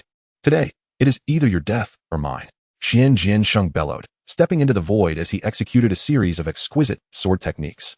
His form darted like lightning, the shadows of his sword multiplying in the sky. These sword shadows, infused with the sword intent of life and death, oscillated between the vitality of life and the stillness of death. The sword intent of life transformed into a verdant glow, rejuvenating all it touched, while the death intent manifested as black lightning, carrying an aura of inexorable annihilation, reducing all it encountered to dust. Xiansong, undaunted by the fierce sword energy, showcased the might of the Dark King in full. The dark energy enveloping him acted as a formidable armor, shielding him from harm. He deftly navigated through the sword shadows, evading Xian Jiansheng's onslaught while searching for an opportunity to counterattack. The intensity of their battle escalated, the holy light clashing with a palpable aura of death. The very fabric of space buckled and reformed, the residual force tearing the ground asunder. Lava erupted from the fissures, intertwining with the swirling dark energy and sword energy, creating a scene reminiscent of the apocalypse. The grand sword energy of the perfected sword body collided with the formidable might of the Dark King's fists. Their clash resonated through the heavens and earth, as though the fate of this realm hung in the balance. Xian Jiansheng's Taishan sword whirled in a dazzling frenzy, the sword intent of life and death intertwining and illuminating the battlefield. Yet, the resilience of Xiansong's Dark King form proved formidable. His dark energy coalesced into grotesque visages upon his fists, as the force of his blows cleaved through the air, producing a mournful wail and tearing gaps within Xian Jiansheng's defensive sword net. Xiansong's onslaught grew increasingly ferocious, the speed of his strikes reaching an apex. As the battle wore on, Xian Jiansheng, having expended much of his energy, began to falter. His sword techniques showed signs of weakness, and his breaths grew labored. Sensing this shift, Xiansong's eyes gleamed with a predatory light as his assault intensified. With a thunderous roar, he brought his palms together, invoking the Dragon Path divine ability, charging fiercely toward Xian Jiansheng. The latter's expression turned grave as he summoned all his strength to wield the sword, channeling the sword intent of life and death to its zenith in an attempt to fend off the oncoming dark dragons. Yet, the sheer number and power of the dragons overwhelmed him. Just as one ensnared him, Xiansong seized the moment, dashing forth like a bolt of black lightning. Die! Xiansong roared, the power of the Dark King coalescing in his right fist. The dark energy compressed into a black sphere, emanating a chilling aura. This punch contained the entirety of his strength and murderous intent, crashing down upon Xian Jiansheng with unmatched ferocity. Xian Jiansheng sought to evade, but he was ensnared by the dark dragons, unable to free himself. Gritting his teeth, he raised the Tai Xian sword in defense. The collision erupted with a cataclysmic roar, the Tai Xian sword shattering instantly under the overwhelming force, scattering into countless fragments. The sheer force of the impact sent Xian Jiansheng hurtling backward, a gaping wound opening in his chest as blood gushed forth like a fountain. He crashed heavily to the ground, stirring up a cloud of dust. Unyielding defiance and despair filled his eyes as the breath of life rapidly faded. Xiansong approached slowly, standing before him with a hint of contemplation on his face. The perfected sword body is indeed difficult to kill. Chapter 33, The Death of the Seventh Son. The dark underworld monarch's power surge. Xiansong dragged the lifeless Xian Jiansheng, akin to a discarded ragdoll, toward the prearranged formation, binding him at its core. Xian Jiansheng, a once great prodigy and unparalleled master of the sword, possessed a blade capable of cleaving the heavens and vanquishing the supreme, instilling dread across the realms. Yet now, he found himself ensnared by dark iron chains, rendered utterly immobile. These chains were inscribed with eerie incantations that siphoned his strength, causing his aura to wane progressively. Xiansong, you despicable wretch! Xian Jiansheng glared with fiery indignation. However, Xiansong, seemingly impervious to his fury, resolutely commenced the dark ritual. As he moved, the runes of the sacrificial array blazed with resplendent light, unleashing a potent stench of blood that permeated the atmosphere. Xian Jiansheng, your perfected sword body is a rare treasure of this world. Today, you shall become my offering. Consider it an honor. Xiansong's voice was cold and frenzied. Xian Jiansheng's body began to tremble uncontrollably as the runes on the chains slithered up his skin, infiltrating his very veins. He felt his magical essence and vitality being relentlessly drained away, each moment of life ebbing away as if tearing at his soul. Xian Jiansheng emitted a tortured scream. Cracks appeared upon the surface of his body, from which blood gushed forth, dripping onto the sacrificial array. Instantly, the runes absorbed the blood, transforming it into bizarre beams of light that shot skyward. At that moment, a deep roar reverberated through the void, akin to the wrath of a malevolent spirit from the depths of the underworld. The very fabric of the universe trembled violently in response to the roar, with the space fracturing like a shattered mirror. A flicker of fear crossed Xian Jiansheng's eyes. Was this the underworld monarch? Though the supreme being did not manifest, the mere sound of his roar instilled an overwhelming terror within him, a fear transcending life and death, time and space, as if it could consume the entire cosmos. No, I refuse to accept this. Xian Jiansheng struggled desperately, unleashing brilliant sword light in a futile attempt to break free from the chains. Yet the chains remained unyielding. As the sword light made contact, it was devoured by the incantations, vanishing without a trace. With the ritual progressing, Xian Jiansheng's aura grew increasingly faint, his form becoming transparent, as if he would dissipate at any moment. Meanwhile, the runes of the sacrificial array intensified, enveloping him within their radiance. Amidst the vortex, Xian Jiansheng glimpsed countless horrific visions. He witnessed myriad beings reduced to dust under the underworld monarch's might, saw the universe collapse into darkness, and beheld endless despair and anguish. He let out one final, desperate cry as his body succumbed to the overwhelming power, shattering into countless motes of light that merged into the sacrificial array. Xiansong observed this scene with a satisfied smile. 30 strands of dark energy, truly a fortune. Just then, a deep voice resonated again through the void. Though devoid of discernible emotion, it caused Xiansong to tremble slightly. Well done. Enter the netherworld. Succeed my great position. Obtain the royal codex. Xiansong coldly glanced at the void, responding indifferently, it is not yet the time. Upon his words, the void fell silent, as if no presence had ever existed. With the acquisition of 30 strands of dark energy, Xiansong also invoked the third manifestation of the underworld monarch's body, the descent of the nether soil. Furthermore, he inherited Xian Jiansheng's mastery of life and death in sword intent. Extracting 10 strands to activate the nether bodhi, Xiansong felt a resounding surge within him, augmenting his strength by millions of tons. At that moment, he perceived that he could, with sheer physical prowess, obliterate an ancient beast of the 7th step of sacred ritual with a single punch. coupled with the tangible essence of life and death sword intent. Xiansong stood as an invincible force beneath the supreme. Next, it was time for the sixth sun. Xiansong's gaze shifted to the distance, piercing through countless miles to lock onto a singular figure. Chapter 34. The Sixth Sun's Design, targeting the immortal Dao lineage in the eastern wilderness domain and the southern nations. In a place enveloped by ethereal mist, where precious light shimmered, lay a cave paradise. Xianpashi, with an aura as deep as the abyss, sat cross-legged upon a massive Xian crystal, his consciousness immersed in profound comprehension of the Dao. This sanctuary of cultivation was adorned with rare and fragrant flora, nurtured over the years. Yet, this tranquility was abruptly shattered by an inexplicable sense of urgency. Xianpashi's body tensed instantaneously, his pores wide open, akin to a beast sensing a deadly threat, instinctively alert. However, upon surveying his familiar surroundings, everything appeared undisturbed. Confusion filled his mind as he sought the source of this unsettling disturbance. Suddenly, a deafening roar echoed, as if struck by lightning. The intricate barriers he had painstakingly established were forcefully breached. Following this, a cacophony of footsteps and boisterous laughter surged forth. A group of elegantly dressed celestial beings, exuding formidable power, invaded his sanctuary, shattering the peace within. Xianpashi's brow furrowed, his gaze piercing as he focused on the leader among them. This individual, clad in resplendent garments and adorned with a golden crown, bore an arrogant demeanor. Had it not been for the celestial insignia emblazoned on his chest, Xianpashi would have struck him down on the spot. Ah, is this not the sixth son of Xiantian? Do you still remember me, Futuming? Futuming sneered, his teeth clenched. Xianpashi, today marks your demise. You took the woman I coveted, and today, we shall settle the score. Xianpashi's heart sank. It was indeed for this absurd reason that he was sought for revenge. With a cold snort, his aura erupted, the primal force of his savage battle body surged forth. Muscles coiling tightly, bones cracking with a thunderous sound, akin to a volcano on the verge of eruption. Attack!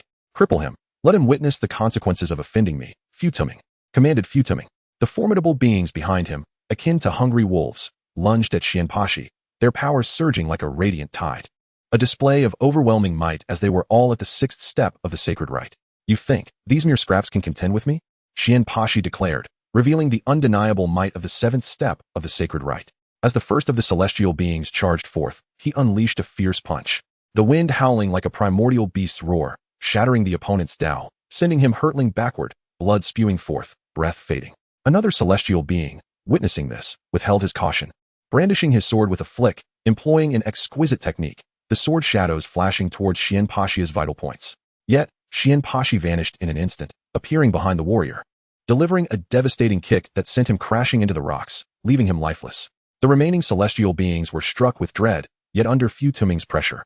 They could only press on, encircling Xianpashi. He navigated through the throng, a force of nature, each strike emanating the dominance of his savage battle body. With every blow, he incapacitated a celestial being.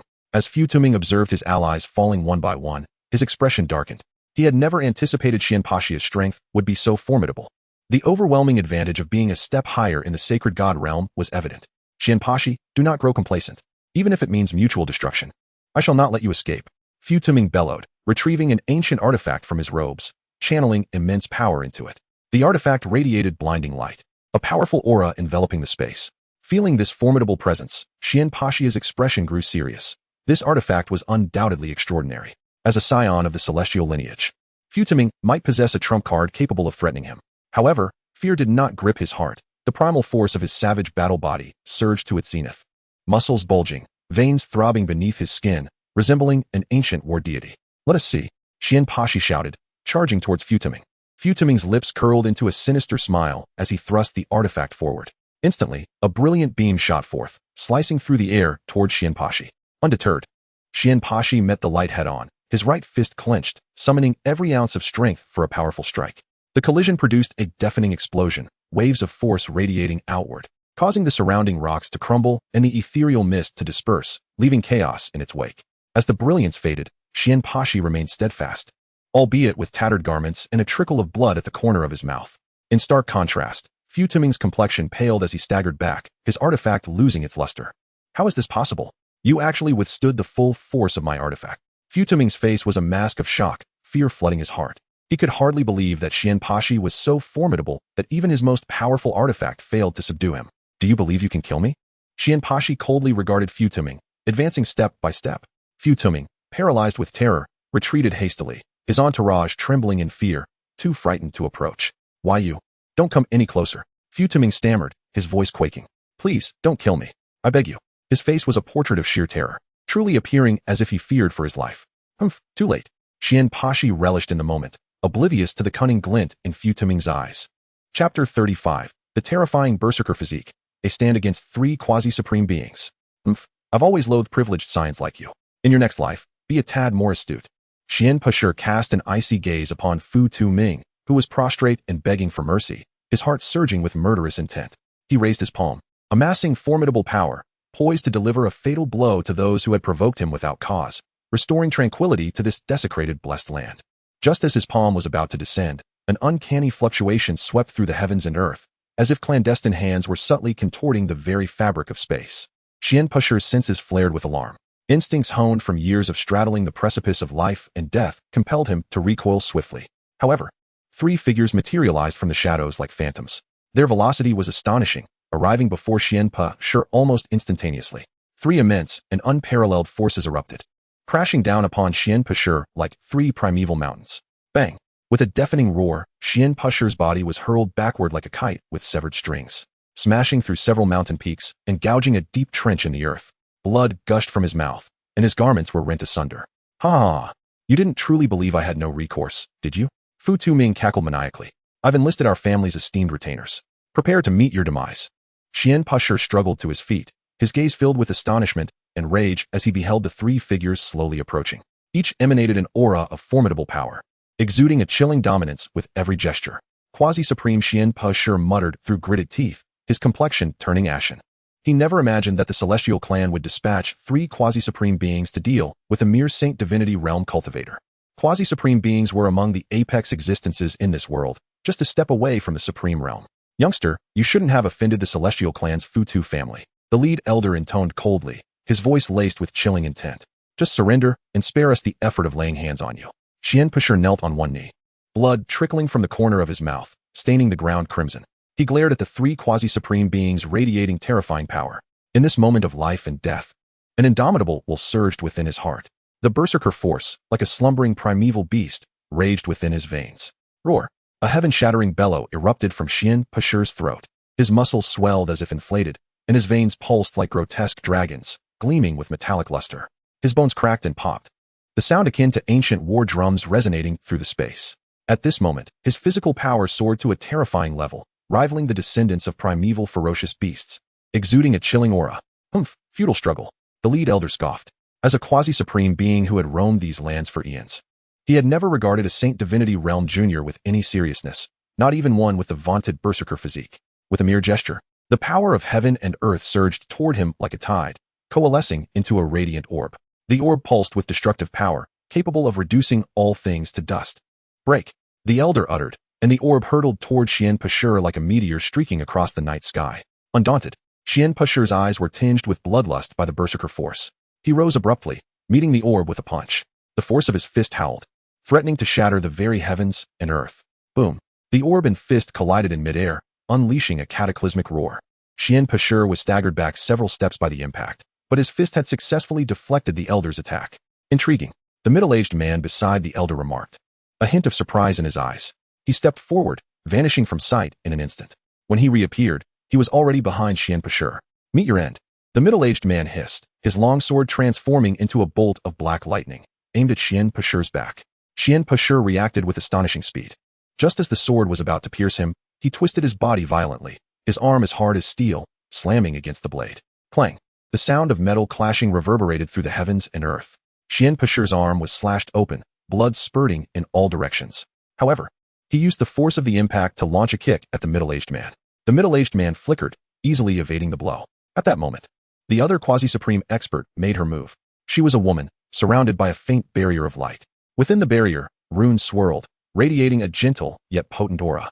With a wave of her jade hand, countless runes flew from the barrier, like a swarm of ethereal fireflies, hurtling towards Xian Pashur.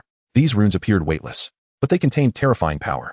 As they approached Xian Pashur, they enveloped him in an instant, enshrouded by the runes. Xian Pashur felt as if countless blades were slicing into his flesh. The pain contorted his face. However, the characteristics of the berserker physique were now on full display. The more grievous his injuries, the greater his battle prowess. Xian Pushur roared skyward, his inner power erupting once more.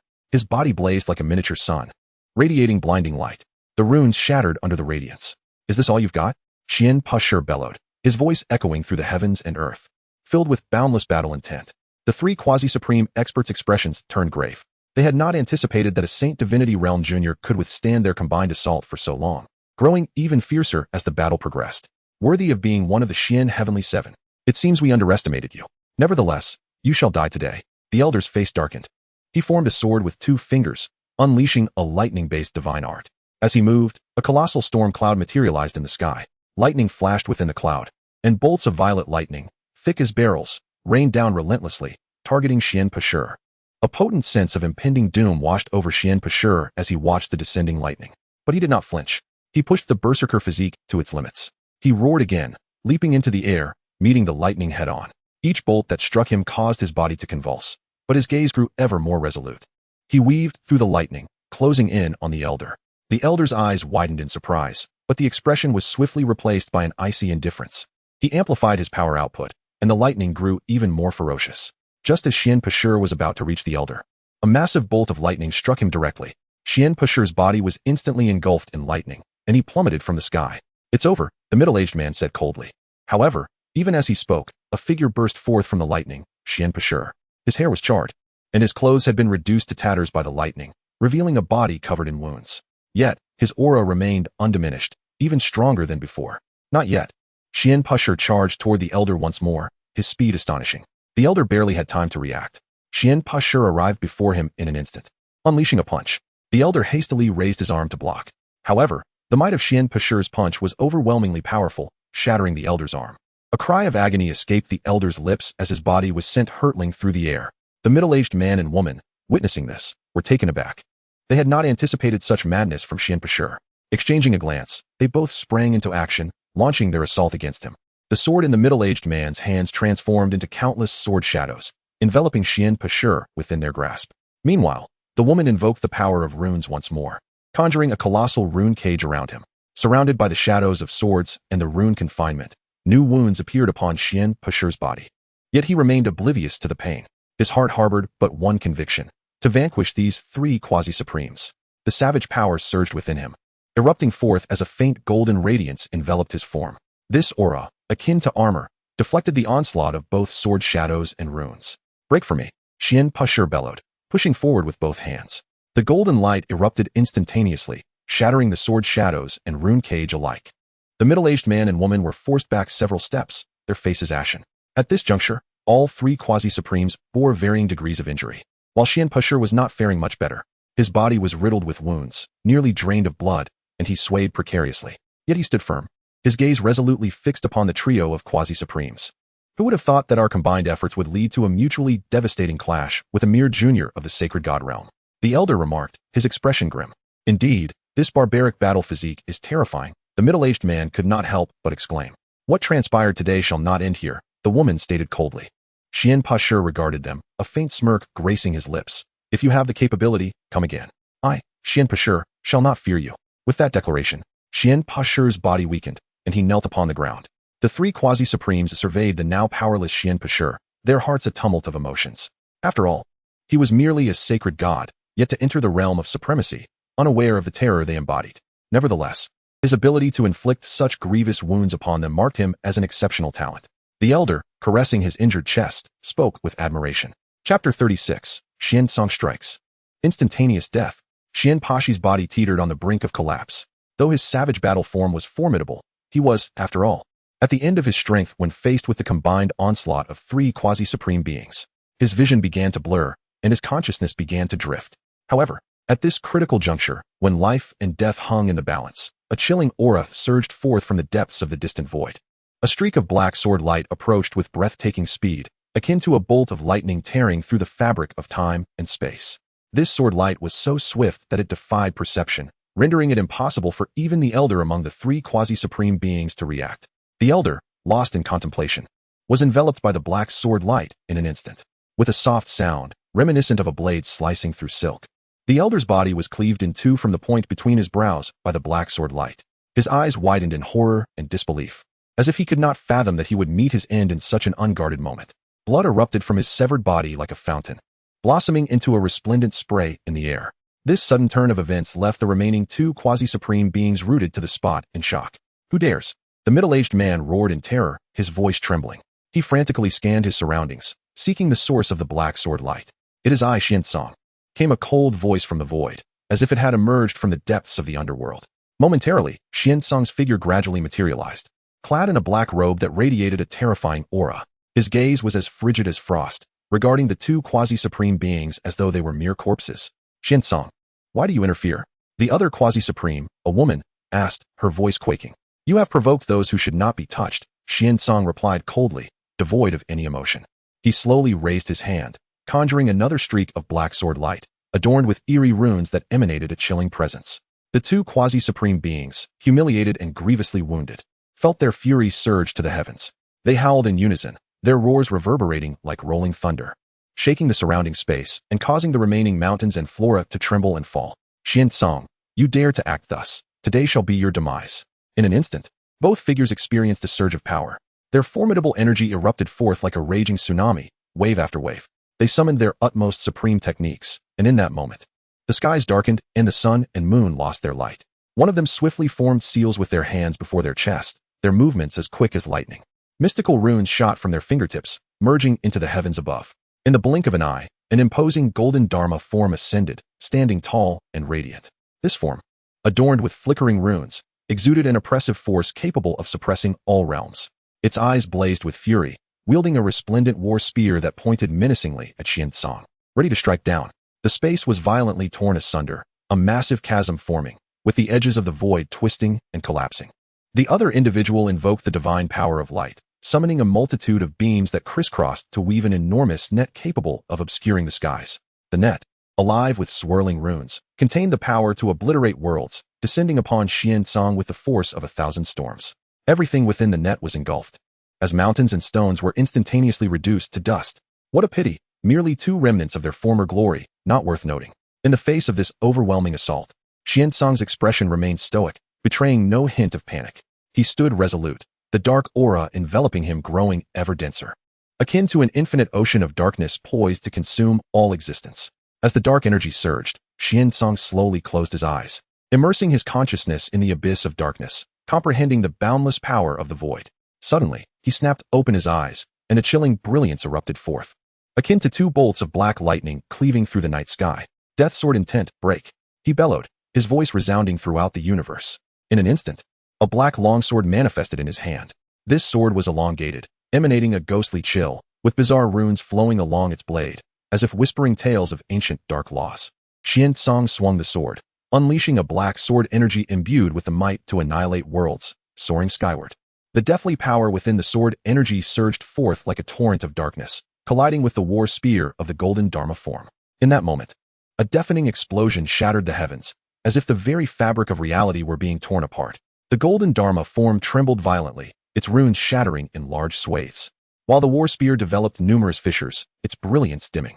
Simultaneously, the black sword energy met the radiant net, producing a sizzling sound akin to a blade slicing through metal. The net, delicate as a spider's web, disintegrated under the onslaught of the black sword energy. Seizing the opportunity, Xiansong pressed his assault, channeling his sword intent to its zenith.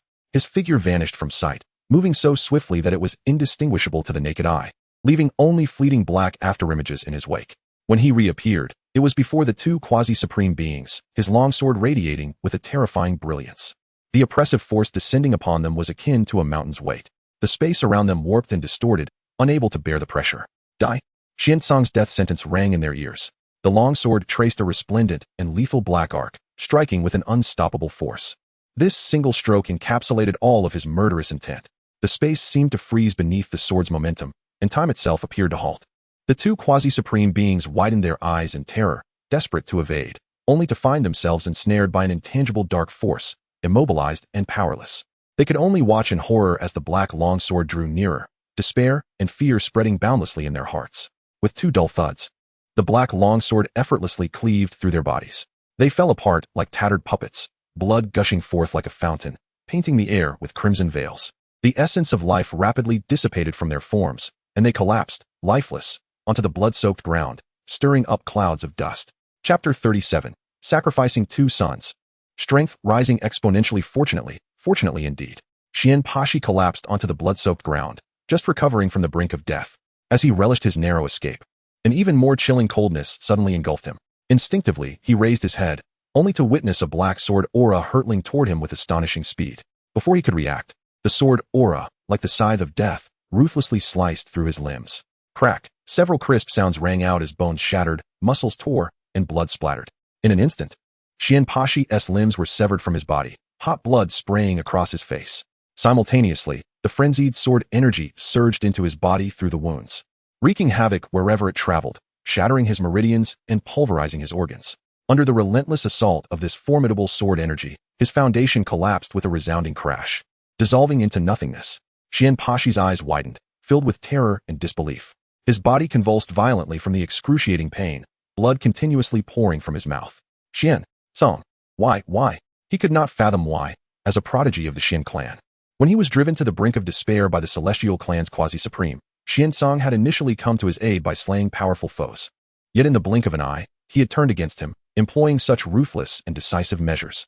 Xian Pashi gazed at the shadow shrouded in black robes, and memories surged forth like a tidal wave. Once upon a time, they had trained together in the sacred grounds of the Xian clan, exchanging insights. Although they were rivals, there was mutual admiration.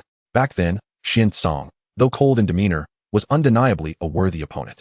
But now, was this the same Xian Song who had just aimed lethal intent at him? What shocked and despaired Xian Pashi even more was the realization that his once invincible, barbaric physique was now utterly vulnerable under Xian Song's seemingly casual strike. The body he had once prided himself on, capable of withstanding quasi-supreme assaults, now felt as fragile as paper, effortlessly severed. Why? Xian Pashi summoned the last vestiges of his strength, murmuring again, his voice faint yet laden with unwillingness.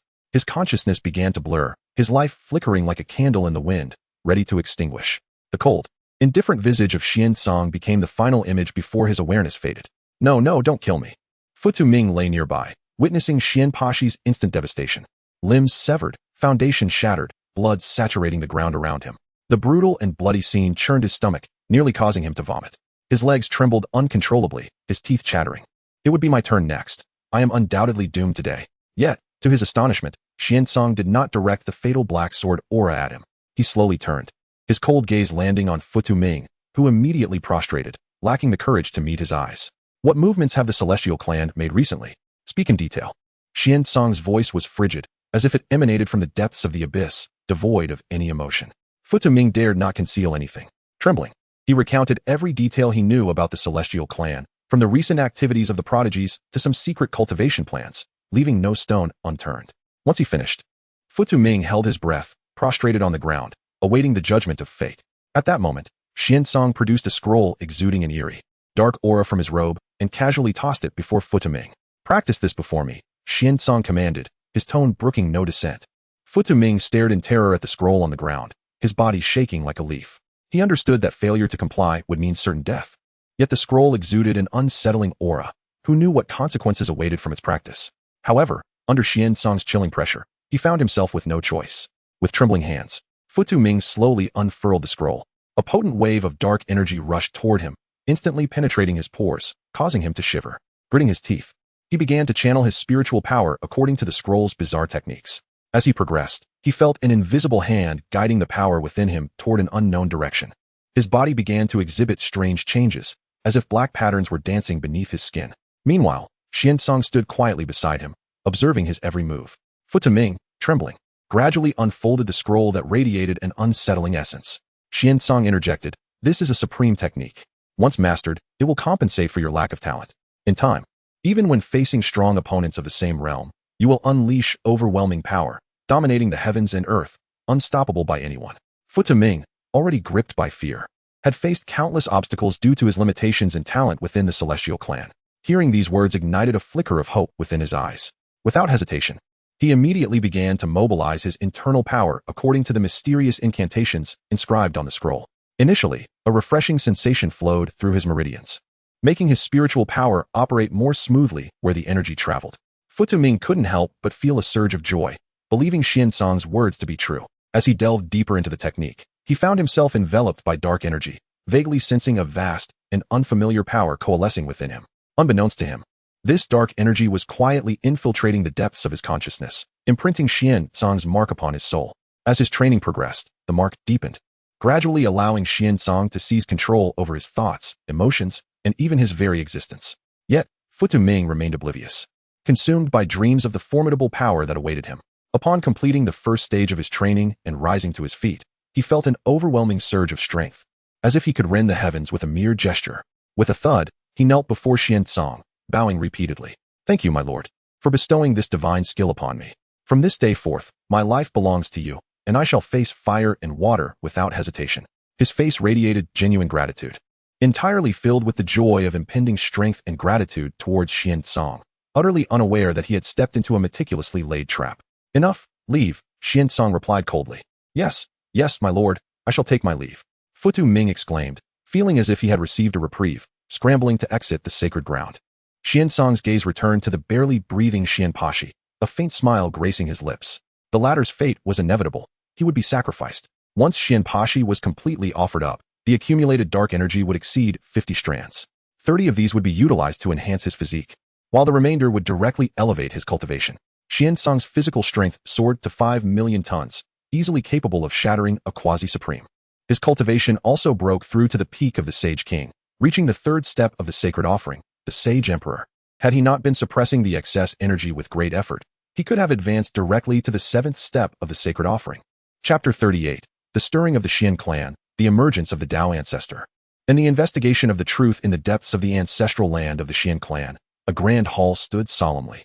The flickering lights within cast a weighty atmosphere, while ancient scrolls adorned the walls, depicting the illustrious deeds of the clan's ancestors as they traversed the realms. At the heart of the hall lay a massive stone platform, upon which 7 luminous fate tablets were meticulously arranged. Each tablet represented one of the 7 most extraordinary prodigies of the Xian clan. Normally, these tablets radiated a steady light, symbolizing the safety and success of the Xian 7 as they ventured into the world. However, on this day, a shocking turn of events transpired. The clan elder, tasked with guarding the fate tablets, was calmly surveying the area when, without warning, the 7th prodigy's tablet began to tremble violently. In an instant, a sharp crack echoed through the hall as the tablet shattered into countless scintillating fragments that dissipated into the air. The elder's countenance turned ashen, and before he could recover from his shock, the 6th prodigy's tablet met the same fate, crashing to pieces. How could this be possible? The elder's eyes widened in terror, his trembling hands pointing at the shattered tablets, rendered almost speechless. The Xian 7 represented the clan's hope for the future, the pillars of the younger generation. The destruction of 2 tablets in succession signified that they had likely encountered grave peril. Understanding the gravity of the situation, the elder wasted no time and immediately sounded the emergency summon bell of the Xian clan. The resounding clang echoed like a heavy hammer, shattering the tranquility of the day. Soon, the clan's high-ranking members arrived, their expressions grave, filled with confusion and concern. Upon learning of the situation, gasps of disbelief filled the air. The fall of the Xian 7 was undeniably a devastating blow to the clan, and it was imperative to uncover the truth behind these occurrences. One elder furrowed his brow, stating that this matter was indeed perplexing, perhaps indicating that their enemies had struck in the shadows. Another elder concurred. After deliberation, they decided to summon 4 revered ancestors who had long since retreated from the world. These 4 elders were formidable figures who had emerged from ancient times. Though they had secluded themselves for years, their powers were unparalleled. At the urging of the assembly, the 4 ancestors gradually emerged from their ancient coffins. They gathered around the stone platform and began to invoke secret arts. In an instant, a surge of potent energy erupted from within them, coalescing above the platform.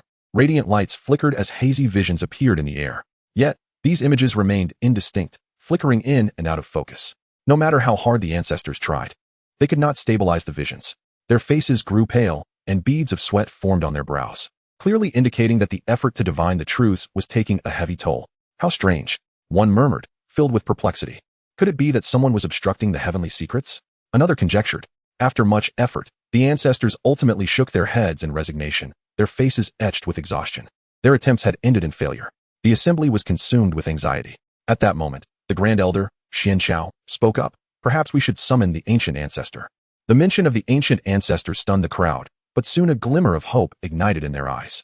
The ancient ancestor was one of the most powerful beings within the Xian clan, possessing unparalleled authority over clan matters unless the supreme ancestor emerged. Thus, amidst the anticipation of the assembly, an ancient palace slowly opened. A formidable aura erupted from within, causing all present to tremble involuntarily. A figure emerged from the palace. radiating an ancient presence that seemed to belong to a time long past, a being that had traversed the river of time itself. The features of the ancient ancestor were obscured, shrouded in a veil of mist, rendering his true visage elusive. He stood silently, yet his presence exerted an unparalleled sense of dominion over the realm. Ancient ancestor. The crowd knelt, offering their respects. The ancient ancestor nodded slightly, his gaze falling upon the shattered fate tablets, a flicker of cold light crossing his eyes. I will attempt to discern the truth. His voice resonated deeply, echoing like a bell from antiquity. He slowly raised his hands, mysterious runes shimmering upon his palms. The runes intertwined and merged, forming an immense light array that ascended into the air, hovering above the stone platform. Chanting incantations, the ancient ancestor's voice reverberated, and suddenly, the world around them shifted violently. Dark clouds amassed in the sky, thunder rumbled, and jagged bolts of lightning tore through the heavens, threatening to rend the fabric of reality. The earth quaked violently, mountains trembled, and rivers surged. The entire world seemed to plunge into chaos. Amidst this tumult, the images within the light array began to clarify. The assembly watched anxiously, hoping to unveil the truth behind the fall of the Xian Seven. However, just as the images were on the verge of becoming completely clear, a mysterious force suddenly enveloped the light array. Boom! The array quaked violently, its brilliance flickering as it seemed to engage in a fierce struggle against the enigmatic force. The ancient ancestor's expression turned grave. His hands danced through the runes in an effort to bolster the array's strength. Yet, the mysterious force proved overwhelmingly potent, and the light array's radiance began to wane. Finally, with a resounding crash, the array shattered. The ancient ancestor let out a muffled groan, staggering back several steps, blood trickling from the corner of his mouth. His complexion turned as pale as parchment, his eyes filled with shock and disbelief. What kind of power is this? He murmured, his voice laden with confusion and fear. The assembly gasped in horror. They had never witnessed the ancient ancestor so distressed. What kind of terrifying force could have injured him? In that moment, an icy gaze traversed the endless expanse of time and space, locking onto the ancient ancestor. He felt an overwhelming chill rise from the depths of his being, as if an invisible hand clutched his very soul, leaving him powerless to escape. The ancient ancestor let out a heart-wrenching scream, his body trembling violently as the light around him dimmed rapidly, his face contorted with agony and despair, as if he were enduring endless torment. Fortunately, that gaze was fleeting and did not inflict fatal harm upon him. The ancient ancestor slowly lifted his head, terror and reverence filling his gaze. Yes, it is. He stammered, his voice trembling with fear. Just as he was about to recall something, another heavy blow struck him. In that moment, he understood that he could probe no further. You must take care of yourselves. These two juniors have encountered immense terror, and there is nothing I can do. Without a moment's hesitation, he turned and retreated to his sanctuary, vowing never to meddle in the affairs of the Xian clan again. It appeared that the depths of this matter were far more profound than anticipated. Observing the ancient ancestor's demeanor, one elder furrowed his brow in concern. Chapter 39. All evidence points to the Celestial Clan. Within the grand assembly hall of the Xian clan, the atmosphere was stifling, oppressive enough to render one breathless. The ancient ancestor had suffered grievous damage from the gaze of the underworld king, and the celestial mechanisms of divination had been inexplicably obstructed. Among the 7 sons of Xiantian, the life tokens of 2 had shattered, casting a shadow over the Xian clan. As the investigation deepened, the elite forces that had been dispatched returned, presenting a fragment of attire marked with the unique runes of the Celestial Clan. Instantaneously, the hall erupted into a cacophony of voices. An elder gently placed the fragment upon the table, surveying the assembly with a grave demeanor, stating, "This was discovered at the site where the Xian breaking stone and Xian sword were traced. The evidence is irrefutable. It appears the Celestial Clan has launched an unprovoked attack." Upon hearing this, the elder from the second clan slammed his palm upon the table, causing the teacups to rattle and shatter upon the floor. With his hair bristling in fury, he bellowed, "Those scoundrels of the Celestial Clan. They have long coveted the resources of my Xian clan, and now they dare to lay hands upon our prodigies. This is an intolerable affront. Until I trample them into the ground, my heart shall know no peace." The elder of the Grand Clan furrowed his brow, his fingers gently tapping upon the tabletop as he pondered. The Celestial Clan's actions are clearly premeditated. The Xian breaking stone and Xian sword are our foremost talents. Their simultaneous attack suggests a far greater conspiracy lurks behind. The fourth elder, known for his impulsive nature, could no longer remain seated and abruptly rose to his feet. What conspiracies are we concerned with? Is our Xian clan to fear them? Let us charge forth with unrelenting force and make them aware of our might. A young steward could not restrain himself and interjected, "Esteemed elders, if the Celestial Clan dares to be so brazen, might they not already be fully prepared? If we act recklessly, could we not fall into their trap?" The elder from the second clan glared at him, exclaiming, "What? Are you afraid? Our Xian clan has endured for countless ages. When have we ever feared a challenge? The young steward, intimidated, promptly lowered his head, silenced by the rebuke. The elder of the Grand Clan gestured for the second clan elder to temper his fervor. Speaking gently to the steward, your concerns hold merit. We must not act impulsively. The Celestial Clan is deeply entrenched. We must proceed with caution. The third elder continued. In my view, we should first consolidate our clan's strength and prepare for battle, while simultaneously dispatching more personnel to infiltrate the Celestial Clan for intelligence. Knowledge of both ourselves and our adversaries will ensure our invincibility. However, the fourth elder remained unconvinced, scoffing, while gathering intelligence is indeed vital, we cannot afford to delay excessively. By the time we are adequately prepared, it may be too late. The elder of the Grand Clan patiently advised, fourth brother, haste will not yield success. The Celestial Clan, having initiated hostilities, surely possesses some advantage.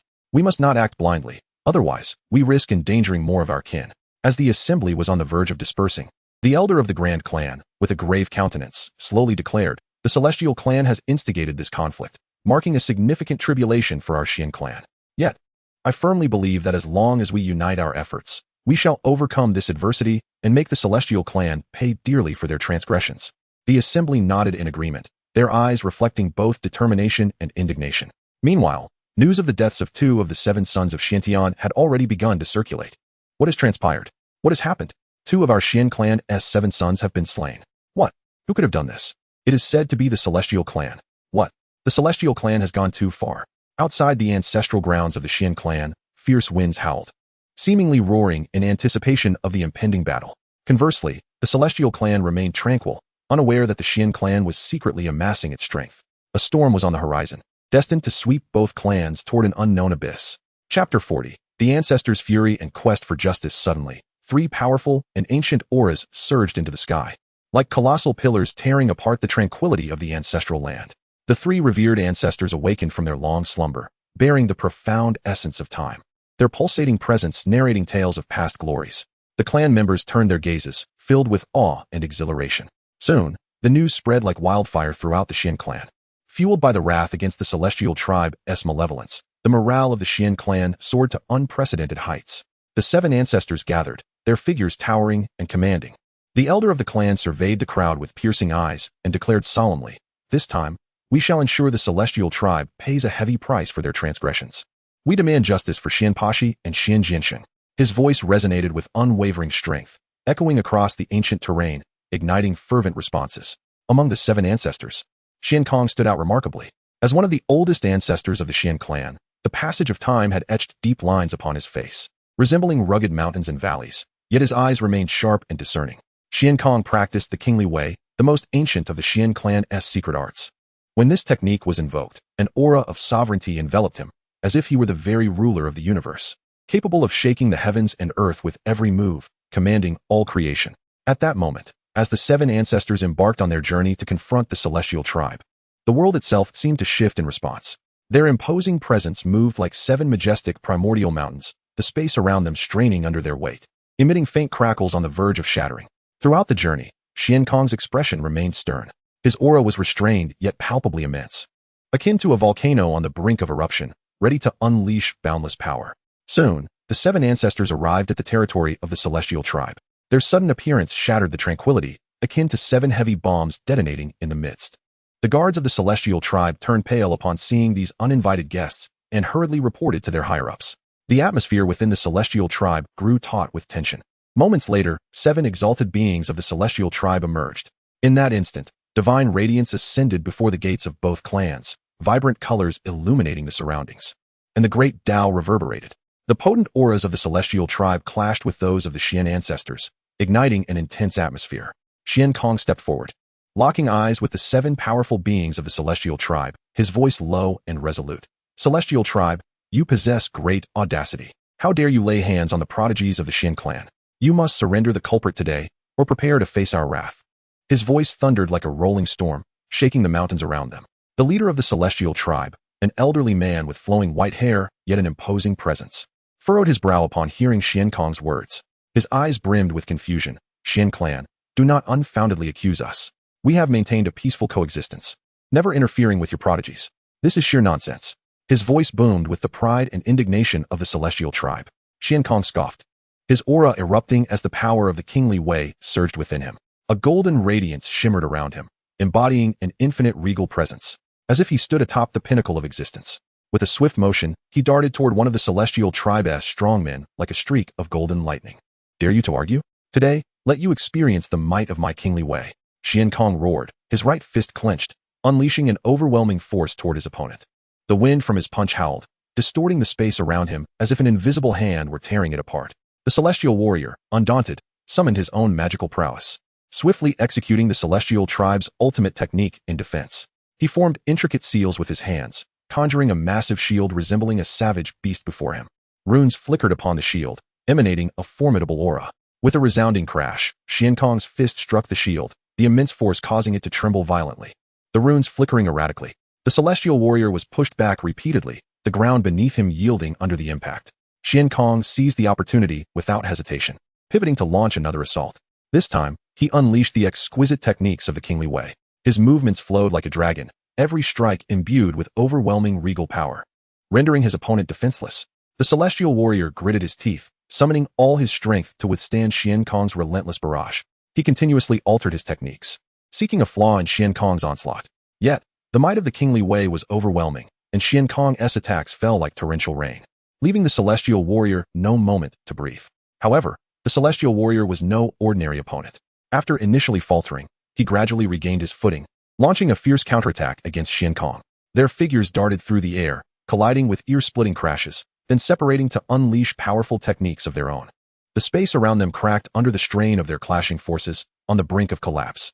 After several rounds of fierce combat, Xian Kong realized that although he held the upper hand, defeating his opponent swiftly would not be easy. The celestial warrior possessed formidable strength and seemed to wield a unique defensive and counteracting mechanism within their techniques, preventing Xian Kong's assaults from reaching their full potential. A sense of caution crept into Xian Kong's mind. Indeed, the celestial tribe's foundation was profound and not to be underestimated. He swiftly retreated to join the ranks of the 7 ancestors. The celestial tribe's 7 powerful beings also ceased their attacks, and both sides found themselves locked in a tense standoff. Xian Kong regarded the celestial tribe with a cold demeanor, stating firmly, "Regardless of your denials, the evidence is irrefutable. You must provide the Xian clan with an explanation. Otherwise, you will not withstand the consequences of this conflict." His gaze was resolute and unwavering, as if declaring the Xian clan's determination to the heavens. The elder of the celestial tribe's countenance darkened upon hearing Xian Kong's words.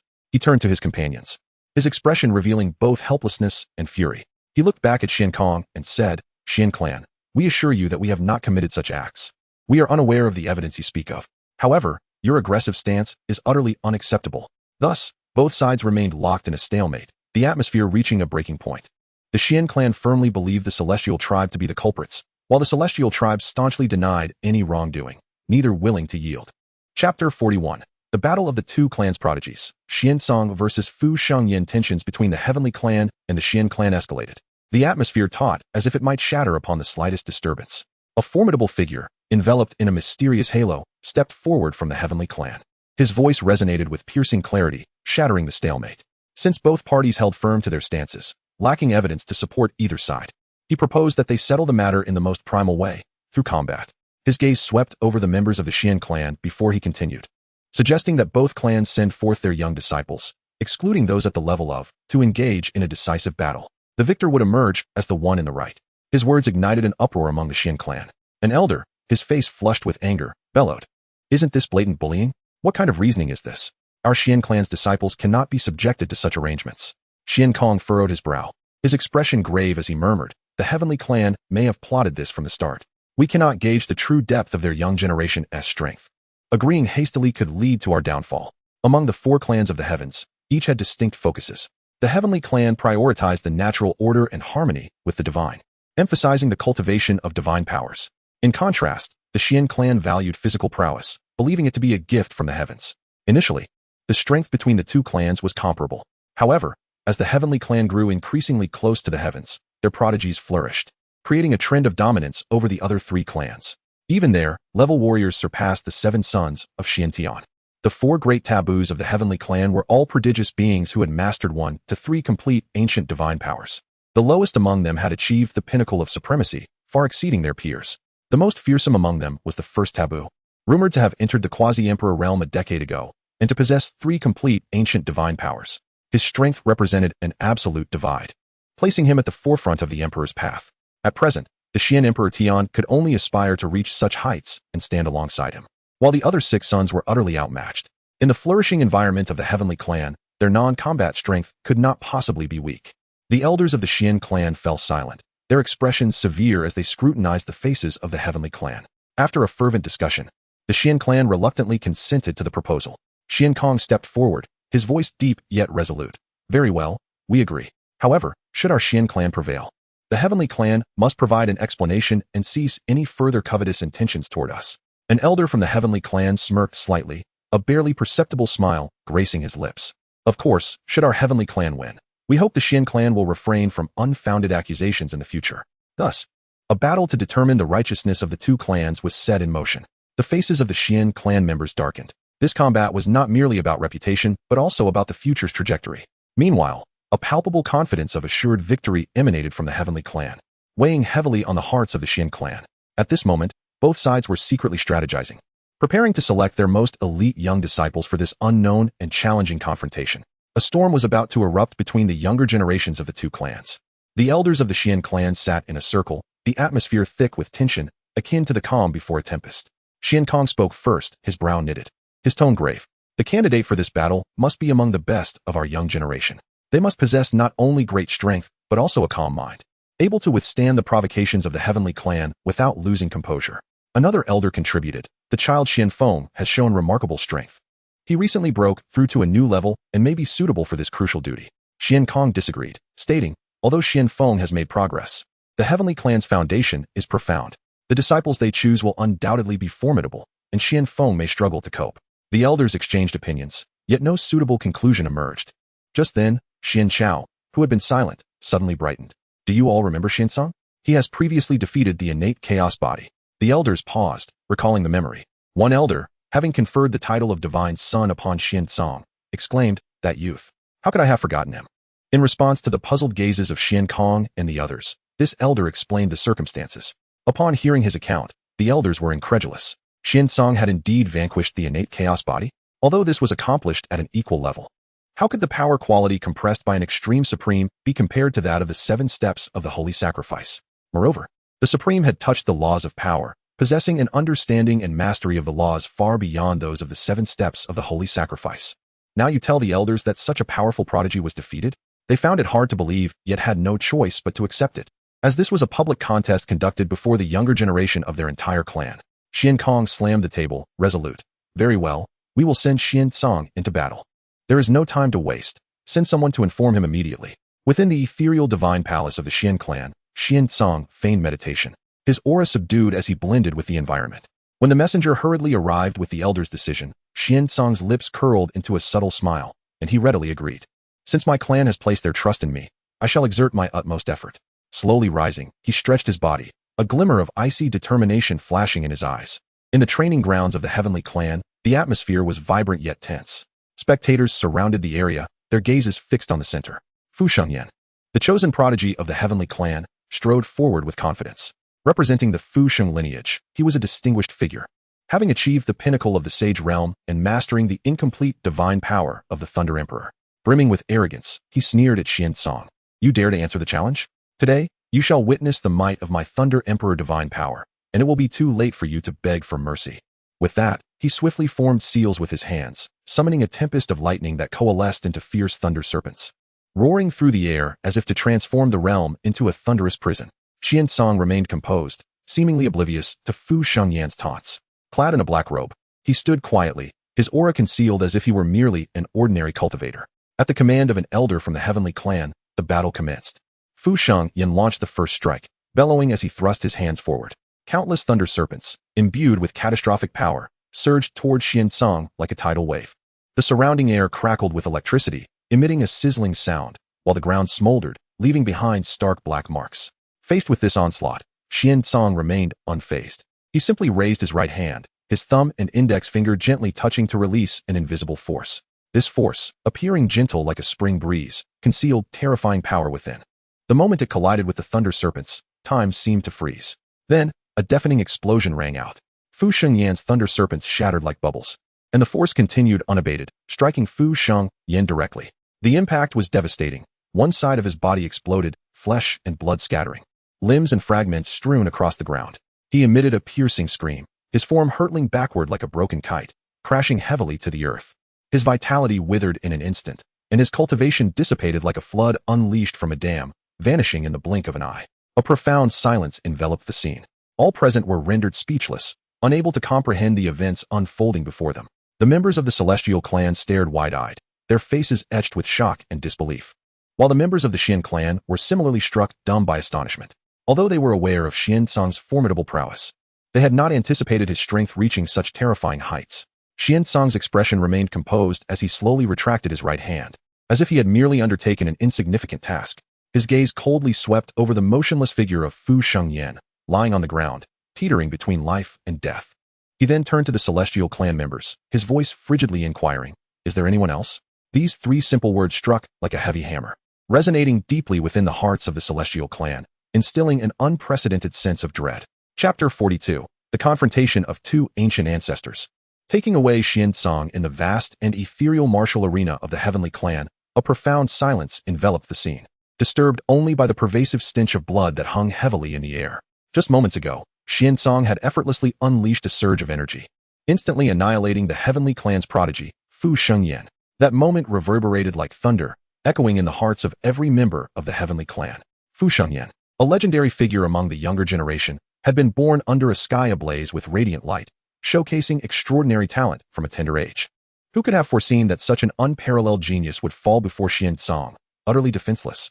In an instant, he perished, leaving behind a body that grew increasingly cold. The faces of the Heavenly Clan members were etched with shock and disbelief. Some stood frozen, their gazes vacant. In stark contrast, the 7 ancestors of the Xian clan reveled in their triumph, their faces alight with arrogant grins. They laughed heartily, exchanging contemptuous remarks about the Heavenly Clan. To them, this victory was not merely a testament to their strength, but also a bargaining chip to be exploited at will. While the 7 ancestors of the Xian clan indulged in their victory and schemed for profit, the sky suddenly darkened, and a terrifying aura surged from the depths of the Heavenly Clan. An elderly man, with hair as white as snow, appeared on the martial arena, moving with a seemingly slow gait that belied the swiftness with which he traversed mountains and rivers. His face bore the marks of time, and his gaze was deep and serene. He stood quietly, yet his presence loomed like a towering mountain, suffocating all present. The laughter of the 7 Xian ancestors abruptly ceased as they felt an unprecedented pressure, as if this seemingly ordinary old man were an insurmountable peak. The ancestors of the Heavenly Clan, upon witnessing his arrival, felt a flicker of hope ignite in their previously dim eyes. They bowed in reverence, their faces filled with awe and respect. "We welcome the ancient ancestor." Their voices harmonized, resonating throughout the arena. The 7 ancestors of the Xian clan exchanged wary glances, a hint of trepidation flickering in their eyes. One of them snorted disdainfully, declaring, "Humph, just an old fool. Can he truly stir up any trouble?" Upon hearing this, the old man lifted his gaze, fixing his eyes on the speaker. A mere glance sent a shiver through the Xian ancestor's soul, leaving his body trembling with a profound fear. The old man slowly spoke, his voice deep and rich, echoing like a bell across the heavens and the earth. "You Xian clan, in your brazen arrogance today, have you considered the consequences?" As he spoke, his aura surged dramatically. The very essence of the world seemed to be drawn to him, converging with a ferocity that transformed the weather, heralding a tempest. The entire Heavenly Clan found itself shrouded in a terrifying pressure. The expressions of the 7 Xian ancestors shifted dramatically as they finally comprehended the extraordinary power possessed by this seemingly ordinary old man. He raised his right hand gently, and a colossal palm of energy materialized from thin air, blotting out the sun as it descended towards the 7 Xian ancestors. Predecessor, misunderstandings abound. It is all a misunderstanding. The 7 ancestors of the Xian clan exerted all their strength to defend themselves, their various artifacts and spiritual energies shimmering. Yet, before that hand, they appeared so insignificant and fragile. With a resounding crash, the palm descended heavily, engulfing the 7 ancestors in an instant, leaving their fates uncertain. The members of the Heavenly Clan erupted into deafening cheers upon witnessing this scene. Then, the old man turned to Xiansong, asking gently, "Young man, would you wish to join my Heavenly Clan? Should you agree, you would immediately attain the 5th forbidden position and gain access to all the resources of the Heavenly Clan." His words sent shockwaves through the crowd. The forbidden position was the highest honor among the younger generation of the Heavenly Clan. To their astonishment, the ancient ancestor made such a promise without a moment's hesitation. "Thank you for your kind offer, but I, Xiansong, have no intention of joining the Heavenly Clan." Xiansong replied coolly, his expression stern and undisturbed, seemingly unfazed by the fate of the 7 ancestors. Upon hearing this, the smile vanished from the old man's face. In his long existence, he had never encountered anyone who dared to reject his invitation so bluntly. A glimmer of murderous intent flickered in his eyes as a powerful aura once again enveloped the entire arena. Young man, do not misjudge your situation. Should you refuse my heavenly clan, you may find it difficult to leave this martial arena. Just as the ancient ancestor of the heavenly clan prepared to strike down Xian Song, a melodious sound of a sword echoed through the sky. The sound was clear and sweet, yet contained an endless sharpness, as if an invisible force repelled the surging energy of the heavenly ancestor. As the crowd looked up, a radiant arc streaked across the sky, reaching the martial arena in the blink of an eye. When the arc dissipated, an elderly figure with a youthful visage appeared, donned in a flowing white robe. He held an ancient long sword, its blade inscribed with glowing runes that emanated a disquieting aura. His complexion was rosy, and his eyes sparkled with vitality and defiance, presenting a stark contrast to the weathered appearance of the heavenly ancestor. My old friend, it has been a while. You still carry such a fierce temper. The sword ancestor smirked, his lips curling into a teasing smile as he regarded the heavenly ancestor like an old companion, yet with a touch of mockery. As he made his entrance, his formidable aura surged like a tumultuous tide, enveloping the surroundings. The ancestors of the heavenly clan, who had just been oppressed by the heavenly ancestor, now felt a completely different force, filled with vigor and vitality, shattering the oppressive weight of the heavenly ancestor. The expression of the heavenly ancestor shifted as he sensed the terrifying power radiating from the sword ancestor. Many years prior, they had fought to a standstill, neither able to gain the upper hand. Yet now, the sword ancestor had evidently surpassed his former strength. Humph, you old fool, you certainly know how to pick your moments.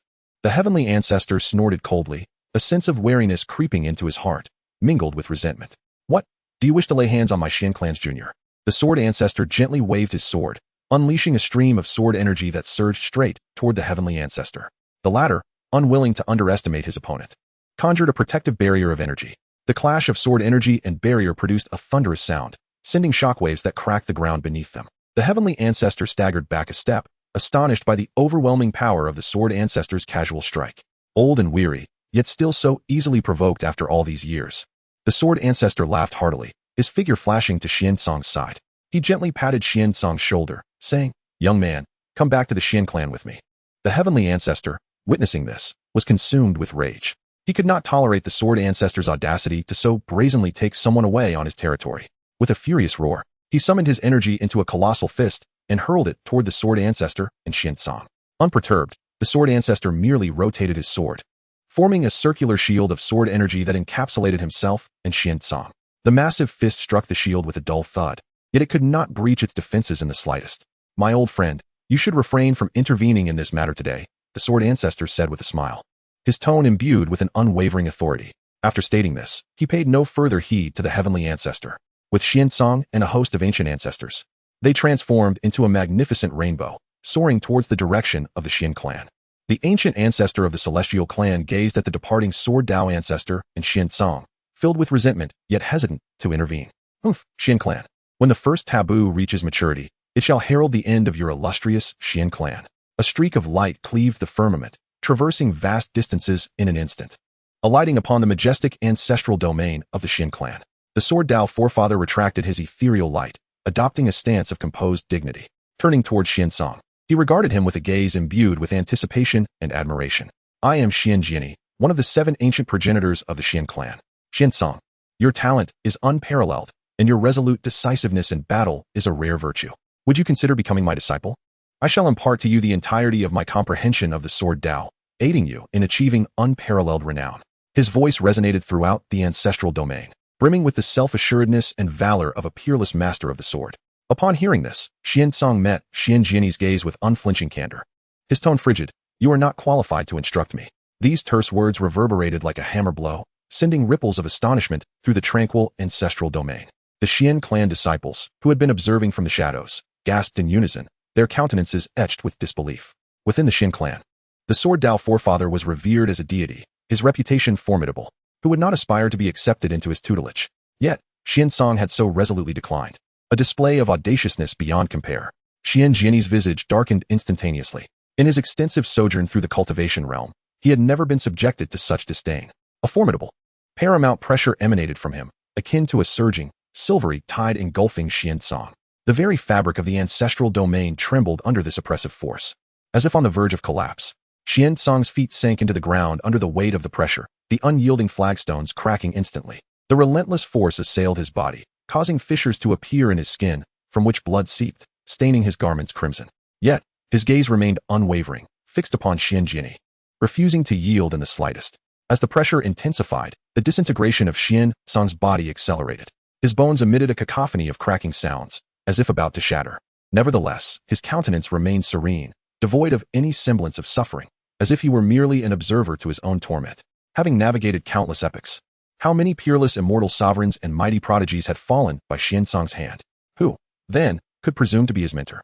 Only the true Genesis, the origin of all things, was worthy of his anticipation. Just as Xian Song's body was on the verge of complete disintegration, Xian Jinyi experienced a sudden pang of emotion, and he ceased the oppressive force. Gazing upon Xian Song, whose body was battered and bloodied, yet whose expression remained unyielding, the anger in his eyes gradually dissipated, replaced by profound admiration. A tenacious whelp, indeed, Xian Jinyi exclaimed, his laughter filled with unbridled mirth and exhilaration. He had never encountered such resilience. To withstand such immense pressure without faltering was a testament to a spirit rarely seen in this world. Xian Song slowly raised his head, wiping the blood from the corner of his mouth, and regarded Xian Jinyi with a chilling gaze. Though his body was weakened, his eyes still radiated pride. Xian Jinyi approached and clapped Xian Song on the shoulder, declaring, "From this day forward, you are no longer alone. Advance fearlessly on your path of cultivation, and should anyone dare to impede you, the Xian clan shall stand as your bulwark." Then, Xian Jinyi inquired, "You claim I am not qualified to instruct you. Explain then why I am deemed unworthy." His words carried an undeniable air of authority. Xian Song's expression remained placid, his eyes as deep as an abyss, as he slowly enunciated, "I possess an exhaustive understanding of all Taoists." His voice, though not loud, echoed clearly throughout every corner of the ancestral domain, akin to the resounding clang of a great bell, causing ears to ring and minds to reel. A clamor erupted, and astonishment rippled through the crowd, their eyes reflecting disbelief and skepticism. In their eyes, Xian Jinyi's mastery of the sword Dao had reached its zenith, yet Xian Song's audacious claim was difficult to accept. Hearing this, Xian Jinyi was both infuriated and amused, his laughter laced with derision. Arrogant, utterly arrogant. What an ignorant and presumptuous youth. If that is the case, then let us engage in a contest today, one that disregards cultivation levels and focuses solely on the essence of sword intent. I shall see just how much truth lies in your claim of mastering all Taoists. With these words, the aura surrounding him underwent a dramatic transformation, and a formidable sword intent surged skyward. The heavens and earth shifted, and the azure sky was instantly veiled in an atmosphere of grim foreboding. Xian Jinyi raised his hand, and 3 streams of sword intent erupted from his being, intertwining to form a resplendent curtain of light. These were the threefold sword intent, his pride and joy, past life, present life, and future life. The past life sword intent flowed like a gentle stream, imbued with the vicissitudes of time and profound gravitas.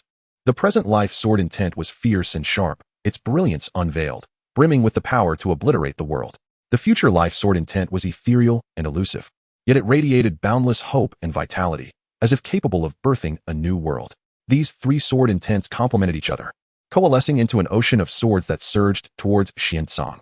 Young one, sword intent is the true essence of the sword Dao. The gulf between those who possess sword intent and those who do not cannot be bridged by mere cultivation. Xian Jinyi declared with a confident smile, assured of his impending triumph. Sword intent was the lifelong pursuit of all sword cultivators. It was only as he neared the end of his mortal existence that he had barely grasped the threefold sword intent, thereby rejuvenating his waning life force and allowing him to dominate the realm of swordsmanship, with few who could rival him. Yet, faced with such a magnificent sword intent, Xian Song displayed no fear, for he, too, possessed a sword intent, one inherited from Xian Jiansheng through the ancient ritual, the sword intent of life and death. In an instant, an even more terrifying sword intent erupted from Xian Song's body. The temperature in the ancestral domain plummeted, as if plunging into a world of ice and snow. This was Xian Jiansheng's sword intent of life and death, the exuberance of life and the desolation of death. The sword intent of life was like the warm sun of spring, imbued with boundless vitality. Wherever it reached, all things revived. Flowers, plants, and trees sprouted from the earth, growing vigorously. The sword intent of death was like the depths of the netherworld, icy and chilling, carrying boundless despair and annihilation. Whatever it touched was reduced to dust, vanishing into the vast expanse of the universe. You actually possess sword intent," Xian Jinyi exclaimed, his eyes widening in astonishment. In his era, no one had been able to comprehend sword intent at such a young age. Anyone who could achieve such a feat could be considered the foremost talent of their generation. As the sword intents of life and death intertwined, they formed a massive taiji symbol that rotated slowly. The sword intents of life and death pulled against each other, yet maintained a perfect equilibrium, unleashing a chilling power. The moment the threefold sword intent collided with Xiansong's sword intent of life and death, the entire world seemed to freeze. A powerful ripple emanated from the epicenter, spreading in all directions. Buildings in the ancestral domain cracked under the force, and countless runes flickered, attempting to withstand the terrifying aftershock. In this clash of sword intents, the threefold sword intent, though formidable, gradually fell into a disadvantage against the sword intent of life and death. The past life sword intent was continuously eroded by the desolation of death, its once profound aura becoming increasingly faint. The sharpness of the present life sword intent was gradually dimmed by the impact of the exuberance of life. The hope and vitality of the future life sword intent were almost completely crushed by the overwhelming power of the sword intent of life and death. Xian Jinni's expression turned exceedingly grim, as he never imagined that his cherished threefold sword intent would be completely outmatched by Xiansong's sword intent. As he watched the sword intent of life and death approach, a sense of helplessness welled up within him. However, he was, after all, the sword Dao forefather, and his innate pride prevented him from conceding defeat easily. Xian Jinni gritted his teeth, pouring all his strength into resisting Xiansong's sword intent. Yet all was in vain. Xiansong's sword intent of life and death resembled an unstoppable machine of annihilation. With an unyielding momentum, it shattered the three lives sword intent of Xian Jinni, advancing relentlessly towards him until it halted directly before him. Xian Jinni gasped for breath, his heart a tumult of conflicting emotions as he regarded the composed Xiansong before him. He could not deny that Xiansong's sword intent indeed surpassed his wildest imaginings. In that moment, his perception of Xiansong underwent a profound transformation. The anger that once consumed him had evaporated, replaced by a deep sense of shock and admiration. Chapter 44. The Fourth Taboo of the Celestial Clan, Invitation from the Celestial Court at the summit of the Divine Mountain. The sacred land of the Celestial Clan is adorned with myriad auspicious colors, and divine radiance envelopes the sky, transforming the entire expanse into a realm reminiscent of a dream. Here, the elders of the Celestial Clan gather in unity, each exuding a terrifying aura, some as profound as the abyss, others sharp as blades. Yet, this serene and sacred place is currently shrouded in a veil of anger. Previously, the Xin clan had provoked them without cause, bringing humiliation upon the Celestial Clan, followed by a humiliating rebuke from the proud warriors of the Xin clan, inciting a fury within the Celestial Clan. During the clan assembly, emotions ran high. An elderly clan elder, his hands trembling, thunderously proclaimed, "The Xin clan truly oversteps the mark. Our Celestial Clan has thrived for millennia. When have we ever endured such disgrace? They must pay a heavy price for this affront." His words struck like a stone cast into a turbulent lake, creating ripples of outrage. Just as the assembly simmered with indignation, a sudden rift tore open in the sky, cascading endless light down upon them. Auspicious colors intertwined, and divine mist filled the air. A tall figure descended slowly, Futuyu, the prodigy known as the Fourth Taboo of the Celestial Clan. Futuyu scanned the gathering, a hint of disapproval etching his brow at the overwhelming anger displayed by his kin. He spoke with a calm demeanor. "They are merely a troop of clowns from the Xin clan. Is it necessary to make such a grand display?" His voice, though soft, resonated with undeniable authority, echoing like a bell in the ears of all present. The crowd paused, then astonishment spread across their faces. Futuyu was a paragon among the younger generation of the Celestial Clan, his cultivation speed nothing short of astonishing. In just a few decades, he had reached the pinnacle of supreme perfection, mastering the complete version of the Qilin divine ability, earning the title of the absolute taboo among peers. However, the provocateur from the Xin clan, Xiansong, was equally renowned. It was said he possessed the legendary underworld king body, his strength unfathomable. Even some of the older powerful figures within the Celestial Clan dared not underestimate him. Witnessing the skepticism on the faces of those around him, Futuyu displayed a smirk of disdain. And what of Xiansong? In my eyes, he is no more than an ant. Should I choose to act, his life would be extinguished in an instant.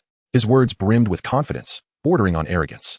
At that moment, an elder clad in black robes rose slowly, his expression grave. "You, do not underestimate the foe. Xiansong wields the underworld king body." Upon hearing this, Futuyu not only dismissed the elder's caution, but threw back his head and laughed heartily. "Ha ha, what of the underworld king body? I traverse the world without fear of any adversary. Today, I shall make the Xin clan aware of the consequences of provoking the Celestial Clan." His laughter reverberated through the heavens, causing the very void to shudder. Observing Futuyu's self-assured demeanor, the elders could only shake their heads in resignation. They understood that while he was indeed powerful, Xiansong was not to be taken lightly. This conflict with the Xian clan would likely not unfold as Futuyu envisioned. Just as Futuyu's bold declarations echoed in their ears, another elder, stooped yet exuding an unyielding presence, rose to speak. My friends, there is another matter at hand. His gaze swept over the assembly, his expression a mix of gravity and anticipation. The Celestial Court has recently extended an invitation to the four great clans, summoning the prodigies of heaven, earth, Xian, and Huang to gather at the Celestial Court. This is an unparalleled honor, and an exceptional opportunity for our clan's prodigies to make their mark. As these words settled, a hush fell over the assembly, quickly giving way to murmurs of excitement. The Celestial Court, a formidable entity that presides over the 9 realms, commands respect and authority that can stir the very fabric of these realms. For any clan's prodigy, receiving an invitation from the Celestial Court signifies an entry ticket to a higher echelon of cultivation. Should one shine within the Celestial Court, their reputation would resonate throughout the universe. I propose we send Futuyu. The elder's gaze fixed on Futuyu, brimming with trust and hope. With his strength and talent, he will undoubtedly shine at the Celestial Court, bringing unmatched glory to our Celestial clan. Upon hearing this, Futuyu's lips curled into a defiant smile, his expression radiating pride. Before anyone could respond, he laughed heartily. Haha, the invitation from the Celestial Court aligns perfectly with my intentions. If Xiansong dares to attend, I shall slay him on the spot at the Celestial Court, making it known to all that those who provoke the Celestial clan meet only their doom. His voice thundered like rolling thunder, exuding boundless dominance, echoing atop the divine mountain. The elders nodded in agreement, recognizing Futuyu as the most outstanding representative among the younger generation of the Celestial clan. If anyone could stand out at the Celestial Court and command respect, it would be one of the 4 great taboos. Slaying Xiansong at the Celestial Court would not only avenge their prior humiliation, but also elevate the Celestial clan's prestige to celestial heights, earning the admiration of countless clans. Very well, it is settled. An elder of considerable experience nodded firmly. When you go to the Celestial Court, ensure you showcase the unparalleled grace of our Celestial clan.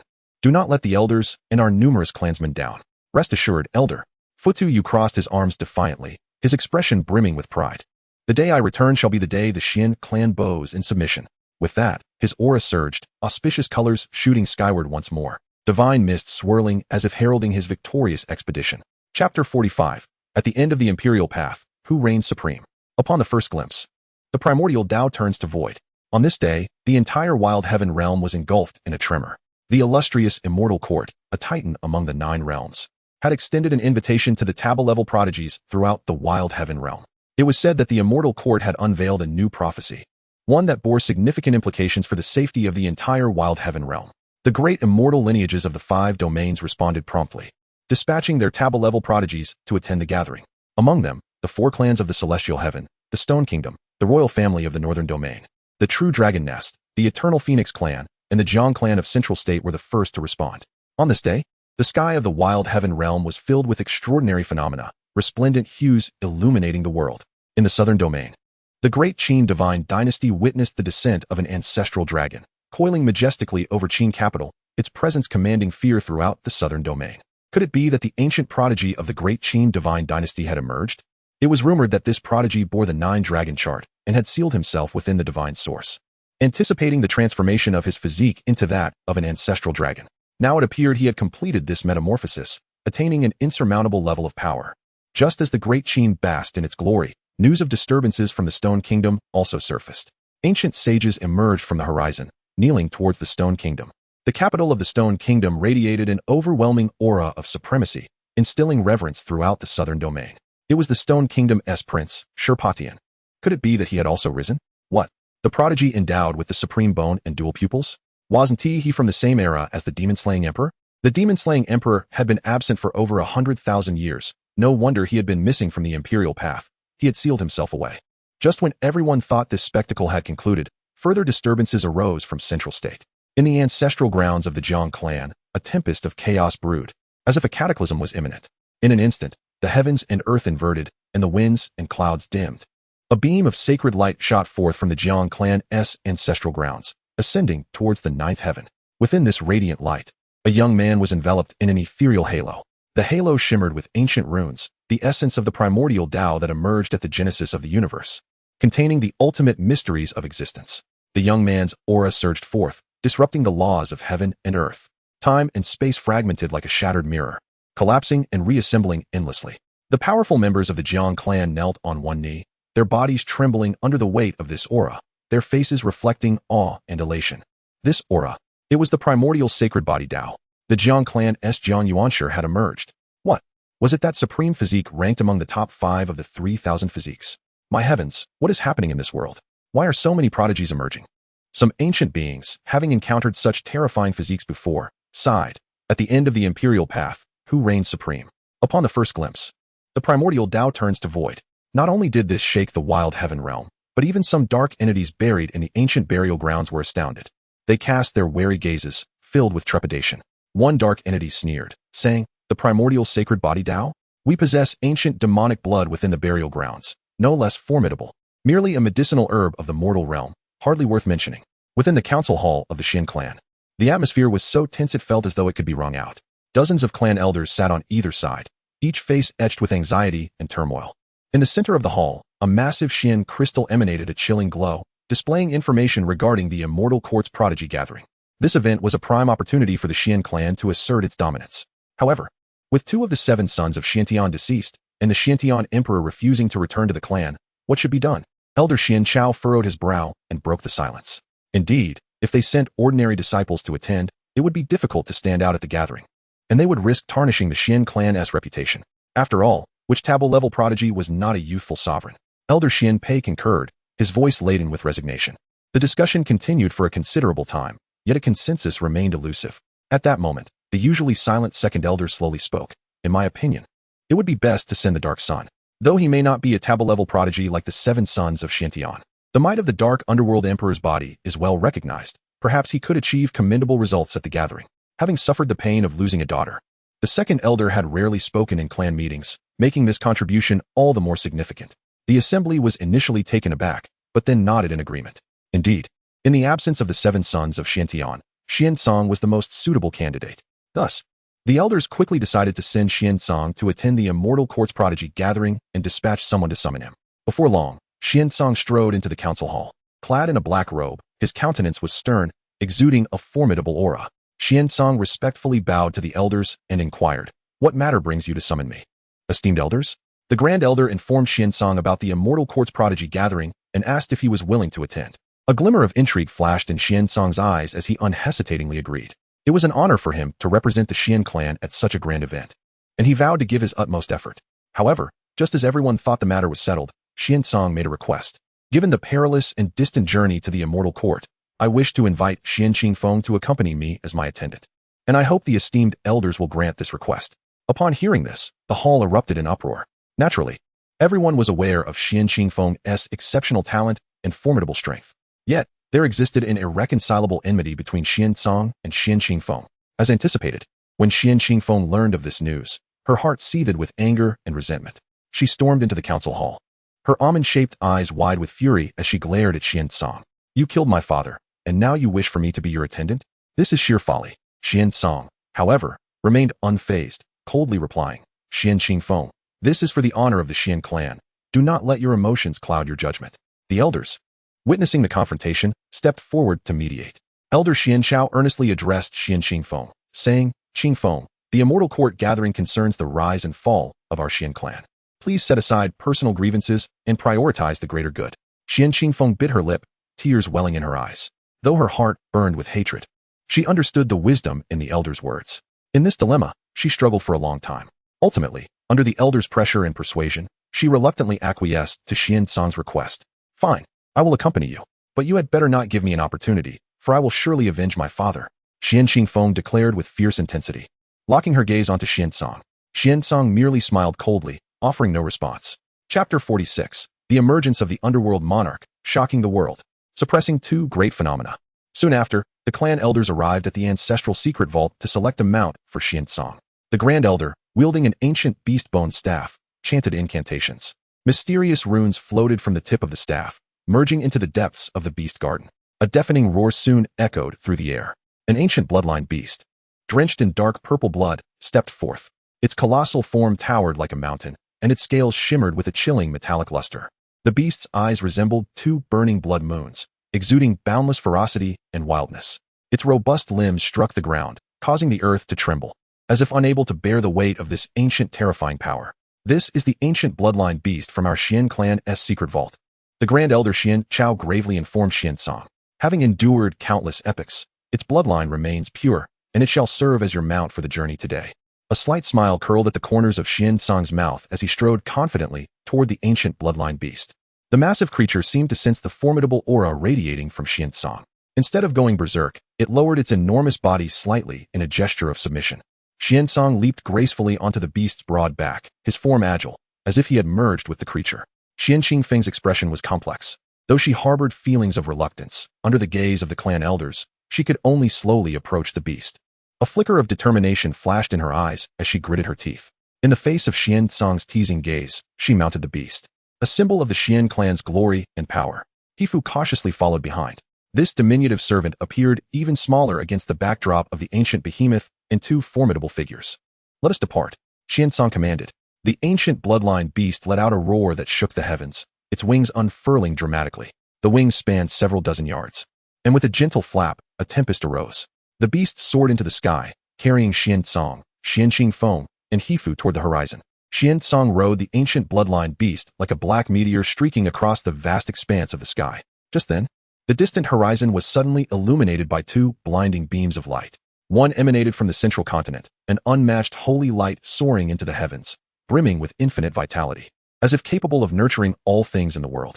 The other beam originated from the southern domain, the brilliance of the supreme bone shooting straight into the sky, exuding an innate dominance and majesty.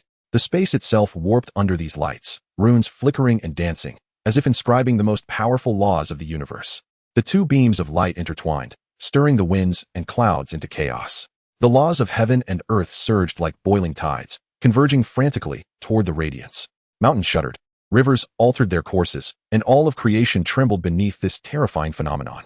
Countless cultivators halted their practices, gazing in shock and reverence toward the source of the light. "Heh!" Xiansong observed this spectacle with a hint of disdainful amusement. To him, these were merely two oblivious sacrifices showcasing their folly before him. In an instant, a terrifying aura erupted from within Xiansong, akin to a dark torrent surging from an endless abyss, instantly shrouding the surrounding sky in pitch blackness. This aura contained boundless death and destructive power, extinguishing all vitality in its wake. In the sky, countless black stars materialized, emitting a cold, eerie glow. Soon after, a colossal shadow of the underworld monarch slowly emerged. The monarch radiated black flames, which harbored endless resentment and suffering. Its eyes were like two black holes, deep and terrifying, as if capable of devouring all. With the manifestation of the underworld monarch, the once rampant holy light and the brilliance of the supreme bone dimmed in an instant. The overwhelming pressure exuded by the monarch acted as an invisible giant hand, forcefully suppressing the manifestations of the holy light and supreme bone. The laws of heaven and earth recoiled under this pressure, converging back toward Xiansong. The world was astir. Countless cultivators gazed at the terrifying shadow of the underworld monarch in the sky, their hearts filled with dread and astonishment. They had never witnessed such formidable power, a force seemingly transcending all worldly laws and reaching a state of despairing supremacy. What is that giant? Such a potent aura. Only a few ancient beings recognized the supreme mythos of the underworld. They trembled, their lips quivering, murmuring, "The underworld monarch has descended upon the world." Xian Qingfeng stood behind Xiansong, her beautiful eyes wide with shock. She understood Xiansong's formidable strength, but she had never fathomed he could reach such heights. Hifu's face was alight with fervor. He gazed at the imposing shadow of the underworld monarch, trembling with excitement. In his heart, Xiansong was his faith, the being he would follow for a lifetime. Now witnessing Xiansong's overwhelming power, he felt immense pride and elation. "Humph, mere sacrifices dare to be insolent before me," Xiansong coldly remarked, his voice laced with scorn and arrogance. As the underworld monarch's power continued to surge, the entire world was enveloped in darkness. Only the colossal shadow of the underworld monarch radiated an infinite majesty, standing firm in the heavens. Meanwhile, in the ancient land of the Stone Kingdom, long protected by the supreme bone, the very ground trembled under the terrifying pressure of the underworld monarch. Deep within the Stone Kingdom, in a mysterious palace surrounded by countless runes, a young man with dual pupils, emanating the aura of the supreme, seethed with anger, feeling a profound insult. In an instant, all the pathways connected to the supreme bone within the Stone Kingdom surged with energy. The overwhelming supreme aura ascended, coalescing into a vast ocean above the kingdom. Within this ocean, a colossal figure, formed from pure spiritual energy, gradually took shape.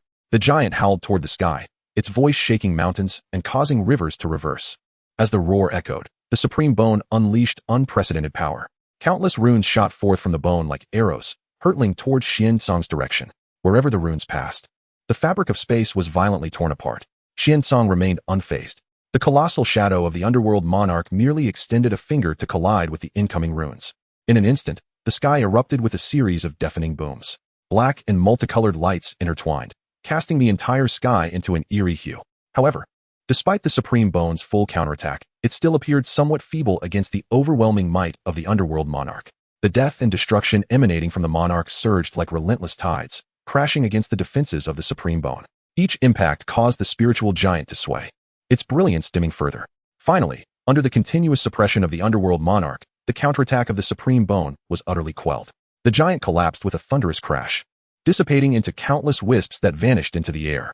The sky above the Stone Kingdom was instantly shrouded in darkness once more, leaving only the chilling shadow of the underworld monarch suspended in the heavens. The world was in shock, whether in the distant eastern wilderness or hidden in the western desert. Mysterious strong beings were left dumbfounded by this scene. They bore witness to the might of the Supreme Bone and the entire process of its forcible suppression by the underworld monarch, who, indeed, possesses such unparalleled strength, such an exalted physique. This is the legendary Constitution. It is said that when the underworld monarch's physique reaches its zenith, it can summon the true form of the monarch to descend upon the world, annihilating all. Heavens, who has awakened such a malevolent constitution? Xiansong gazed down at the astonished masses below, a chilling curve gracing his lips. His voice resonated like a call from the depths of the abyss, echoing throughout the realm. In this world, no one yet exists who can rival me. As his words fell, the manifestation of the underworld king grew increasingly formidable. The very heavens and earth trembled in the wake of this terrifying power. Chapter 47. The reactions of the talents from all realms. Attention from the dark mythos. The eternal burial grounds, renowned as the foremost life-restricted zone in the wilderness, stands as the epicenter of the dark turmoil. Here, darkness swells like thick ink, swirling with unbridled ferocity. Eerie runes flicker in and out of sight, akin to the low murmur of ancient curses. At the very core of the burial grounds, darkness coalesces into a vast expanse, where a mythical being lies in slumber. Its form resembles a towering primordial mountain, stretching across the void, exuding a terrifying aura that sends shivers through the soul. Its skin is forged from pure dark energy, adorned with ancient and enigmatic patterns, chaotic imprints that have existed since the dawn of the cosmos, containing the power to annihilate the heavens and earth. The breath of the dark mythos ebbs and flows like the tides of the universe. With each inhalation and exhalation, the very fabric of space fractures, revealing endless chaotic voids. Suddenly, a distant silhouette of the king of the underworld materializes, radiating an infernal fire that burns fiercely, with flames as large as mountains, emanating a chilling and destructive presence. Its arrival ignites the dark forces of the burial grounds, akin to a surging black tsunami rushing forth in all directions. What? The dark mythos is roused by this earth-shattering aura.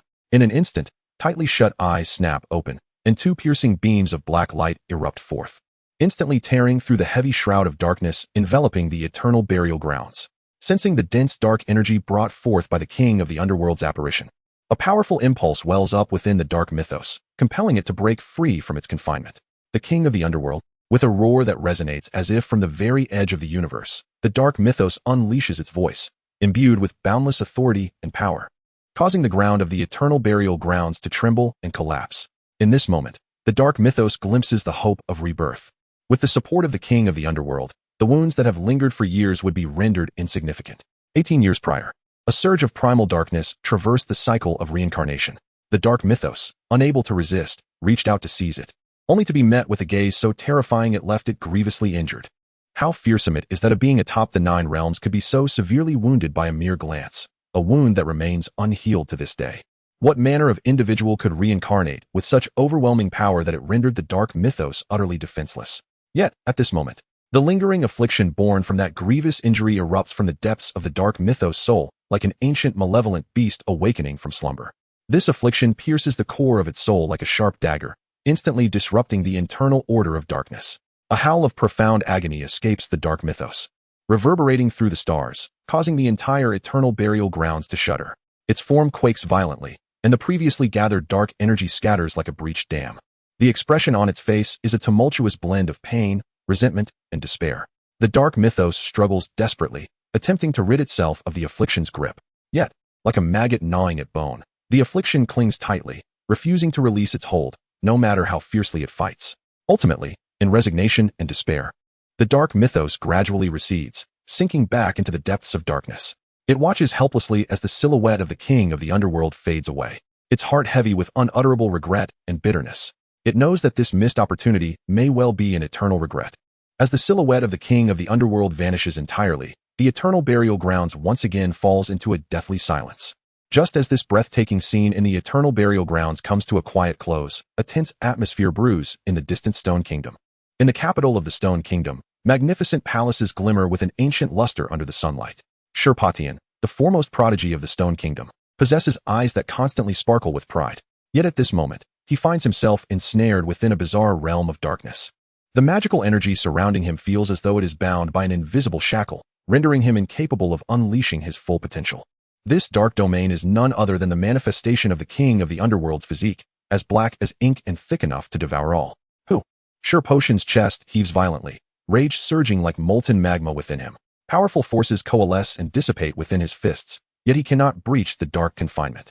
Who dares to treat me in such a manner? His roar echoes through the darkness, laden with boundless resentment and fury. The manifestation of the king of the underworld descends without warning, akin to an ancient mountain crashing down from the heavens, instantly suppressing him. The overwhelming force leaves him utterly defenseless, his dignity trampled upon. For one who has always held a lofty pride, this is an intolerable humiliation. He senses that the wielder of this manifestation lacks the strength he possesses. If he were to unleash his power, he could break free in an instant. But this is a contest of physique. To employ magical power would be to stoop to a lower tier, a notion unacceptable to Sherpatian, who bears the supreme bone and heavy eyes. I shall find this person and tear them to shreds. Sherpatian vows through gritted teeth, his voice laced with determination and ferocity. His eyes blaze with unquenchable wrath. At this moment, the hatred within him grows like wild grass, rampant and uncontrollable. He channels the residual strength within him, striving to shatter this prison of darkness. His body trembles slightly, sweat trickling down his forehead, soaking his garments. As he exerts his efforts, ripples emerge in the dark realm, seemingly stirred by his resistance. However, the power of the king of the underworld's manifestation is overwhelmingly potent. The ripples are short-lived, quickly calming once more. Darkness continues to envelop him like an iron curtain. In the ancestral land of the Jiang family in the central continent, a rich aura of Tao envelopes the air, and ancient runes flicker, revealing the profound heritage of the Jiang family over countless ages. A young man, clad in robes as white as snow, stands tall and proud like a pine. His countenance is stern, his eyes radiating an innate resilience and pride. He had been in seclusion, striving to elevate his mastery of Tao, only to be disrupted by a sudden and sinister force of darkness. This power, emanating from the king of the underworld's physique, roars like a hellish demon from the depths of the 9 underworlds, enveloping his place of cultivation in an aura of decay and destruction. What a sinister force.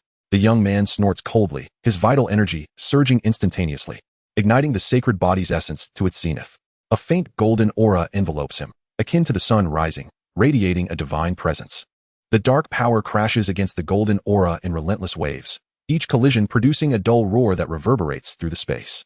The young man's expression grows increasingly grave, beads of sweat forming on his forehead.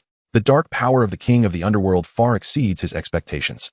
Within the darkness lurk countless vengeful spirits, wailing in sorrow, attempting to invade his consciousness and disturb his mind. The young man simultaneously channels the power of his sacred body, an unstoppable torrent surging forth to confront the dark force. I am the sacred body. How could I be easily defeated by such vile entities? With a low shout, his momentum escalates, the golden aura shining even brighter. Yet, the dark power clings to him like a parasite, pulling him into a quagmire where every step forward is excruciatingly difficult. But he does not waver, his fighting spirit ignited. He chooses the same path as Sherpatian, believing this to be a contest of physique, one that should not involve the use of cultivation. Just as the young man nears exhaustion, a spark of inspiration strikes him. Rather than merely resisting, he focuses his energies to seek out the weak points in the dark power. A glimmer of sharpness flashes in his eyes as he locks onto a flaw in the darkness, and with a powerful punch, he unleashes all his strength. Imbued with the unparalleled authority of the sacred body. Boom! A tremendous sound erupts as the dark power is torn asunder. Seizing the moment, the young man channels his energy, dispersing the dark force entirely. Once the tumult subsides, he exhales deeply and slowly opens his eyes. Though weariness lingers in his gaze, there is also a profound sense of relief at having survived this ordeal. The one capable of manifesting such formidable power must undoubtedly be a prodigy of extraordinary caliber. A faint smile of appreciation graces the young man's lips. The Pluto entity is intriguing, I truly yearn for a confrontation with it.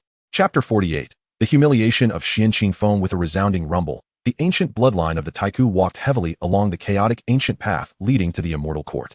On its vast, boundless back stood Xian Song, hands clasped behind him, his gaze profound. At this moment, he slowly unfurled an ancient scroll in his hand. Instantly, runes flickered and auspicious lights danced. From within the scroll, immense magical power surged forth, coalescing into a magnificent palace suspended above the back of the ancient bloodline. The palace, with its flying eaves and intricately carved beams, was enveloped in an aura of auspiciousness. Xian Song stepped forward, intending to pause within the palace for a moment of respite. Just then, a cold voice rang out. Halt. Xian Qingfeng moved lightly, her eyes filled with frost as she coldly fixed her gaze upon Xian Song. He paused, slowly turning to regard her with indifference. Seeing his demeanor, her anger intensified. What is your true intention in bringing me to the immortal court? Do not presume that I, Xian Qingfeng, am merely a pawn to be manipulated. If you do not provide me with an explanation today, you shall not take another step forward. A smirk curled at the corner of Xian Song's mouth, his expression unperturbed, devoid of any concealment. I bring you to the immortal court naturally to deal with your beloved, Emperor Tian. His tone suggested he was discussing a matter of little consequence. Xian Qingfeng's beautiful eyes widened in shock.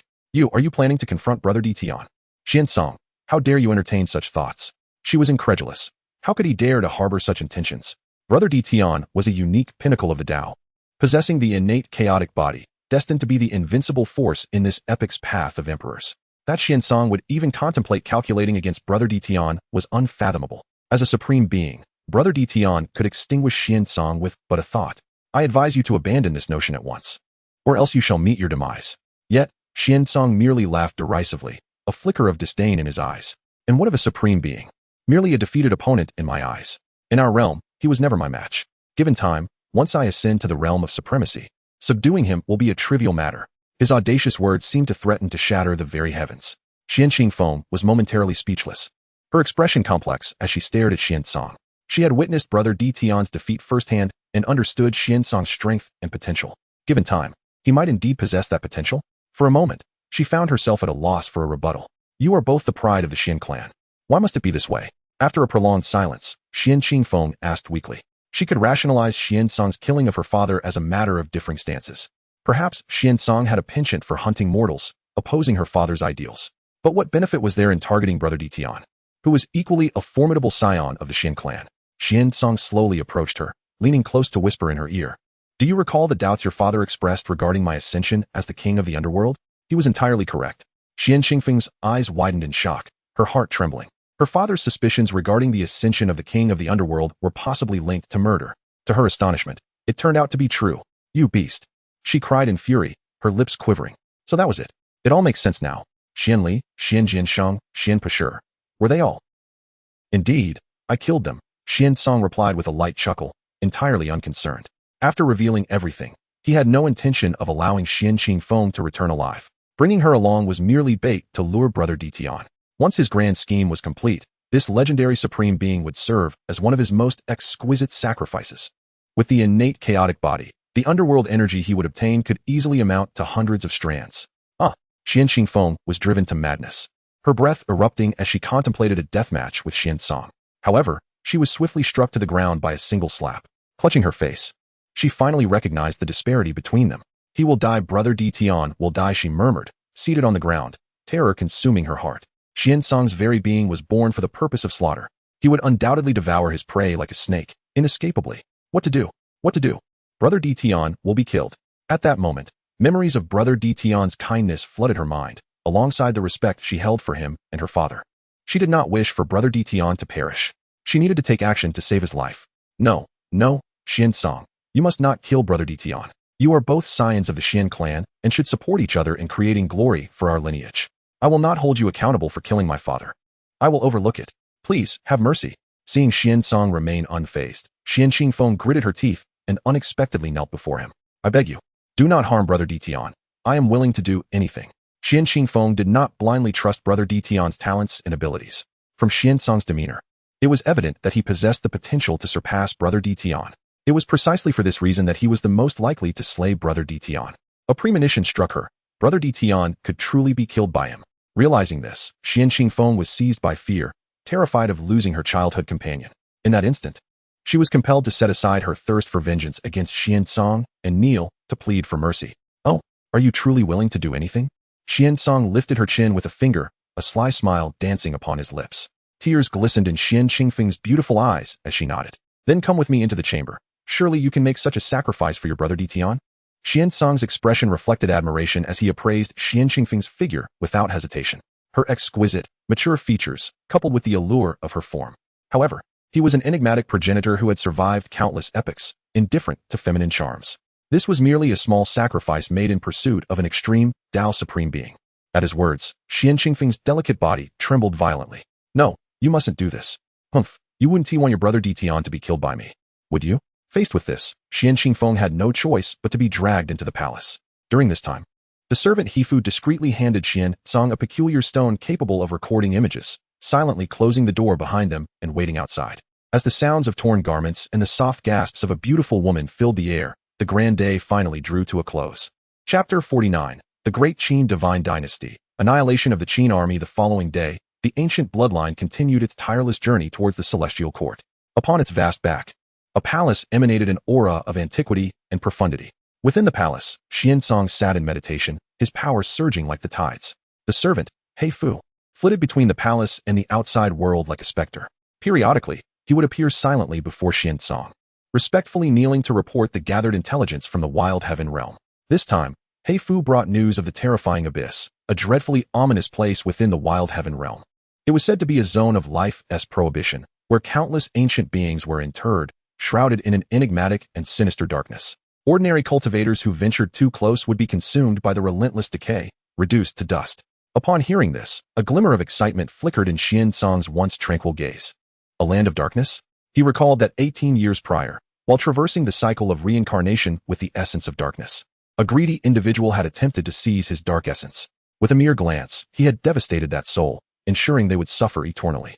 At that moment, a mist infused with a faint fragrance enveloped the air as Xian Qingfeng, her hair damp from bathing, boldly entered the palace. Upon seeing Xian inscrutable demeanor, her heart trembled, finally realizing his terrifying nature. The thought of potentially losing her childhood companion, Xian Ditian, gripped her heart with fear. "Xian, you promised me." Xian Qingfeng's voice trembled as she suppressed her inner turmoil. "I gave myself to you last night. You must uphold our promise." Xian raised his eyes, his gaze as cold as a still pond, seemingly indifferent to Xian Qingfeng's alluring post-bath scent. He disregarded her plea for reconciliation, abruptly rising and striding forward. Grasping her wrist with a grip akin to iron, he forcibly dragged her into the inner chamber. Xian Qingfeng gasped, struggling desperately, yet she could not escape his vice-like hold. "Is one exchange enough to reclaim the life of an unparalleled supreme?" He scoffed. "You are too naive. You are untrustworthy." Xian Qingfeng's voice was a mix of anger and fear, yet she dared not resist, recalling the terror of the previous night, her heart quivering. "Please, be gentle. Do not hurt me again." Suddenly, the void distorted as if torn by an invisible hand. A vast and imposing presence surged forth, sweeping across the heavens and earth like a tidal wave. In the distance, a golden river appeared, brimming with gleaming weapons and warships. On board, countless soldiers clad in black and gold armor radiated a fierce aura of slaughter. Their eyes blazed as they gazed ahead. Golden divine rainbows erupted from the ships, intertwining and illuminating the sky in a brilliant golden hue. Below, immense battle flags fluttered, embroidered with lifelike phoenixes that seemed poised to take flight.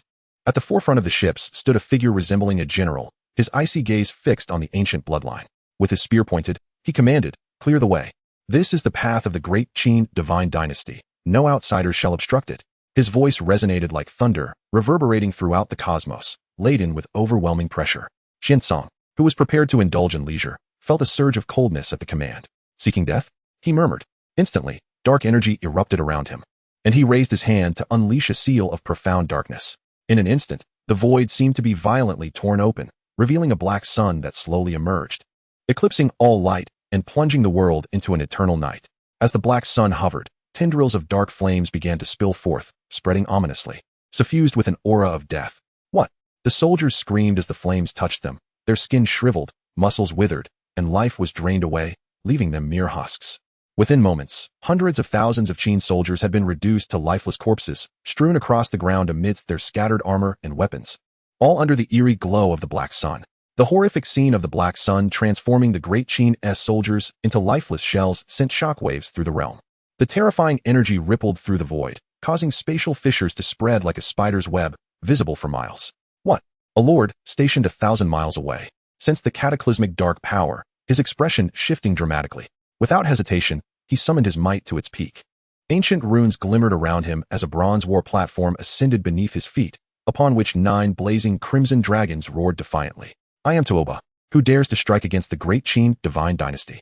The Lord Tuoba charged toward the black sun, wielding a pitch-black spear that glimmered with a chilling light. As he approached, the spear emanated an aura capable of subduing the universe. With a thunderous shout, Tuoba thrust his spear towards the black sun, releasing a dazzling golden light that burst forth from the spear's tip. Ancient runes danced within the golden radiance as they soared toward the black sun, seeking to suppress it. Yet, the dark sun, akin to a demon from the abyss, disregarded this assault.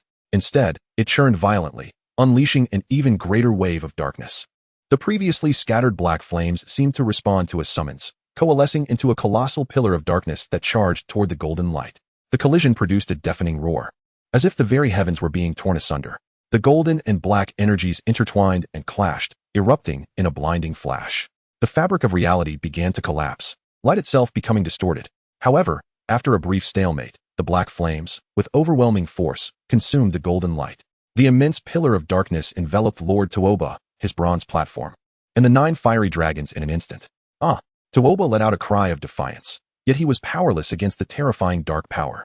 His form dissolved within the black flames, vitality stripped away until not a trace remained, entirely devoured by the dark sun. Chapter 50. Ingzheng, confronting the Supreme. An atmosphere of chilling dread enveloped the heavens and the earth, as the terrifying pressure of the great black sky spread unchecked. In this moment of impending crisis, a formidable presence suddenly descended. The distant void rippled like water, revealing a youth clad in a black and gold dragon robe. He wore a crown befitting an emperor, exuding an unmistakable aura of royal authority. The crown swayed lightly, bearing the weight of the cosmos, as it oscillated, measuring the order of the universe. The dragon embroidered in golden thread on the robe seemed to claw at the air, radiating an infinite majesty and nobility. The edges of the robe whipped in the wind, stirring invisible waves of energy. Wherever he passed, the chaos wrought by the great black sky was quelled, the space smoothing out in his wake. Who dares to act rashly before me? Ingzheng's eyes resembled the vast starry sky, glimmering with a chilling light akin to a shooting star that could pierce the night, instilling fear in all who beheld him. His countenance was austere, with sharp features that conveyed an innate aura of authority. In his gaze, all things were but ants, and any defiance would be ruthlessly crushed.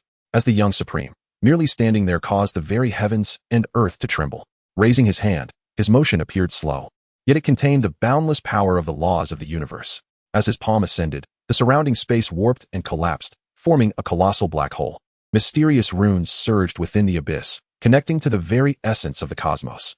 With a gentle wave, an intangible and irresistible force surged toward the great black sky. The black flames of the great black sky halted, and the rampant darkness was instantaneously suppressed.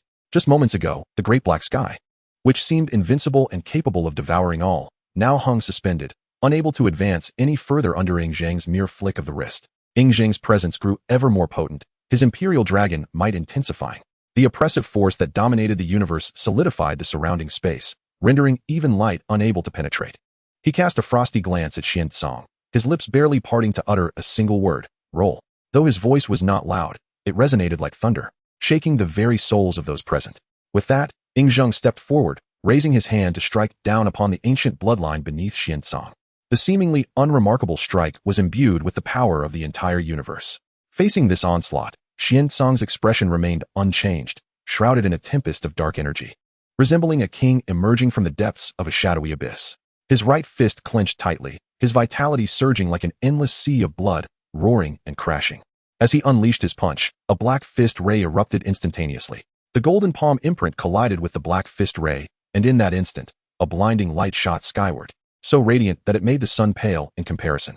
Following this, a deafening roar reverberated through the heavens and earth, as if the very world were on the brink of annihilation under this force. From the center of their clash, terrifying ripples of energy expanded outward.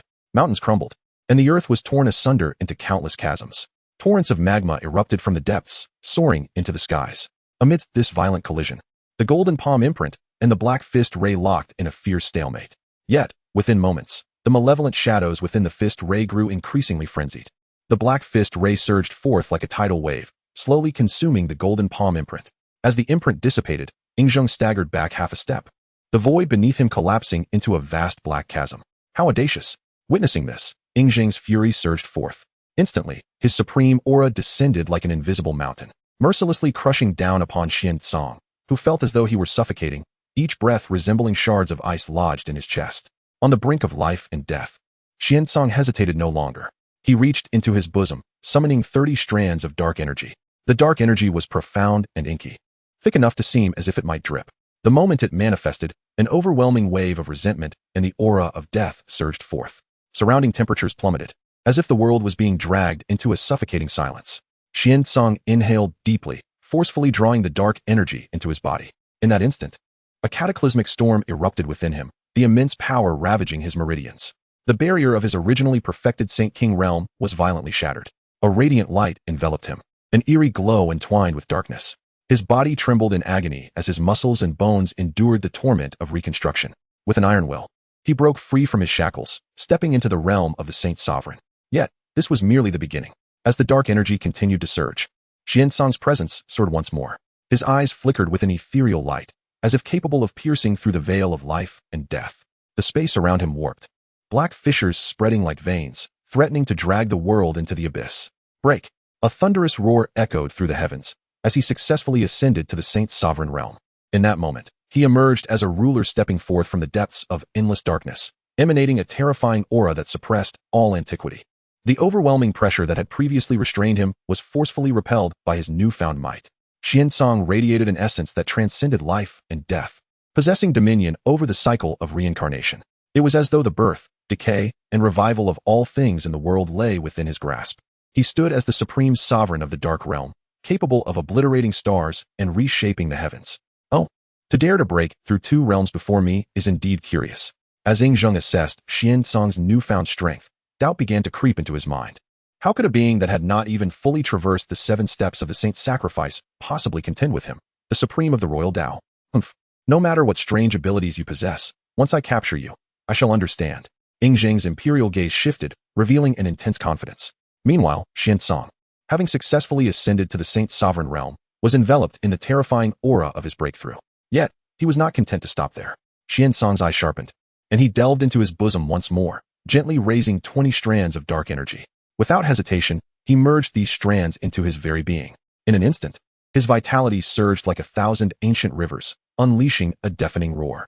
The hue of his vitality transformed, no longer a mere crimson, but a bizarre shade of purple-black. Harboring boundless destructive power, capable of reducing anything that stood in its path to dust.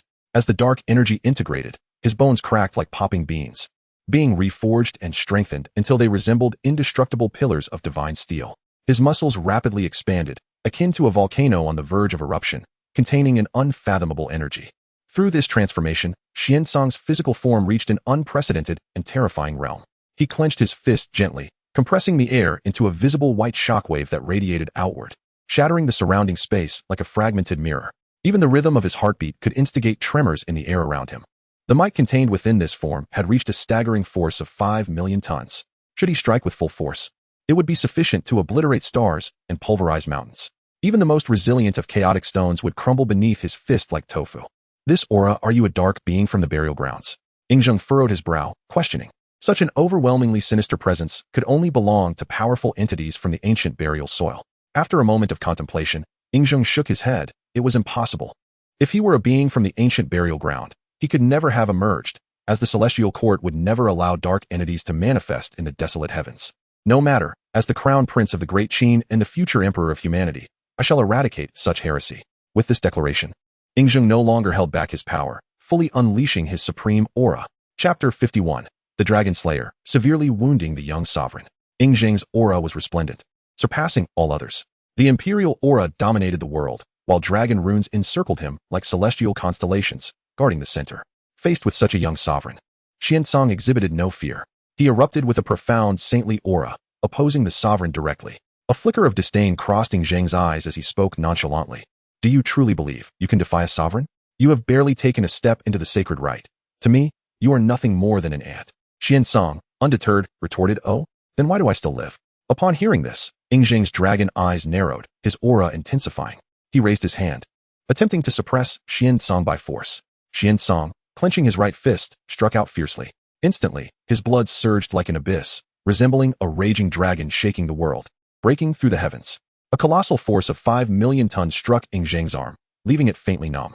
Ing Zhang was stunned, unable to believe. Initially, he had underestimated his opponent, not unleashing his full power. Yet now, he had unleashed the entirety of his sovereign strength with this blow. How could the opponent's physique be so formidable? Before Ing Zhang could react, Xiansong flicked his fingers, unleashing a sword chi that cleaved toward his neck. The ruthlessness of the attack left no room for the opponent to survive. This maneuver infuriated Ing Zhang, who let out a thunderous roar that reverberated throughout the land. He anticipated the sword chi would be repelled, yet to his astonishment, it merely diminished in power, with the remaining force slicing toward his neck. Buzz! The sword chi grazed the sovereign's body, leaving a shallow red mark. Yu. Ing Zhang, in disbelief, touched his neck. He had been injured by an ant at the 4th step of the sacred rite. You shall die? Ing Zhang, consumed by rage, erupted with an overwhelming presence, his sovereign aura saturating the entire realm. Since his debut, he had always triumphed over the weak, slaying those of higher realms. Never had he been countered like this. The humiliation ignited a fury within him, stripping away his reason. The sacred King Seal law, suppressing the world. Ing Zhang unleashed an unparalleled sovereign technique.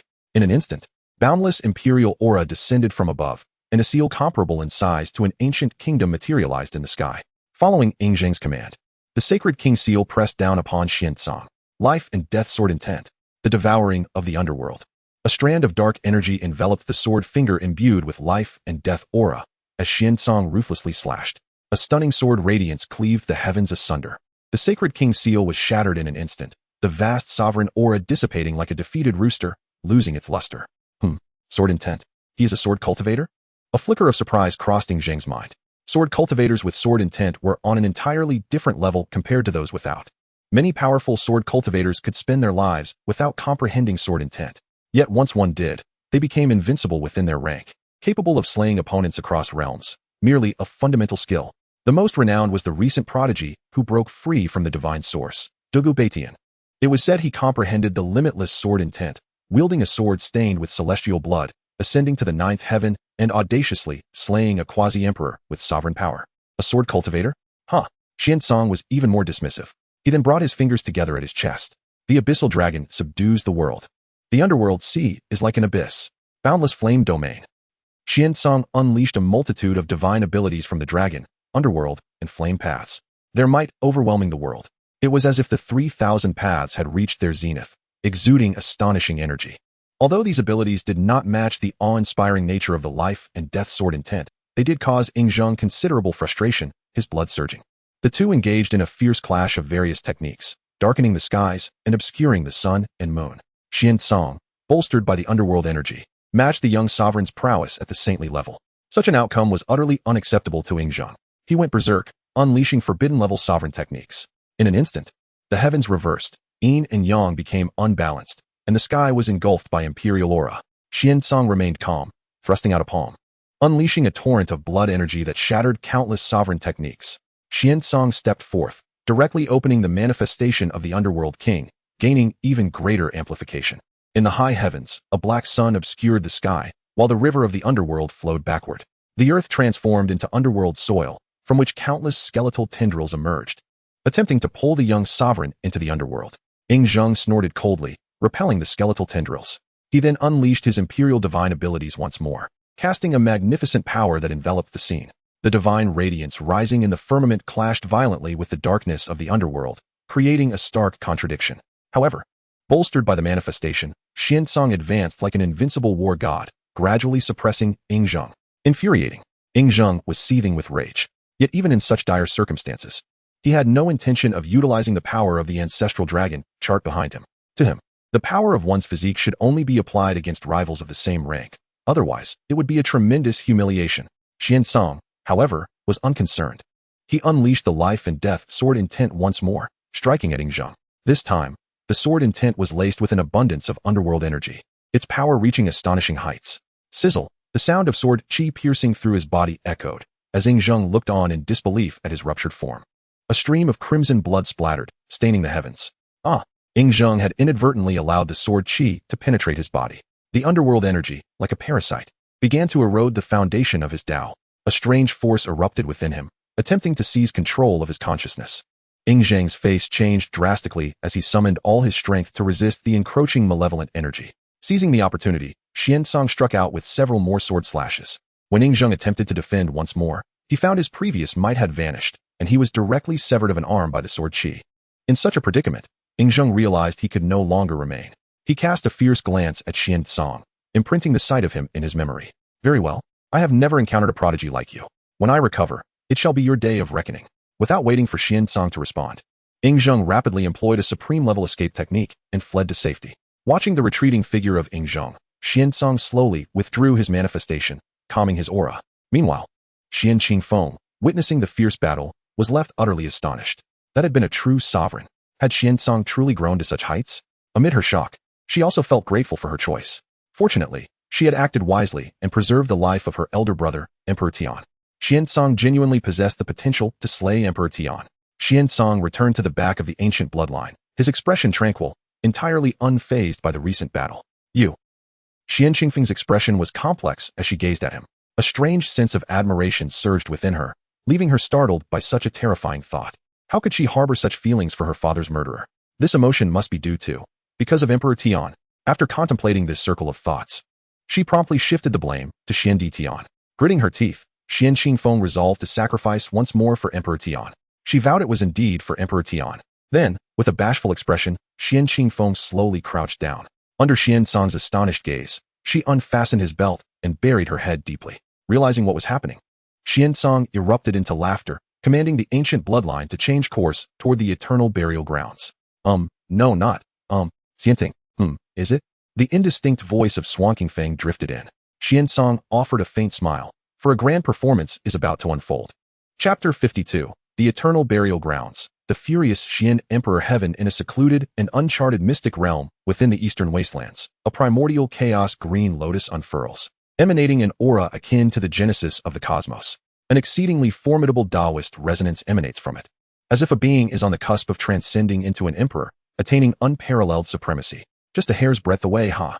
Xian Emperor Heaven is enshrouded in the quintessence of the supreme path, with a subtle hint of imperial luminescence interspersed within. As the green lotus fully blossoms, the aura of an extreme Tao Supreme, which had been suppressed, surges forth, instantly permeating the entire mystic realm. Emerging from the chaos green lotus, Xian Emperor Heaven's divine eyes pierce through myriad miles of the void, discerning all causality. The immortal court invites all forbidden prodigies from the immortal lineages under heaven. My Xian clan's 7 heavenly prodigies are absent, so it is highly probable that they dispatched. Extreme killing intent erupts from Xian Emperor Heaven's eyes, seemingly substantial, poised to shatter the entire mystic realm. Laws echo with explosive sounds, showcasing his divine wrath. Xiansong, I vow to make you meet your demise. He will never forget the humiliation Xiansong once inflicted upon him. He was defeated by Xiansong before the entire clan. He is an extreme Tao Supreme, a chaos body. Each of these attributes is enough to dominate for all eternity. How could he have been defeated by another? What utter disgrace. I have thoroughly ascertained your location and can now proceed to slay you. Xian Emperor Heaven's killing intent pervades eternity, utterly unappeasable unless Xiansong is slain. His hatred will not be quenched. However, the whereabouts he has gleaned are merely a ruse orchestrated by Xiansong through He Fu, solely to lure him into a trap. Once I have slain Xiansong, I shall return to the Xian clan, retrieve Qingfeng, and henceforth live a life of seclusion, undisturbed by worldly affairs. A rare tenderness graces Xian Emperor Heaven's countenance. Xian Qingfeng has been his childhood's sweetheart since youth, the most untainted woman in the desolate heaven realm. For her, he is willing to sacrifice everything. Xiansong stands at the forefront of the primordial bloodline descendants, gazing down upon the land below. In the distant horizon, an immeasurable black tide bifurcates the world. The dense aura of darkness is palpable even from 10,000 miles away. The eternal burial grounds. Suddenly, a chaotic sword radiance rends the heavens, assaulting Xiansong. Reacting swiftly, Xiansong unleashes a life and death sword energy. However, unexpectedly, his previously unfailing life and death sword energy is utterly annihilated upon contact with the chaotic sword radiance. The chaotic sword radiance, with its indomitable momentum, cleaves through the underworld king body. Qi, the underworld king body, fortified by over 50 underworld Bodhi seeds, possesses a physical resilience comparable to a quasi-emperor weapon. Yet, it is effortlessly breached, and blood spills across the heavens. Xiansong casts a frigid gaze into the distance, declaring, Xian Emperor Heaven, Xiansong, are you prepared to meet your demise? In an instant, chaos churns, the universe trembles, and space-time is seemingly manipulated by an invisible, colossal hand. Xian, Emperor Heaven, enshrouded in chaotic energy, descends before the primordial bloodline descendants. At this moment, the aura of the extreme Tao permeates the heavens, instantly shattering the void, revealing the boundless temporal turbulence, a terrifying spectacle that even the laws of heaven and earth cannot restrain. I ask you, are you prepared to suffer death? Xian, Emperor Heaven's killing intent is overwhelming, threatening to incinerate the very heavens and earth. With a single stride, he traverses the boundless void. Chaotic energy transforms into chaotic divine dragons, roaring and howling as they surge towards Xiansong. Observing the onrushing terror, Xiansong remains composed, his plan fully in motion. As Xian, Emperor Heaven draws nearer, the roars of the chaotic divine dragons become deafening, and the entire world teeters under their terrifying might. Underworld King's Evasion. One of the 5 supreme divine abilities of the Underworld King body, the Underworld King's Evasion. Xiansong's aura wavers. On the precipice of life and death, he erupts with forbidden power. In an instant, his form is enveloped in dense, inky black Yin energy, becoming ethereal and elusive, as if merging with the 9 nether hell. His speed escalates dramatically as he flees madly towards the eternal burial grounds. Along his path, all vitality is instantly drained. The earth cracks, vegetation turns to ashes, and a path of death extends behind him. Witnessing this, Xian, Emperor Heaven's killing intent intensifies. With a cold snort, he raises his hand and unleashes a chaotic sword energy. Rending the firmament, it resembles a heaven-splitting blade, heading straight towards Xiansong. Wherever the sword energy passes, space is cleaved in two, exposing boundless nothingness. Sensing the terrifying sword energy behind him, Xiansong pushes the Underworld King's evasion to its limit. His figure flickers within the Yin energy, his speed reaching its zenith. At the crucial moment when Xian, Emperor Heaven is about to strike, Xiansong finally steps into the eternal burial grounds. Instantly, an ancient, weathered, and mysterious aura washes over him. A faint black light curtain envelopes Xiansong. Xian, Emperor Heaven halts abruptly at the edge of the eternal burial grounds. Gazing at the unfathomable eternal burial grounds, a hint of trepidation flickers in his eyes. The chaotic energy around him churns, as if he is hesitating whether to step into this forbidden zone. Xiansong, are you reduced to cowering like a tortoise? Xiansong remains unprovoked, instead mocking Xian, Emperor Heaven further. Ha ha ha, Xian, Emperor Heaven, you fool, a defeated opponent. What valor do you possess? If you have the courage, then come in. Xiansong laughs heartily, continuing to taunt him. Though formidable and unrivaled among his peers, he is not devoid of intellect. He may be able to slay a supreme, but he is likely powerless against an extreme Tao supreme. Xian, Emperor Heaven is incensed, and his extreme Tao aura erupts. You contemptible villain. The eternal burial grounds are a topic even the Immortal Court is unwilling to broach. The last time he entered, it was through the Immortal Court's border defenses in the burial grounds. As this area is not covered by the Immortal Court's checkpoints, he truly dares not enter. Humph. Xiansong, by daring to enter the burial grounds, you have already been targeted by its great horrors. Perhaps without my intervention, your demise is imminent. Chapter 53, Dark Myth. The world-destroying ancient responded to's words with a frigid sneer, undeterred. As the progenitor of darkness, what monumental terror dared to assail him? Since you are hesitant to enter, allow me to present you with a memento, uttered, as he cast a peculiar stone towards. His countenance, etched with bewilderment, received the stone, scrutinizing it intently. Yet, within a mere 3 minutes, he was rendered speechless, his expression vacant. The stone projected an ethereal image, its silhouette achingly familiar too. Could it be his cherished companion? But what was she engaged in? She was consorting with, in that manner? S eyes blazed with incandescent fury. At that juncture, he cast aside all reservations regarding the eternal burial ground. He would obliterate, dismember him into 1,000 fragments. Rumble, an indomitable aura erupted, reverberating throughout the heavens. Turbulent, primordial energy enveloped, as if the primordial celestial emperor had descended, his dominion absolute. He unleashed a mighty palm strike, aimed at. Myriad streams of primordial energy coalesced into a sun-obscuring handprint, bearing the force to annihilate all life, descending with crushing might. Momentarily startled, once more employed the netherworld evasion technique. The strike, missing its mark, was consumed by uncontrollable rage. Regardless of the consequences, he vowed to slay. Subsequently, he ventured into the eternal burial ground, pursuing the fleeing. His eyes emitted 2 beams of primordial divine light, fixated on the escaping figure. Each stride spanned 10,000 miles. The void crumbled beneath his feet, unleashing deafening reverberations. However, the instant he stepped into the eternal burial ground, the dormant earth stirred to life. Darkness surged like a tidal wave, engulfing the heavens and earth entirely. A terrifying aura of unparalleled intensity emanated from the depths of the darkness, akin to an ancient deity awakening from an age-long slumber. Subsequently, a colossal, sun-eclipsing hand emerged from the depths of the burial ground. This hand, seemingly forged from infinite dark matter, possessed a hollow center where countless stars were annihilated, distorted, and shattered. Wherever the colossal hand traversed, primordial energy streams were severed like frail threads. What? Felt an irresistible force descending. Before he could react, he was seized by the colossal hand. His towering form, radiating primordial brilliance, appeared as insignificant as an ant before this gargantuan hand. Merely being grasped by this hand felt as if he were about to be crushed into nothingness. The primordial energy within him churned violently, on the verge of collapse. In this dire predicament, he steeled himself, employing a secret technique to gain a sliver of vision. In that instant, the horrifying spectacle shattered his composure. In the depths of the burial ground, infinite black mist writhed like living entities. Within it, an ancient tableau faintly emerged, depicting deities succumbing, falling, and being destroyed. Dark mythology, exclaimed in horror. Those were legendary beings, the instigators of countless incursions of the 9 realms.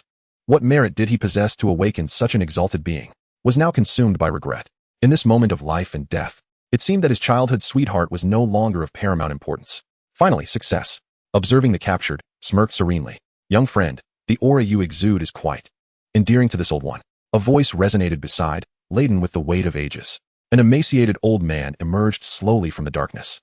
The old man's eyes bore witness to the epics of rise and fall, the birth of myths, a being seemingly coeval with the inception of the cosmos. This old one is known as World Devastator. You may call me the World Devastating Ancient. Facing such a being, remained composed, his heart unperturbed. He emanated an indescribable, unique aura. Seemingly gentle and ethereal, it caused even this space filled with death and decay to tremble slightly. A faint smile played on his lips, concealing the mystery accumulated over countless ages. Do you still remember me? His voice, though soft, seemed to traverse endless time and space, piercing directly into the world-devastating ancient soul. The world-devastating ancient's body stiffened abruptly upon hearing this voice. His form, previously exuding a terrifying aura, began to tremble uncontrollably. He slowly raised his head, his gaze towards filled with fear and reverence. The world-devastating ancient's legs buckled, and he collapsed heavily to his knees. His knees struck the burial ground, scattering black dust, yet he was oblivious to the pain. Great One. The world-devastating ancient recalled, was the concentrated source of darkness he had encountered 18 years prior. The instigator who had grievously wounded him with a mere glance.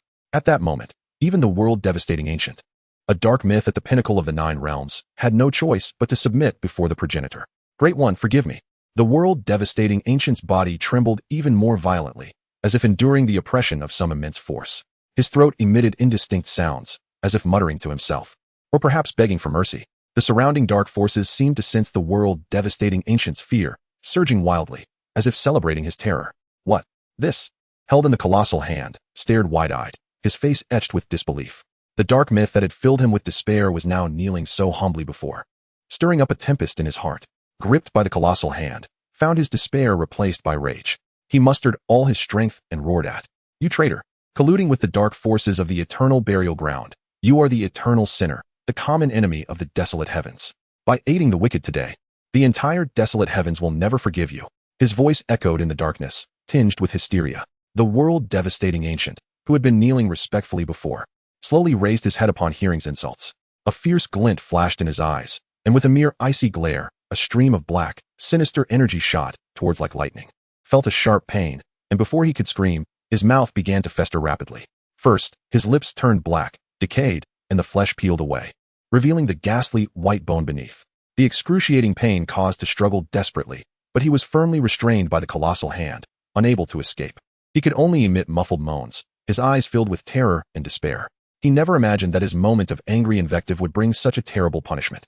And all of this stemmed from the world-devastating ancient's profound reverence for. Chapter 54. The Celestial Emperor, a Myth Among Emperors. Shocking the world in a serene courtyard of the celestial court, ethereal mist rose gracefully, enveloping the surrounding exotic flora in a dreamlike haze. 2 venerable elders sat facing each other, an ancient tea set placed upon a stone table, as the fragrance of tea wafted gently through the air. The elder with white hair wore a grave expression. After taking a sip of tea, he remarked, "I have heard of your prophecy concerning the 9 realms." The elder clad in gray slightly nodded, his brow furrowed. A calamity of unprecedented magnitude is about to erupt in this era. The white-haired elder's demeanor shifted, his face turning solemn. Observing his expression, the gray-clad elder chuckled, "Your esteemed June family possesses an unparalleled divine child. I fear this calamity poses no threat to you." Jun Sanxing shook his head. That is a different matter. The celestial court is concerned with the 9 realms, and so is my family. The gray-clad elder nodded thoughtfully, his face etched with worry. Indeed, yet there exists a glimmer of hope. The blooming of 2 life flowers heralds the emergence of the Emperor's star. The fated 9 suns shall unite to combat the impending calamity. The key to breaking this crisis lies within these 9 fated suns. Jun Sanxing was taken aback. The fated 9 suns? The legendary figures have appeared in this world, bearing the heavy responsibility of saving the populace and confronting the calamity. Who are these 9? The gray-clad elder shook his head. That is why I am gathering the world's forbidden prodigies. I can only faintly perceive one of the fated suns, radiant with holy light. Seemingly, an ancient sacred body? Jun Sanxing's heart soared with joy. Could it be our family's divine child?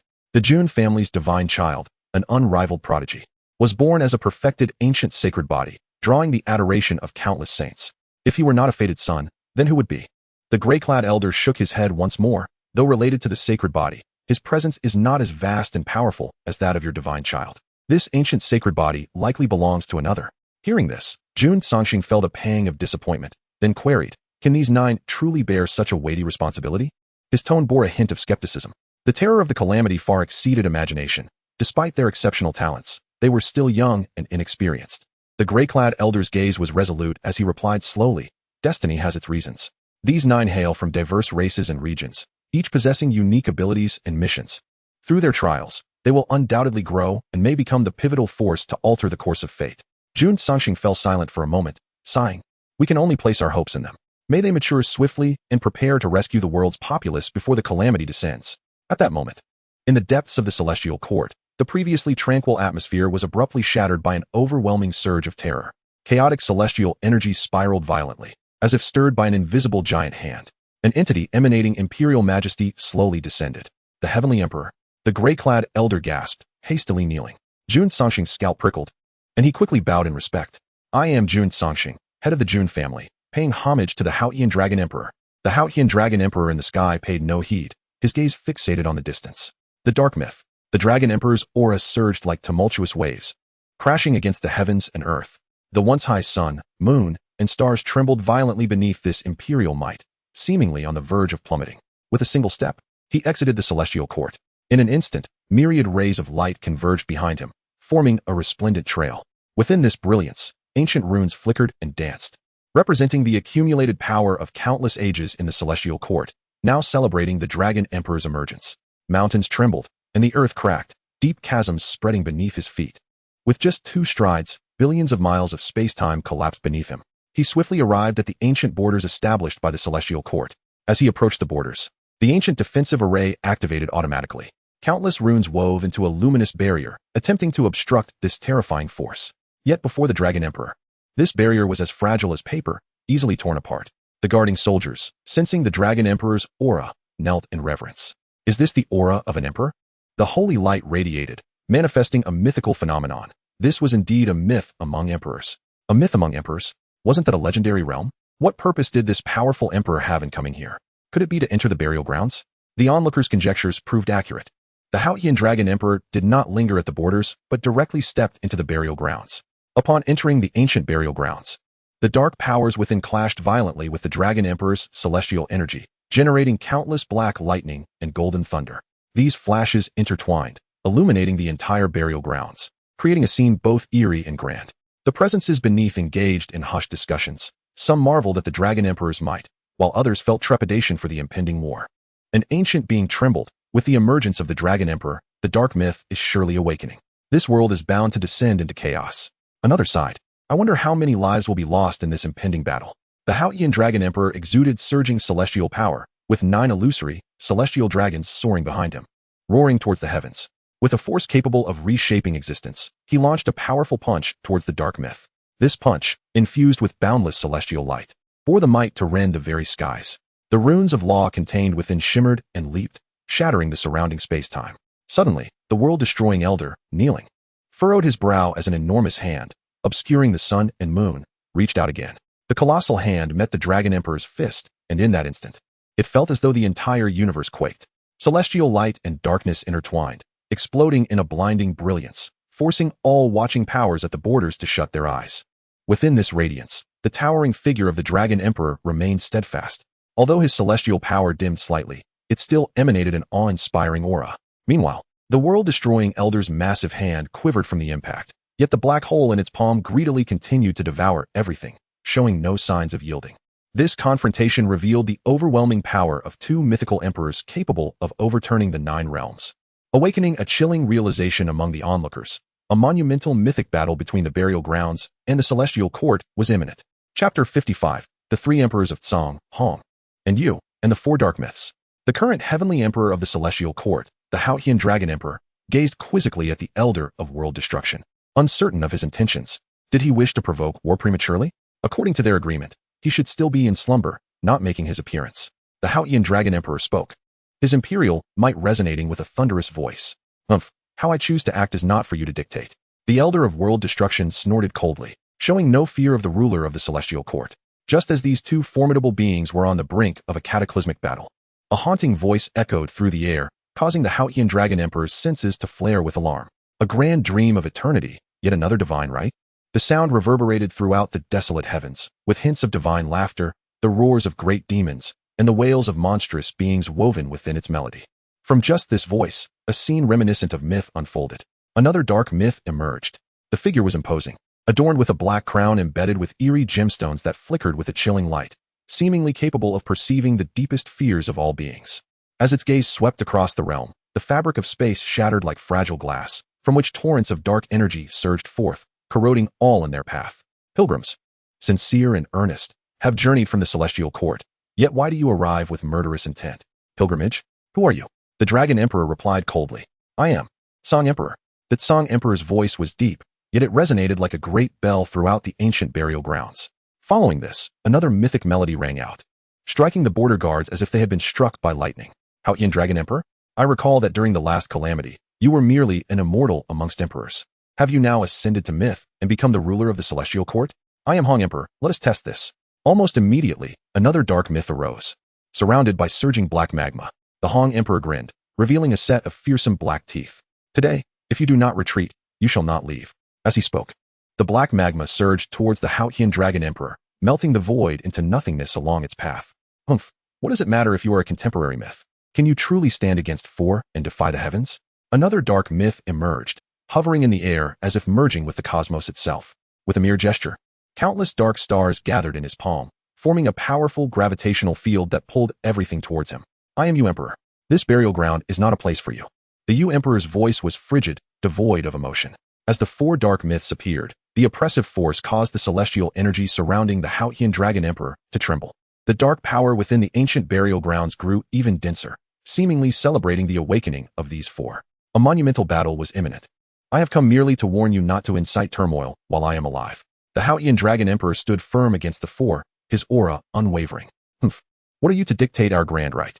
It is our inevitable course. The Yu Emperor retorted coldly. Then let us engage in battle. The Haotian Dragon Emperor's celestial light surged skyward, 9 ethereal dragon figures roaring behind him, their dragon cries shattering the skies. Facing the 4 dark myths, he exhibited no fear. With a fierce swing of his arm, boundless celestial energy expanded in a circular wave, forcing the surrounding darkness back for thousands of miles.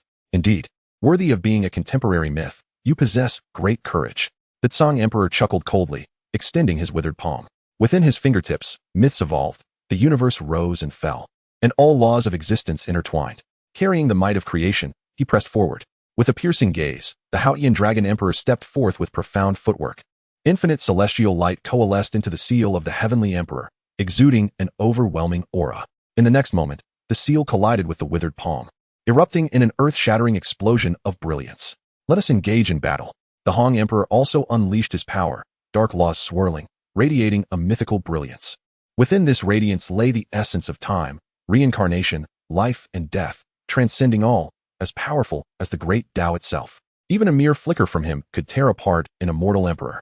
The Haotian Dragon Emperor's celestial brilliance fluctuated, transforming into boundless light to counter the mythic radiance. Simultaneously, he invoked the supreme divine law, unleashing a stunning strike directed at the Hong Emperor. The latter responded in kind, their forces clashing violently. In an instant, the burial grounds collapsed, and terrifying shockwaves rippled through the heavens, shaking the entire desolate realm. The Yu Emperor's eyes glowed like twin suns, shooting forth chaotic beams of light that encompassed the Haotian Dragon Emperor. Within this radiance emerged countless arcane runes, emanating a destructive aura, as if carrying the essence of the universe's creation and destruction, steeped in the overwhelming force of obliteration.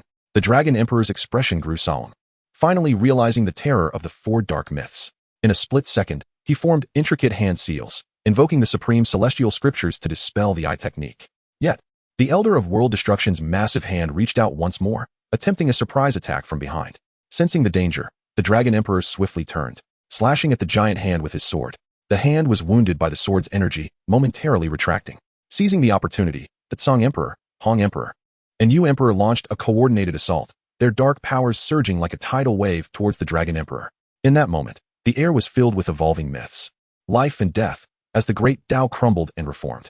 The intricate principles of their battle forcibly carved a path towards rebirth. Boom! The fierce clash raged on, with the Haotian Dragon Emperor entangled in combat against the Tsang Emperor, Hong Emperor, and the Colossal Hand, each unleashing celestial power that shattered the encroaching darkness. 9 dragon figures roared around him, their might astonishing. The void within a billion miles fractured under the strain, chaos erupting. Humph! To stand against 4, what audacity! With one arrow, I shall determine the heavens. Concealed within the dense darkness, the Yu Emperor merged with the ancient burial grounds, rendering himself invisible. The dark power surged and roiled, like a tumultuous black tsunami, coalescing within his palm. Gradually, it formed a long arrow, entirely black, inscribed with dark runes that pulsated with an eerie glow, radiating the terrifying essence of temporal destruction. The Yu Emperor's gaze was as frigid as frost, locking onto the fleeting vulnerability of the Dragon Emperor. Without a sound, he drew back his bow, the string taut as a full moon, imbued with boundless dark power. In an instant, he released the bowstring. The long arrow shot forth like a bolt of black lightning, tearing through time and space towards the Dragon Emperor. This arrow moved with unprecedented speed, transcending the constraints of time and space. Without a whisper of wind, it carried the essence of death and annihilation, as if no existence could survive its strike. As the Haotian Dragon Emperor sensed the imminent peril, the long arrow was nearly upon him. His pupils dilated. Realizing he had no time for a proper defense, he could only hastily sidestep, channeling celestial energy into his left arm in an attempt to block the strike. Puff! The long arrow pierced through the Dragon Emperor's left arm, the terrifying force of dark laws surging within him. The celestial energy at the wound spiraled into chaos, flesh and blood corroding at a visible rate. The Dragon Emperor grunted, his form uncontrollably retreating, his celestial light dimming. The Tsang Emperor and Hong Emperor seized the chance. Their onslaught akin to a torrential storm, dark power flooding towards the Dragon Emperor. Fully aware of the dire situation, the Dragon Emperor gritted his teeth against the pain. Gathering all his celestial energy, the 9 dragon figures behind him roared in despair, unleashing a powerful shockwave that temporarily repelled the enemies. Then, in a flash, he transformed into a streak of light, retreating swiftly beyond the ancient burial grounds. Only 4 dark deities remain, standing resolutely amidst the burial grounds. Chapter 56. Conspiring with the dark deity, I desire it all. A newly ascended deity dares to act so arrogantly. Should he linger any longer, this emperor shall ensure his passage to the afterlife. The sovereign of the abyss snorted coldly, exuding unparalleled dominance. The destroyer elder remained silent, merely returning to kneel before Xuanzang on one knee. This act startled the 3 emperors immensely. Elder, what are you doing? The Flood Emperor exclaimed in shock. How could the destroyer elder, a dark deity, kneel before a mere human lad? That boy was not even a supreme. Silence. Hurry and kneel before the esteemed one. The destroyer elder rebuked the 3 emperors sternly. Xuanzang, in perfect accord, released a trace of dark essence, immediately causing the 3 emperors to tremble in their minds. They prided themselves on being the true supremes of the dark realm, yet upon sensing Xuanzang's faint aura, they felt an unparalleled sense of oppression. It was as if the other was their innate master, while they were but wretched servants. Xuanzang, with an impassive demeanor, declared, "Will you not kneel? Do I need to beseech you?" The 3 emperors exchanged glances, and without further hesitation, they all knelt. "We pay our respects to the supreme." Seeing this, Xuanzang nodded in satisfaction. Were it not for the fear of alarming the wilderness, he would have fully unleashed the dark essence and consumed the entirety of the 9 realms. For the beings of the 9 realms, he could only proceed with caution. "I have come to discuss the grand sacrificial ceremony with you," he stated. The 4 dark deities trembled slightly. "I shall assist you in offering the beings of the entire wilderness heaven as sacrifices. Following that, the other 8 realms will meet the same fate. Once the beings of the 9 realms are completely annihilated, you shall achieve true immortality," Xuanzang said with a serene smile. Immortality? The destroyer elder appeared bewildered. "May I ask, esteemed one, is there truly such a thing as immortality in this world?" Xuanzang scoffed. "What is immortality? To me, It is but a mere insect. The four dark deities were taken aback. They had not anticipated that he would regard immortals with such disdain. How shall we divide the sacrificed beings? The Universe Emperor asked gravely. Xuanzang coldly replied, I shall claim 90%. In truth, he would not allow even a fraction to be shared. He aimed to devour the entire 9 realms. What? The 3 emperors could hardly believe their ears. Though they respected Xuanzang's lineage, it did not imply they were fools. He was not even a supreme. What right did he have to claim so much? Was he not afraid of being overwhelmed? Esteemed one, are you not being a tad excessive? The Flood Emperor could no longer contain himself, questioning Xuanzang. The Sovereign of the Abyss and the Universe Emperor also cast dissatisfied glances at Xuanzang, believing he was unworthy of such a share. By the heavens! If you take 90%, what shall we have? Xuanzang coldly responded, Oh, do you dare to defy me? He raised a finger, and a black dragon surged forth from its tip. Upon witnessing this, the 4 dark deities felt as if they were kittens facing a tiger, their minds shaken. The emergence of the black dragon shattered their dark runes instantaneously, their deific forms dissipating like bubbles. They widened their eyes in terror, attempting to struggle, to flee, yet found their bodies ensnared by invisible shackles, utterly unable to move. This was the terror of the dark essence. Xuanzang observed the subdued 4 dark deities with a tranquil expression, as if this were merely a trivial matter. With a gentle wave of his hand, the trace of dark essence swiftly returned to his being. As the sense of oppression vanished, the 4 dark deities sighed in relief. Ultimately, faced with Xuanzang's overwhelming might, they could only acquiesce to the proposal of a 90-to-1 division.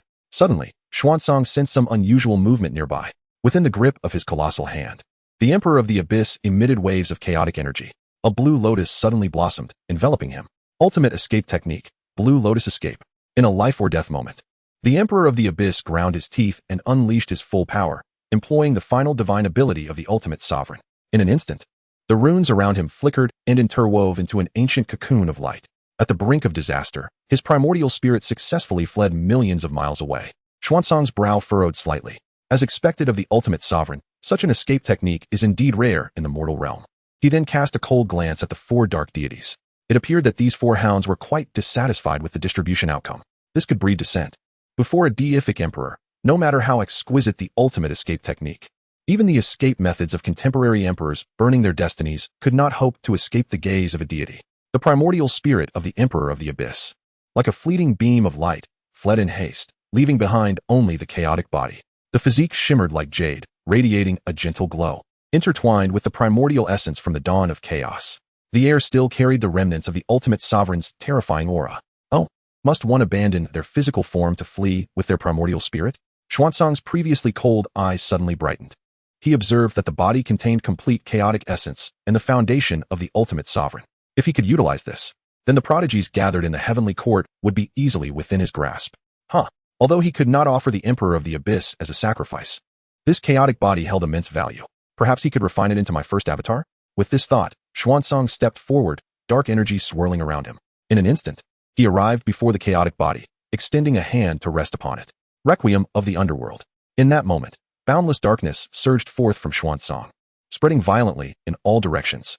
He invoked the forbidden divine technique of the underworld, unleashing a multitude of bizarre black runes from his fingertips. The runes emitted a chilling light, spinning rapidly in the air. They interwove into an impenetrable net, tightly enveloping the chaotic body. As the runes flickered, the net continuously constricted. A powerful and malevolent suction force emanated from within, as if seeking to draw all of existence into an endless abyss of darkness. At this moment, a fragment of Xuanzang's primordial spirit slowly floated out from his body, transforming into a dense black mist that radiated a chilling malevolence. Surrounded by the black runes, the primordial spirit sped toward the chaotic body like a bolt of black lightning. In the instant before contact with the chaotic body, the black mist suddenly expanded, completely enveloping the entire chaotic form. The chaotic body trembled slightly at first, then its surface began to flicker violently, as if engaged in a fierce struggle. However, Xuanzang's underworld divine technique was far too potent. The radiance gradually succumbed to the black mist, dimming bit by bit. Before long, the chaotic body was entirely consumed by darkness, and Xuanzang successfully seized control. He slowly opened his eyes, bloodlight flickering within, a cruel smile curling at the corners of his mouth. Today, I am the Emperor of the Abyss. Chapter 57. The Gathering of All Great Talents at the Celestial Court. I am the Celestial Emperor. In a vast sea of chaotic clouds, a realm suffused with immortal energy floats above. As the clouds surge, tendrils of chaotic essence waft through the air, reminiscent of the remnants from the dawn of creation. This place is the Celestial Court, a superlative and immortal lineage revered by the wild heaven realm. From afar, the celestial court resembles a colossal mountain suspended in the heavens, exuding an aura of boundless majesty and mystery. Its principal edifice is constructed from countless radiant immortal stones, inscribed with ancient runes and formations. The runes shimmer, flowing with transcendent celestial light, while the formations intertwine to weave a resplendent veil, enveloping the court like a magnificent and sturdy shield. Legend has it that the celestial court was founded by a true immortal from the primordial era, standing alongside the four clans of heaven as a guardian of the heavenly way. By aligning with the will of the heavens and obtaining the doctrines of the Tao, it naturally ranks as the most powerful immortal lineage across the 9 realms. On this day, the formidable prodigies from various immortal lineages successfully arrived at the celestial court. At the instant of their arrival, extraordinary phenomena unfolded. As the Peacock King stepped forth, countless brilliant stars fell from the sky like colossal fireballs, crashing into the ground surrounding the celestial court and causing violent tremors. The earth cracked open, as if to rend the very fabric of reality. When the golden-winged Peng King arrived, a massive golden-winged Peng and a majestic true dragon manifested behind him, entwined together and emitting thunderous roars, as if to break free from the shackles of heaven and earth. As a dashing young gentleman entered, towering sacred trees sprouted from the ground, their canopies obscuring the sun. The trunks, robust and covered in ancient runes, swayed with vitality, as if capable of nurturing boundless life. However, the most striking occurrences belonged to Jiang Yuanshi of the Jiang family and Prince Sherpatian of the Stone Kingdom. As Jiang Yuanshi approached the celestial court, holy light surged into the sky, and ancient sage apparitions appeared to pay homage to him. Despite his efforts to conceal it, his profound vitality surged like an ocean, overpowering the myriad phenomena around him, instilling a sense of despair in his peers, who realized that even a mere gesture from him could collapse worlds and shatter time itself. The legendary innate sacred body truly instills terror. A prodigy gasped in awe, previously confident in their exceptional talents and dismissive of their peers. Yet upon witnessing Jiang Yuanshi, they were filled with despair, feeling utterly powerless to contend. When Sherpatian emerged, his dual-colored pupils radiated with 7-colored brilliance, embodying the power of creation. The resonance of his supreme bone caused runes to dance through the air, overwhelming all prodigies, save for Jiang Yuanshi himself. The innate dual pupil and supreme bone. How fortunate must one be to possess such formidable traits? The dual pupil alone is a path to invincibility, not to mention the supreme bone. This era is destined to shine brighter than any before it. All prodigies deferred to these two, their formidable presence rendering others dim by comparison. Is this the legendary innate sacred body Tao? A young man with a restrained aura and composed demeanor sighed beneath the celestial court. Beside him stood an extraordinarily beautiful woman. Upon hearing his words, the woman seethed, "Do not call me little Demoness. Yi Fan, do you wish to perish?" Yi Fan grinned widely. Stop pretending. I shall call you little Demoness, little Demoness. To him, this was merely a playful tactic typical of girls. Though she protested, deep down she craved his endearing address. Little Demoness Yao she felt exasperated. Had it not been for her leverage over him, she would have slapped Yi Fan into submission. I warn you, although I brought you to the celestial court, you must behave yourself, understand? Do not think that just because you possess the ancient sacred body, you are invincible. There are many stronger than you. Yi Fan remained unfazed. The ancient sacred body ranks among the top 10 of 3,000 physiques, immensely powerful. Who could rival him aside from the innate sacred body Tao? More importantly, he was a rare transmigrator. Do you know what a transmigrator represents? An unstoppable force, treading upon the heads of all prodigies. Seeing his demeanor, Yaoshi felt helpless and said, in the current wild heaven realm, there are 8 unparalleled prodigies you must not provoke.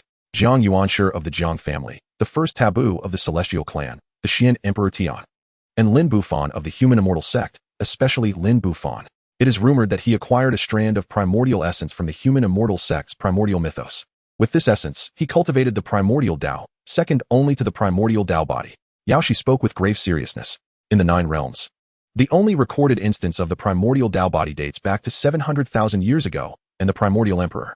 It is said that he achieved the Tao and became an emperor in just a century. In another 500 years, he attained mythic status, setting a historical record.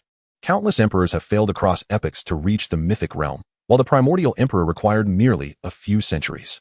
This illustrates the terrifying nature of the primordial Tao body. However, later, for reasons unknown, he encountered an unforeseen event during his ascension to true immortal status and subsequently vanished without a trace. Yaoshi continued, Lin Bufan's strength cannot be measured by realms. Even if he were merely immortal, he could still slay a supreme being. This is the terror of the primordial physique. Yi Fan was taken aback. Is that true? He can slay a supreme being with a mortal body? Yaoshi nodded gravely. The cultivation method of the primordial physique is vastly different from ours. The primordial Tao requires the gathering of 3,000 Tao laws and complete comprehension for one to attain immortality, transcending time. The primordial Tao body, a step beyond the Tao, is even more formidable. This physique innately possesses 3,000 avenues. Moreover, it lacks bottlenecks in cultivation. With regular practice, one can swiftly achieve immortality. Yi Fan was thoroughly astonished. The existence of immortals had long become an enigma. Even the founding of the celestial court, whether it was established by true immortals, remains a matter of contention. Now, someone tells him that there exists a physique capable of achieving immortality by nature. Just as Yi Fan was immersed in shock, a deep rumbling echoed through the heavens and the earth. It seemed to emanate from the primordial chaos itself, causing everyone's hearts to momentarily halt. Above the celestial court, dense, ink-like chaotic essence surged and gathered in a bizarre manner, resembling the primordial disorder of the universe's birth. A figure descended, imbued with the might to create and destroy. Surrounded by swirling chaotic mist, glimpses of collapsing mountains and devastated star rivers flashed within the fog, exuding an aura of boundless destruction. The instant the figure materialized, the entire celestial court trembled violently. The seemingly indestructible walls of immortal stones bore cracks, as if unable to withstand this overwhelming force. This aura is that of the chaos body. That individual is the Xian Emperor Tian. Yaoshi gasped in shock, abruptly gazing skyward. The other prodigies were equally taken aback by this terrifying spectacle, retreating 1,000 miles to make way for the chaos body. Humph, a bunch of useless fools. My name is Xian Emperor Tian. Make way for me. With each blink of his eyes, he unleashed 2 beams of chaotic light. Above him floated a chaotic divine seal, inscribed with ancient, esoteric runes. These runes shimmered with destructive light, resonating with the laws of heaven and earth. As the divine seal slowly rotated, an indescribable sense of oppression enveloped the surroundings, causing the prodigies present to find their breath stifled and their legs weak. Before this absolute power, their previously cherished physiques, cultivation levels, and phenomena seemed to pale in comparison. All appear so insignificant and trivial.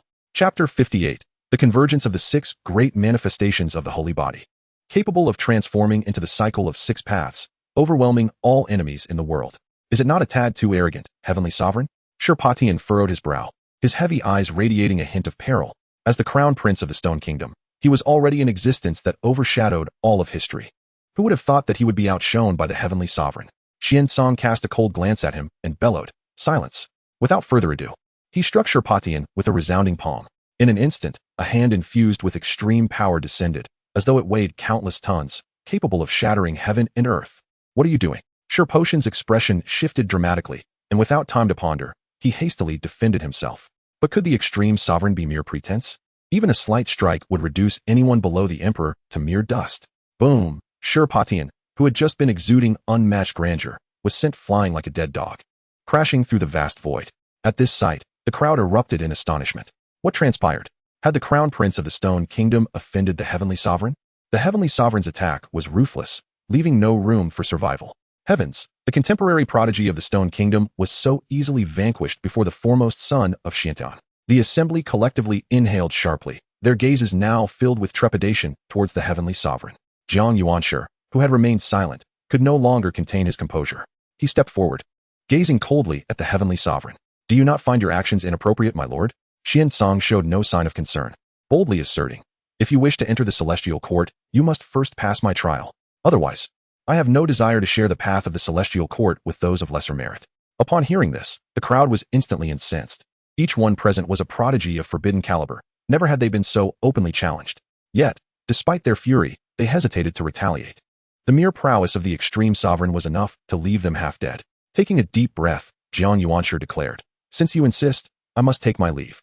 With that, he ceased holding back, unleashing a torrent of power akin to raging ocean waves. His physique surged like a dragon emerging from the sea, transforming the surrounding area into a vast ocean of vitality. Jiang Yuanshi stepped forward and unleashed a powerful punch. The overwhelming vitality coalesced into a fist, sweeping through layers of void. Xian Song remained unfazed, his chaotic energy swirling as he retaliated with a punch of his own. The 2 fists collided, resulting in an earth-shattering explosion. It was as if the heavens had just been born, chaos scattering in all directions, and the immense vitality surged for miles. Both combatants were forced to step back simultaneously. The strength of the chaotic body was not inferior to that of the holy body. Jiang Yuanshi's expression turned grave, as if he faced an unprecedented foe. No longer holding back, boundless celestial light radiated from him, resembling a young sovereign from the celestial realm, exerting pressure over all. One of the manifestations of the holy body, the celestial king descending from the 9 heavens. Following this, splendid landscapes, boundless suffering seas, the profound gates of heaven and earth, the moon rising over the sea, and the chaotic seed of the blue lotus opened in succession. The 6 manifestations of the holy body transformed into a wheel of 6 paths, exuding an endless aura of reincarnation. Xiansong would not be outdone, unleashing the 4 great manifestations of the chaotic body, forming a colossal chaotic axe. The giant axe, bearing the power to create and destroy worlds, descended violently upon the wheel of 6 paths. Boom! Celestial light shattered between heaven and earth, chaos surged, and the very fabric of reality seemed to be torn asunder by the might of the axe. Such a confrontation was indeed rare throughout the ages. The innate chaotic body clashing against the innate holy body was a spectacle not to be missed. But who would emerge victorious? It seemed likely that the heavenly sovereign would prevail. Both possessed comparable physical strengths, yet one must not forget that he was an extreme sovereign. With such a formidable realm backing him, Jiang Yuanshi would likely not endure for long. The other prodigies kept their distance, their curiosity piqued as they observed the battlefield. As if to fulfill a prophecy, a figure was sent hurtling from the fierce duel, crashing heavily into a divine mountain, raising a cloud of dust. Who else remains? Xiansong leisurely emerged from the celestial court, his expression relaxed and carefree. Jiang Yuanshi, has he been defeated? The crowd stared in disbelief, their minds reeling. The innate holy body that dominated the entire had fallen, and it had occurred in just 2 exchanges. The heavenly sovereign is simply too powerful. Could he truly dominate this era and monopolize the imperial path? Cough, cough. At that moment, Shirpatian, who had just been grievously injured by a single palm, finally regained his composure. He glared at the heavenly sovereign with resentment, his fury surging to its peak. How infuriating. He had been struck down before so many witnesses. What a monumental humiliation. Shirpatian had already suffered a setback against the underworld king's body. How could he endure such disgrace again? In the next moment, he summoned all his might to its zenith. The power of the heavens and earth surged towards him as if drawn by an unfathomable force. In an instant, Shirpotian's eyes burst forth with piercing golden light, resembling 2 blazing suns rising from their sockets. Within his pupils, landscapes and celestial phenomena ebbed and flowed, as if he sought to comprehend and dominate the very rules of this world. This was the power of the. Simultaneously, an even more terrifying aura erupted from behind Shirpatian. It was a divine bone radiating chaotic energy, crystalline and adorned with shimmering runes, as if it bore the supreme majesty of ages past. The stars in the sky seemed to respond to some call, shining with a brilliant radiance. Waves of starry energy traversed the endless cosmos, converging upon Shirpatian. As the light of the and the chaotic essence of the supreme bone intertwined, Shirpatian became enveloped by these 3 terrifying forces, his form flickering amidst the brilliance and runes. He resembled a war god emerging from ancient times, poised to shatter the shackles of this world. Once all was prepared, Shirpatian glared fiercely at the heavenly sovereign and roared, "Supreme secret technique, heavenly calamity light." Chapter 59, Celestial Calamity versus Primordial Calamity. Shirpatian's aura surged, his dual pupils swirling with myriad images. Within his gaze lay the formidable power of creation, shattering the surrounding void into fragments. The spectral form of the supreme bone hovered behind him, radiant runes blooming forth amidst the tumultuous chaos. Drawing upon the ultimate strength within the supreme bone, the celestial calamity erupted with a thunderous force. This calamity manifested in a strange shade of purple-black, akin to an ancient beast from the heavens, wielding the might to annihilate worlds, as if seeking to drag all existence into an eternal abyss of darkness. Pathetic, struggling ants. He scoffed. Primordial calamity, appear. Simultaneously, Xiansong emanated an ancient energy. The primordial calamity burst forth from the palm of his hand, radiating a pure golden hue imbued with the primordial order of creation. The light was suffused with boundless Tao essence, each strand capable of stabilizing the cosmos and reshaping the laws of the universe. The golden calamity and the purple-black calamity stood in stark opposition, their mere proximity unsettling the laws of heaven and earth. Space was torn into countless shards, and time rippled with eerie waves.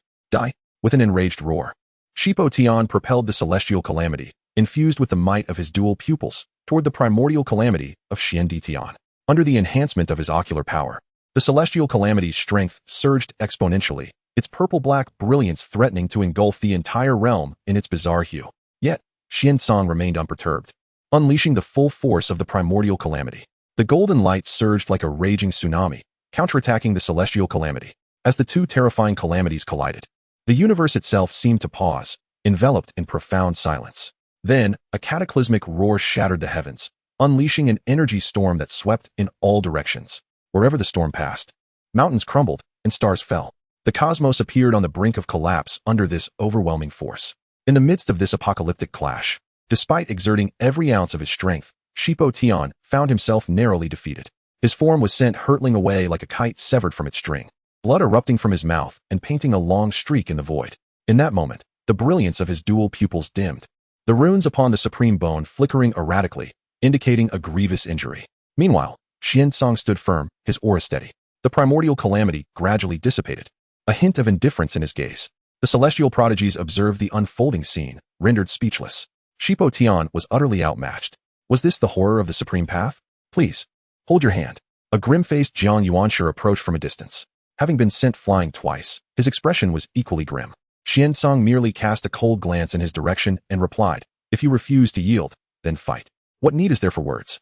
Jiang Yuanshi seethed with rage, gritting his teeth. "Very well, you have forced my hand. Primordial immortal scripture, manifest." Instantaneously, a surge of immortal energy enveloped Jiang Yuanshi. As if he had descended from the realm of immortals, ancient runes encircled him, shimmering with a kaleidoscope of colors, embodying the power to create and destroy. The runes intertwined, constructing a peculiar microcosm. In this realm, celestial bodies revolved, and mythical beasts roared in a frenzy. The laws within this microcosm surged, emanating an unparalleled majesty as it pressed toward Tian. Xiansong's expression turned severe, unleashing the full might of his innate chaotic form. His body radiated a chaotic light, rich with the primordial secrets of the universe. Intertwined black and white energies flowed like Tai Chi, evolving all things. He resembled the sovereign of a chaotic cosmos, the chaotic essence surging forth as if it were a tangible force. Heaven and earth were suffused with the hue of chaos, assimilating all matter and laws. Boom. When the microcosm constructed by the primordial immortal scripture collided with Tian's chaotic power, a brief silence ensued, followed by a cataclysmic explosion that threatened to obliterate the heavens. The laws of the universe were violently disturbed, forming a massive vortex that devoured everything in its vicinity. The celestial bodies within the microcosm shattered under the onslaught of chaotic energy, reducing them to mere dust. The mythical beasts emitted anguished cries, vanishing into the chaos. How is this possible? My family's supreme scripture, has it truly been defeated? Jiang Yuanshi trembled violently from the impact, blood trickling from his lips. His gaze was filled with unwillingness, yet he persisted in his efforts. Continuously channeling the primordial immortal scripture, he endeavored to withstand the chaotic force. However, the innate chaotic form, augmented by the supreme path, proved overwhelmingly powerful. The chaotic essence surged like an unrelenting tide, incessantly battering Jiang Yuanshi's defenses. Ultimately, Jiang Yuanshi's strength waned, completely submerged by the chaotic force. He plummeted to the earth like a meteor, crashing heavily and stirring up a cloud of dust. Chapter 60. The master of the first opportunity pavilion, Emperor Tianyang, as Jiang Yuanshi was struck and sent flying by the chaotic force. The heavens and the earth bore the scars of the violent clash between the two. Suddenly, a brilliant, resplendent golden celestial light tore through the firmament from the depths of the celestial court. In an instant, the entire realm was enveloped in this divine radiance, exuding an overwhelming sense of sanctity and majesty. It seemed to embody the primordial order and eternal tranquility established after the creation of the universe. Within the celestial light, a colossal figure gradually emerged, adorned with a crown and clad in a golden robe emblazoned with dragon patterns. He radiated an aura as scorching and formidable as the sun itself. Throughout the heavens and the earth, the laws of the universe resonated, seemingly paying homage to this supreme being. The mere hint of his presence compelled even the most proud of talents to bow in reverence. The emperor.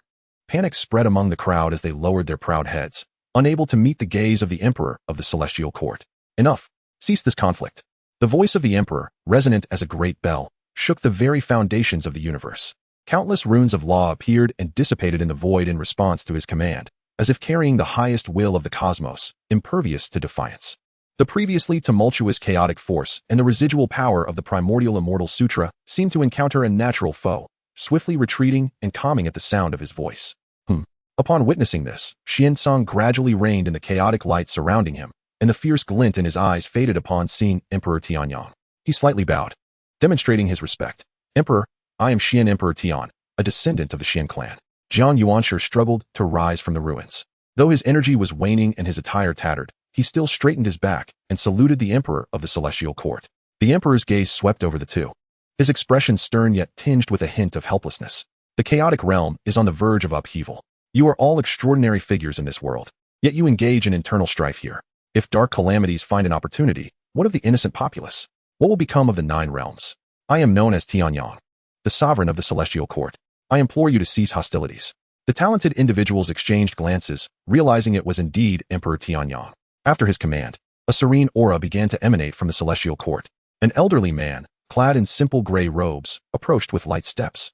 Though slender in stature, he radiated an enigmatic charm that hinted at profound wisdom. Distinguished talents of the chaotic realm, I am the elder of the First Opportunity Pavilion in the celestial court, and I am one of the primary initiators of your invitation to this esteemed place. The elder gazed at Xian and spoke gently. You are all favored by the heavens, endowed with unparalleled talents. Engaging in conflict only leads to mutual destruction. Why suffer such a fate? Within the celestial court, abundant resources and countless scriptures await your diligent cultivation, perfectly suited for you to unite against the external evils.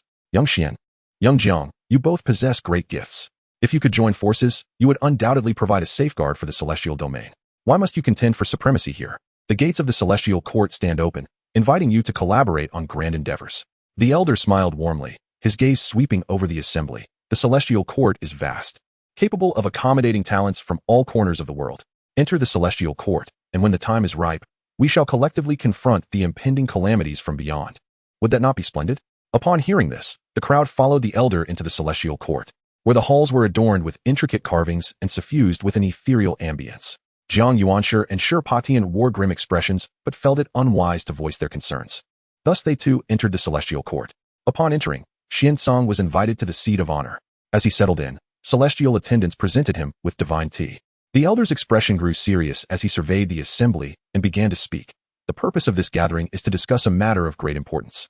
This era heralds the approach of dark calamities, and the world stands on the brink of a great tribulation. He paused, a flicker of concern crossing his features. Yet, hope remains, as it is said that the 9 sons of destiny shall descend. They bear unique fates and talents, crucial for resisting the impending darkness. The elder's tone was sincere, and his words carried a weight of solemnity. Only by locating and nurturing these 9 individuals can we hope to avert this crisis and protect the lives of all. The celestial court is willing to extend the highest standards of support in their cultivation. You are all the pillars of the chaotic realm. I ask you to unite in the search for the 9 sons of destiny. With that, he looked around expectantly, awaiting the responses of the audience. The assembly was taken aback. This was indeed an opportunity for cultivation offered by the celestial court. Should they attain this, they would not merely become emperors in this era, but could far surpass their peers.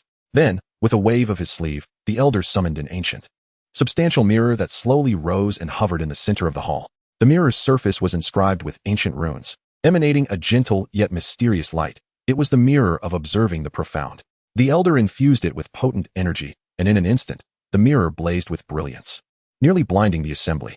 Within the radiant glow, countless images flickered like a revolving lantern. Mountains, rivers, secret realms, and the figures of practitioners appeared and vanished in rapid succession. Suddenly, a dazzling streak of light shot forth from the mirror, akin to a comet streaking across the sky, landing directly upon an inconspicuous young man in the crowd. The light enveloped Yi Fan, casting him in an ethereal aura. He felt himself irresistibly drawn by a mysterious force, trembling involuntarily. The crowd within the hall paused in astonishment before bursting into hushed exclamations. Curious and expectant gazes converged upon Yi Fan. A glimmer of surprise and satisfaction flickered in the elder's eyes. It seems this is one of the sons of destiny. I am one of the sons of destiny. Yi Fan exclaimed, overwhelmed with joy. Chapter 61. The Emperor. Am I the chosen one? I knew it. Yi Fan was overwhelmed with excitement, even breaking into a dance. Beside him, Yaoshi was equally astonished. This lecherous man, could he truly be the chosen one? The elder of the First Opportunity Pavilion hastily proclaimed, the chosen one is entitled to the protection of our immortal court and all its resources. Young friend, come forth quickly. Upon hearing this, Yi Fan held his head high and strode forward confidently, his expression seemingly declaring, I am under the aegis of the foremost power in the 9 realms. Are you? Xian observed this scene, a flicker of strange light glimmering in his eyes. The 9 chosen ones? I wonder how much nether chi can be obtained after the sacrifice.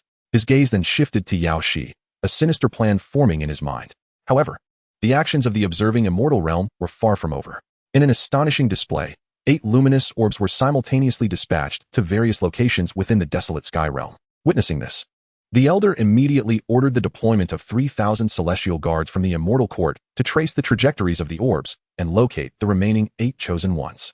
In the western desolate region, at the Qin clan in the northwest, Qin Yu exclaimed, "It's impossible for us." A stunningly beautiful woman addressed a young man. Why? Why must it be so? Qin Yu knelt in anguish, tears streaming down his face. He had sacrificed so much for her, only to be left with nothing? Ing. Why? Mu Ing disdainfully replied, "How dare you ask why? Your cultivation talent is lacking, your progress slow, and you remain trapped at the kidney divine pulse for 10 years. I have already become a Tao king.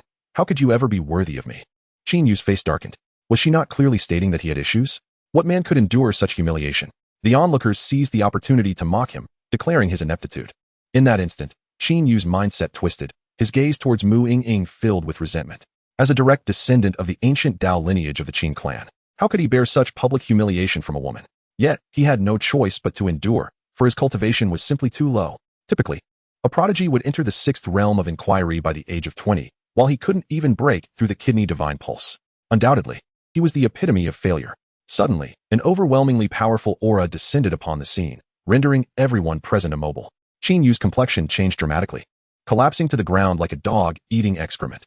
This aura, I have only felt it from our ancestor, who has come to my Qin clan. Before long, a group of beings clad in celestial armor, exuding a terrifying presence, materialized before them. They scanned the surroundings before finally locking their gaze onto Qin Yu. To his astonishment, they all clasped their fists and respectfully declared, "Celestial guards of the immortal court, we greet the chosen one." The immortal court? Celestial guards? The entire assembly was astounded. A superlative and immortal lineage, the immortal court? Is this for real? You all. I. Qin Yu was utterly dumbfounded. As a well-known loser in the western desolate region, he had never witnessed such grandeur. They seemed to refer to him as the chosen one. Noticing his bewilderment, one of the celestial guards explained, "You are indeed the chosen one selected by our immortal court. This is beyond doubt. You may accompany us back to the immortal court, where you shall enjoy its protection, and no one can harm you. Moreover, all resources shall be at your disposal, provided you lend your strength when calamity befalls. The 9 chosen ones shall unite against the impending doom. This means I have soared to greatness?" Qin Yu still struggled to believe it, pointing at himself. Only when the celestial guard nodded again did he begin to comprehend. This was all too sudden. How had he inexplicably become the chosen one? So, no one can bully me anymore. Indeed, you will also have access to all resources of the immortal court for cultivation to become an unparalleled prodigy. Upon hearing this, the expressions of those present shifted dramatically. What the?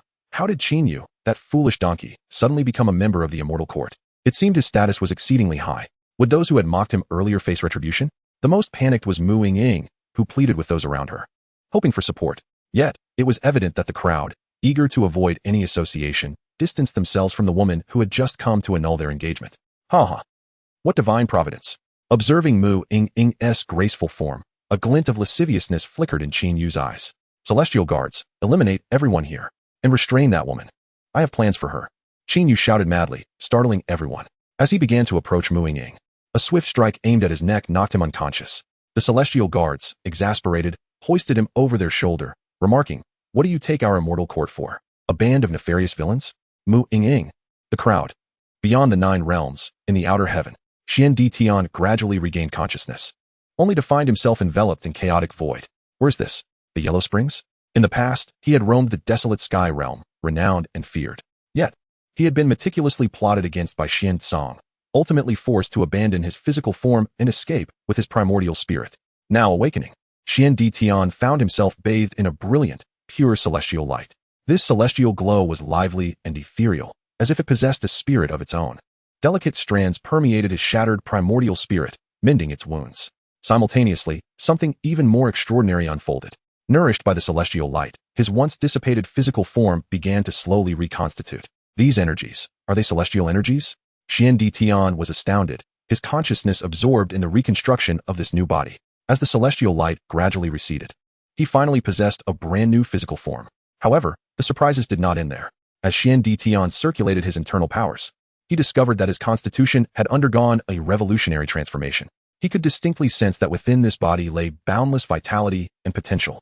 Every cell rejoiced, as if sharing longevity with the cosmos, shining alongside the sun and moon. This is the eternal immortal embryo. Xian Di Tian was overwhelmed, his mind nearly crashing. The eternal immortal embryo is a constitution renowned alongside the primordial Tao embryo. Both are pathways to immortality. Could it be that through a twist of fate, he has acquired the qualifications for ascension? This, truly a divine blessing. Witnessing such fortune, Xian Di Tian erupted in laughter. Truly, heaven does not forsake those without hope. Having lost the chaotic body, he unexpectedly gained the eternal immortal embryo. This not only signified that his life was not yet at an end, but also that he was a person of great fortune and destiny. After his laughter subsided, Xian Di Tian focused his mind, preparing to explore this unfamiliar realm. However, he suddenly noticed a figure ahead. It was an elderly man with white hair, dressed in a simple robe that flowed gracefully in the wind. Holding a fishing rod, he sat calmly fishing above the 9 realms. The stars of the 9 realms twinkled like fish beneath the tip of his rod. Xian Di Tian was astonished, hastening forward to clasp his fists and inquire, "Elder, may I ask where this place is?" The old man slowly turned his head, his gaze deep and serene as he spoke. "This is the outer heaven of the 9 realms, a realm beyond all rules." Upon hearing this, Xian Di Tian was struck with amazement. During his slumber, he was inexplicably brought to this mysterious place. Contemplating the old man's ethereal demeanor, he couldn't help but form a conjecture. Calming himself momentarily, Xian Di Tian could not help but inquire, "As a junior, I have been able to reconstruct my physical form and transform my constitution into an eternal celestial embryo. Such astonishing changes. I wonder if they are in any way related to your esteemed self?" The old man's lips curled into a subtle smile, revealing a knowing expression. "Indeed, it is the work of my own hands. I have utilized the eternal celestial essence to remold your body." A storm of astonishment surged within Xian Di Tian. The seemingly ordinary old man before him possessed such extraordinary capabilities. He suppressed the tumult within and once again clasped his hands in reverence, respectfully asking, "Might I inquire about your esteemed name and the reason for your assistance?" "A name, you say? The passage of time has rendered me forgetful of such details," the old man replied, gently setting down his fishing rod and slowly rising. Suddenly, his aura shifted dramatically, emanating an overwhelming sense of majesty. "Yet, the world knows me simply as the Emperor Sovereign." Chapter 62. The deepest corpse in the ancient burial ground, the 9 secrets of the Emperor. The presence before Xian Di Tian was none other than the legendary Emperor, a figure revered as the celestial emperor of a bygone era. The shock within Xian Di Tian was beyond expression. The last time the darkness erupted, it was the emperor who valiantly defended the borders, ultimately uniting with the 3 emperors of humanity to quell the turmoil of that age. From then on, the emperor was celebrated and held in the highest esteem. "To be precise, I am merely a wisp of obsession lingering in the 9 realms," the old man chuckled lightly, dispelling Xian Di Tian's illusions. "A mere wisp of obsession? Not the true body." Xian Di Tian found this hard to believe and pressed on with his inquiries. "It is said that in your twilight years, you sought immortality and the path to becoming an immortal. Were you ultimately successful?" At this, the old man smiled bitterly. "Becoming an immortal? It is but an empty pursuit. In this world, no one can truly become an immortal. The legends of Hong Meng and Qingdi are the same. I am no exception. We have fundamentally severed all chances of attaining immortality." Xian Di Tian's heart trembled, profoundly impacted by these words. No possibility of becoming an immortal? How could the emperor say such a thing? In the whirlwind of his thoughts, he speculated that perhaps the emperor lacked the qualifications for immortality. Unlike him, for he possessed the eternal immortal fetus, a physique entirely capable of achieving immortality. Why not persuade the emperor to bestow upon him all the eternal immortal essence, allowing his body to transform completely into an eternal immortal body? In that moment, Xian Di Tian knelt, respectfully performing a grand gesture of reverence, earnestly beseeching, "Great Emperor, please accept my bow. I humbly request that you grant me the eternal immortal essence to aid me in my transformation into a true eternal immortal body, so that I may honor your benevolence and fulfill the wish of becoming immortal." The old man regarded the kneeling Xian Di Tian with a glimmer of something inscrutable in his eyes. He helped him up gently and spoke softly, "Do not rush. Although you possess the eternal immortal fetus, your spirit and body are still in their infancy and remain fragile. If you were to recklessly accept more eternal immortal essence in your current state, not only would you fail to transform successfully, but you might also be overwhelmed by that immense power, leading to your obliteration." Xian Di Tian's heart sank as he recognized his impatience. He steadied himself, inhaling deeply. "Thank you for your guidance, esteemed elder. I was indeed reckless. I shall heed your advice, focus on my cultivation, and when the time is ripe, I will seek the eternal immortal essence." The old man nodded slightly, a look of approval gracing his features. "A promising disciple indeed. Yet, how unfortunate. You remain a naive fool. Did no one impart the secret that the emperor once possessed the eternal immortal fetus as well? Why would he expend the hard-won eternal immortal essence to assist you in reshaping your physique? Everything comes at a price." The old man's gaze upon Xian Di Tian resembled that of a lamb awaiting slaughter, both audacious and composed. He then inquired about the circumstances that led to Xian Di Tian's grievous separation of soul and body. With gritted teeth, Xian Di Tian recounted the tale, embellishing it with fervor. The old man nodded, understanding the situation. Since you have accepted my eternal immortal essence, you must contribute to the welfare of all living beings. Strive with all your might to quell the darkness of this age. With hands clasped behind his back, the old man stood, his aura radiating with shimmering runes, as if the stars themselves had aligned. Do you know that this ancient burial ground has existed since the dawn of creation? In those times, many powerful beings perished, their remains accumulating over the ages, becoming this ancient resting place. It is a site of countless glorious endings and a repository of many secrets. Xian Di Tian listened intently, his expression grave. The old man continued, people mistakenly believe that the dark myth is the root of all calamity. This is a grave error. The dark myth is merely a fade. The true source lies in a deeper obscurity, intricately connected to this ancient burial ground. Having spoken, the old man gestured with his hand, summoning a tremendous power that parted the dense mist of the 9 realms. In an instant, chaotic energies surged, and the universe seemed to invert. The brilliance of countless stars was shrouded by this overwhelming force. Xian Di Tian gazed intently, and there, at the deepest part of the ancient burial ground, loomed a towering mountain of corpses, an oppressive force emanating from it, as if it could crush all existence. Atop this mountain lay a colossal corpse, its skeletal structure formed of an unknown material, each bone resembling a continent, etched with ancient and mysterious patterns. As the runes flickered, they exuded an aura both ancient and terrifying. Though the corpse lay lifeless, its eye sockets swirled with chaotic mist, revealing glimpses of collapsing star rivers, as though it contained the power to annihilate all realms. At a mere glance, Xian Di Tian felt his soul tremble, a surge of dark energy crashing into his being. His skin began to exhibit an eerie black hue, and his consciousness blurred, showing signs of succumbing to darkness. In that critical moment, the old man acted swiftly. A beam of pure celestial light entered Xian Di Tian's body, instantly dispelling the encroaching corruption and halting his descent into darkness. The old man furrowed his brow, his expression grave as he cautioned, that corpse is the true source of all darkness. Its origins are shrouded in mystery, and even in death. Its residual power is enough to plunge the world into irreversible despair. Do not dare to probe further, otherwise, I will be unable to save you. Xian Di Tian, filled with trepidation, nodded vigorously. Yet the shock imparted by that corpse had left an indelible mark upon his heart. As the old man raised his hand, the void seemed to be torn asunder by an invisible force. 9 mysterious runes floated forth, radiating a formidable energy that illuminated the heavens beyond. They were the once mighty 9 secrets: soldier, fighter, all, count, assemble, advance, and converge. Xian Di Tian, today I shall impart to you my self-created ultimate art. The old man's voice resonated like thunder, echoing through the cosmos. With that, he flicked his fingers, and the 9 runes shot towards Xian Di Tian like shooting stars, instantly merging with his being. Xian Di Tian felt a tremendous roar within him, as if countless ancient voices whispered, and cryptic information surged into his mind. Once his consciousness fully absorbed the knowledge, the essence of the Tao within him deepened, as though all laws of the universe swirled before his eyes.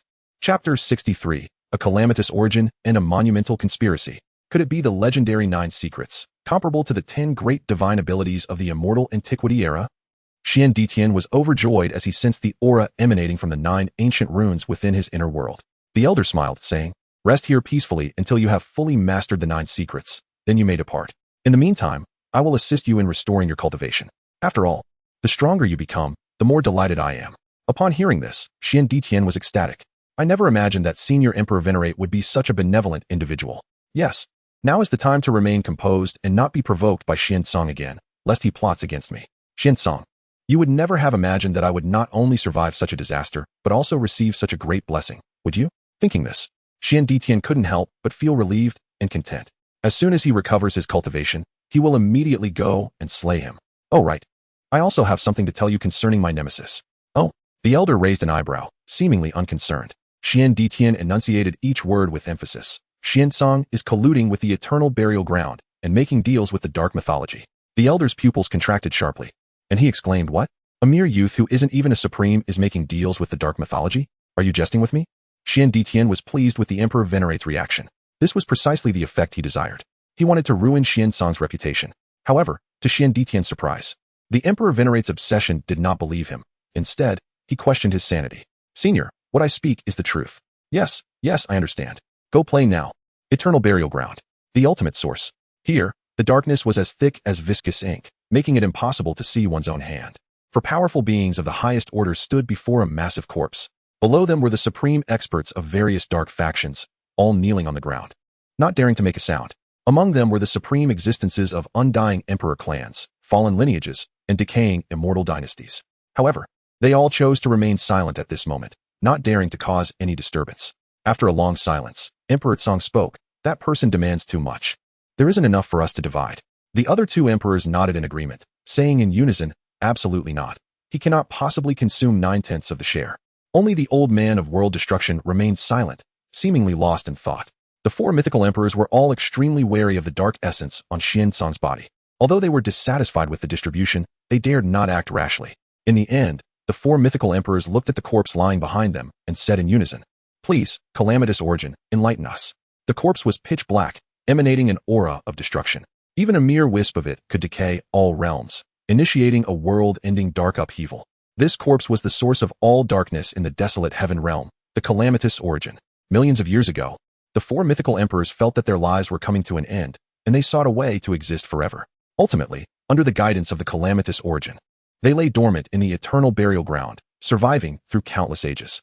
However, their existence was contrary to the will of heaven, and they could not easily step out of the eternal burial ground. Otherwise, they would suffer unimaginable karmic consequences, leading to their demise. Only when the heavenly Tao changed and the sun and moon weakened could one of the dark mythical emperors step out of the eternal burial ground and initiate an upheaval. Since then, the four mythical emperors had taken turns emerging, and countless grand sacrifices had been performed. After each upheaval, they had to hand over half of the sacrificed life force to the calamitous origin. If they had to give a large portion to Xian Tsong as well, what would they consume? Therefore, due to the intense conflict over resource allocation, they were never on the same side as Xian Tsong from the beginning. After a long time, the corpse spoke. This seat requires his dark essence. All the sacrifices from this grand sacrifice are yours. This seat only wants the dark essence. This time, this seat will set up the scheme and slay this wretch. Upon hearing this, the three emperors nodded and said, excellent. It would be best if the source of darkness personally set up the scheme. Anything is better than having to face that oppressive dark essence personally. The corpse looked at the old man of world destruction and asked, do you still have any concerns? The old man of world destruction hesitated for a moment and said, is that person not a dark being from this realm? He still vividly remembered the scene from over a decade ago. He had only glanced at that dark essence on the road to the afterlife, and he had almost died on the spot. It was simply terrifying. The corpse nodded and said, he is indeed from beyond the 9 realms, but his true origins are still unknown. Are you not afraid of any repercussions from doing this? The old man of world destruction couldn't help but ask. The corpse said proudly, I am the source of darkness, the end of life. What is there to fear? This wretch merely happened to be carrying a wisp of essence from beyond the heavens when he descended into this realm. There is no need to be concerned. That essence is too powerful, too evil. He probably dares not fully expose it. Otherwise, if that one in the heavens were to notice, no matter how astonishing his origins are, he would surely die. Upon the mention of that one, the 4 dark mythical emperors shuddered and fell silent.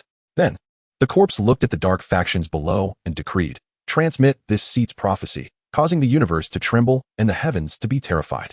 7 kings against the heavens. Chains locking the Xinhuang. An era of chaos begins, and all heavens are buried. As the words fell, the entire desolate heaven realm seemed to plunge into a massive earthquake. A terrifying aura swept out, causing the heavens to tremble and the 9 realms to fall. All dark beings seemed to be blessed by some mysterious power, and they were filled with fervor. Then, 7 drops of black blood condensed on the corpse's fingertip and scattered in various directions, sinking into the bodies of 7 young and powerful dark beings. With the end of this series of earth-shattering actions, a monumental conspiracy aimed at Xian Tsong was about to unfold.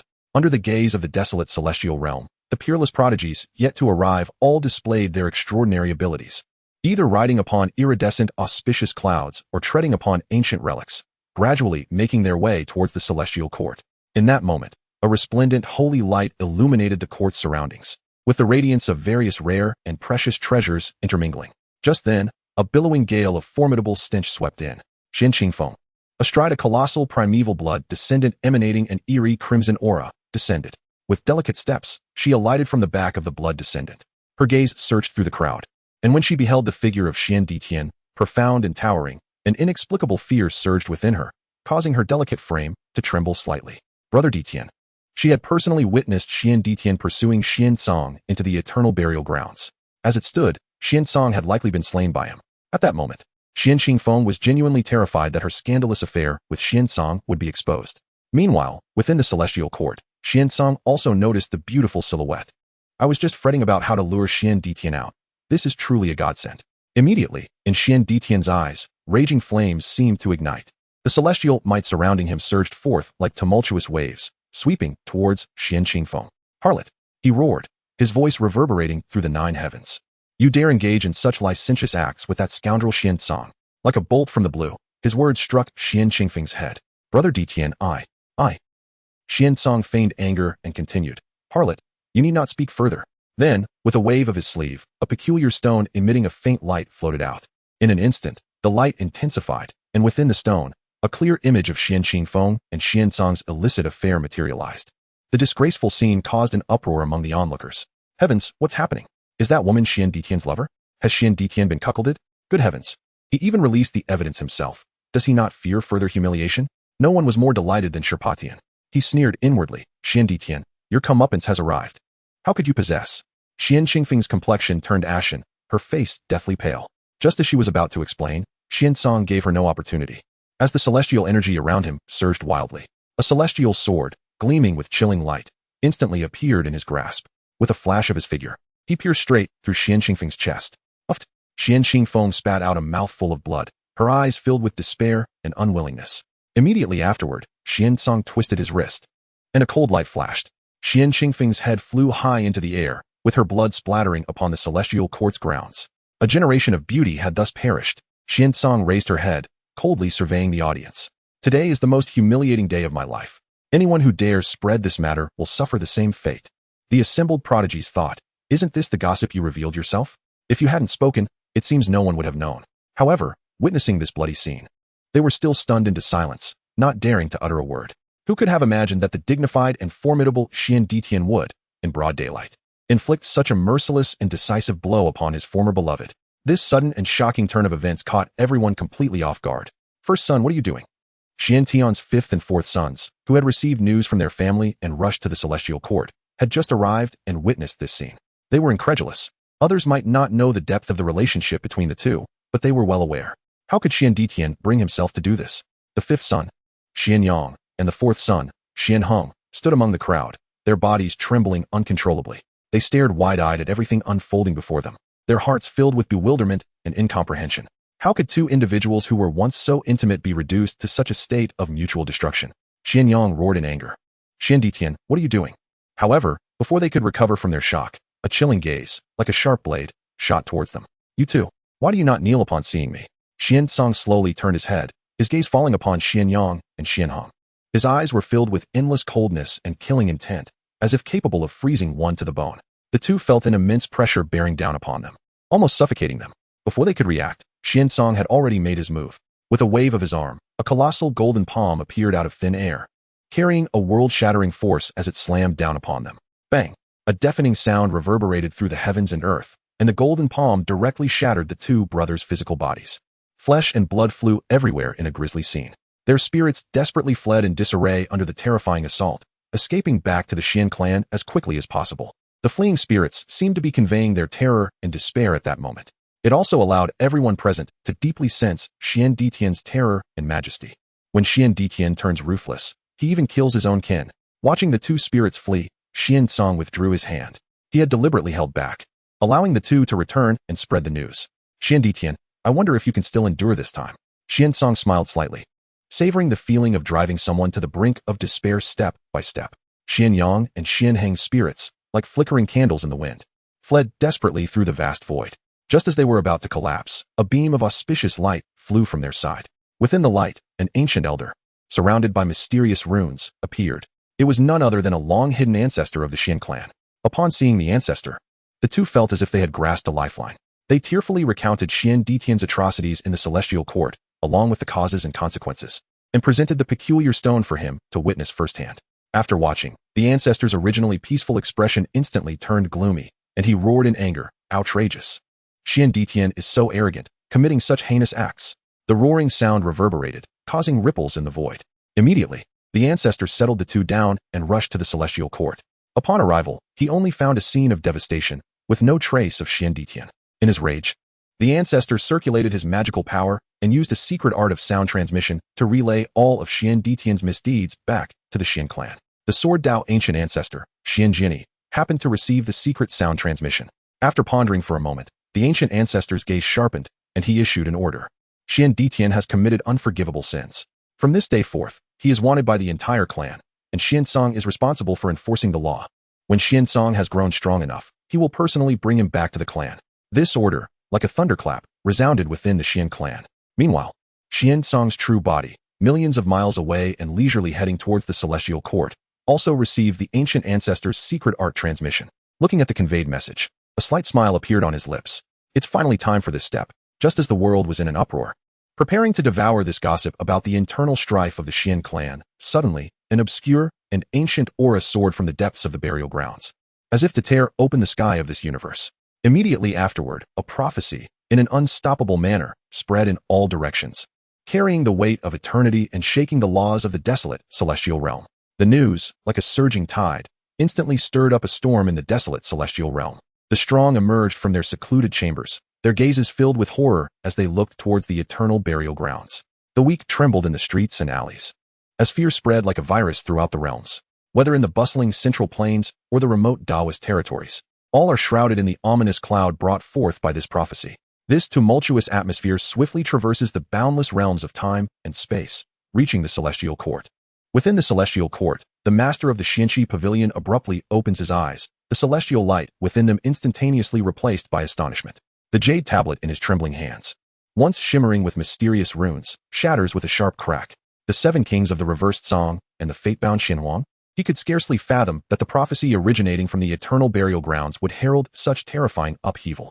It seems to foretell a calamity potent enough to overturn the very heavens and earth. Before the crowd can regain their composure from the shock of the prophecy, urgent reports from the borders of the eternal burial grounds arrive like arrows. Dark creatures are gathering at the frontier. In an instant, the atmosphere of tension reaches its zenith. The harmonious celestial light that once bathed the celestial court appears to dim slightly amid the succession of grim tidings. The entire desolate realm is enveloped in a stifling aura, as if a storm is imminent.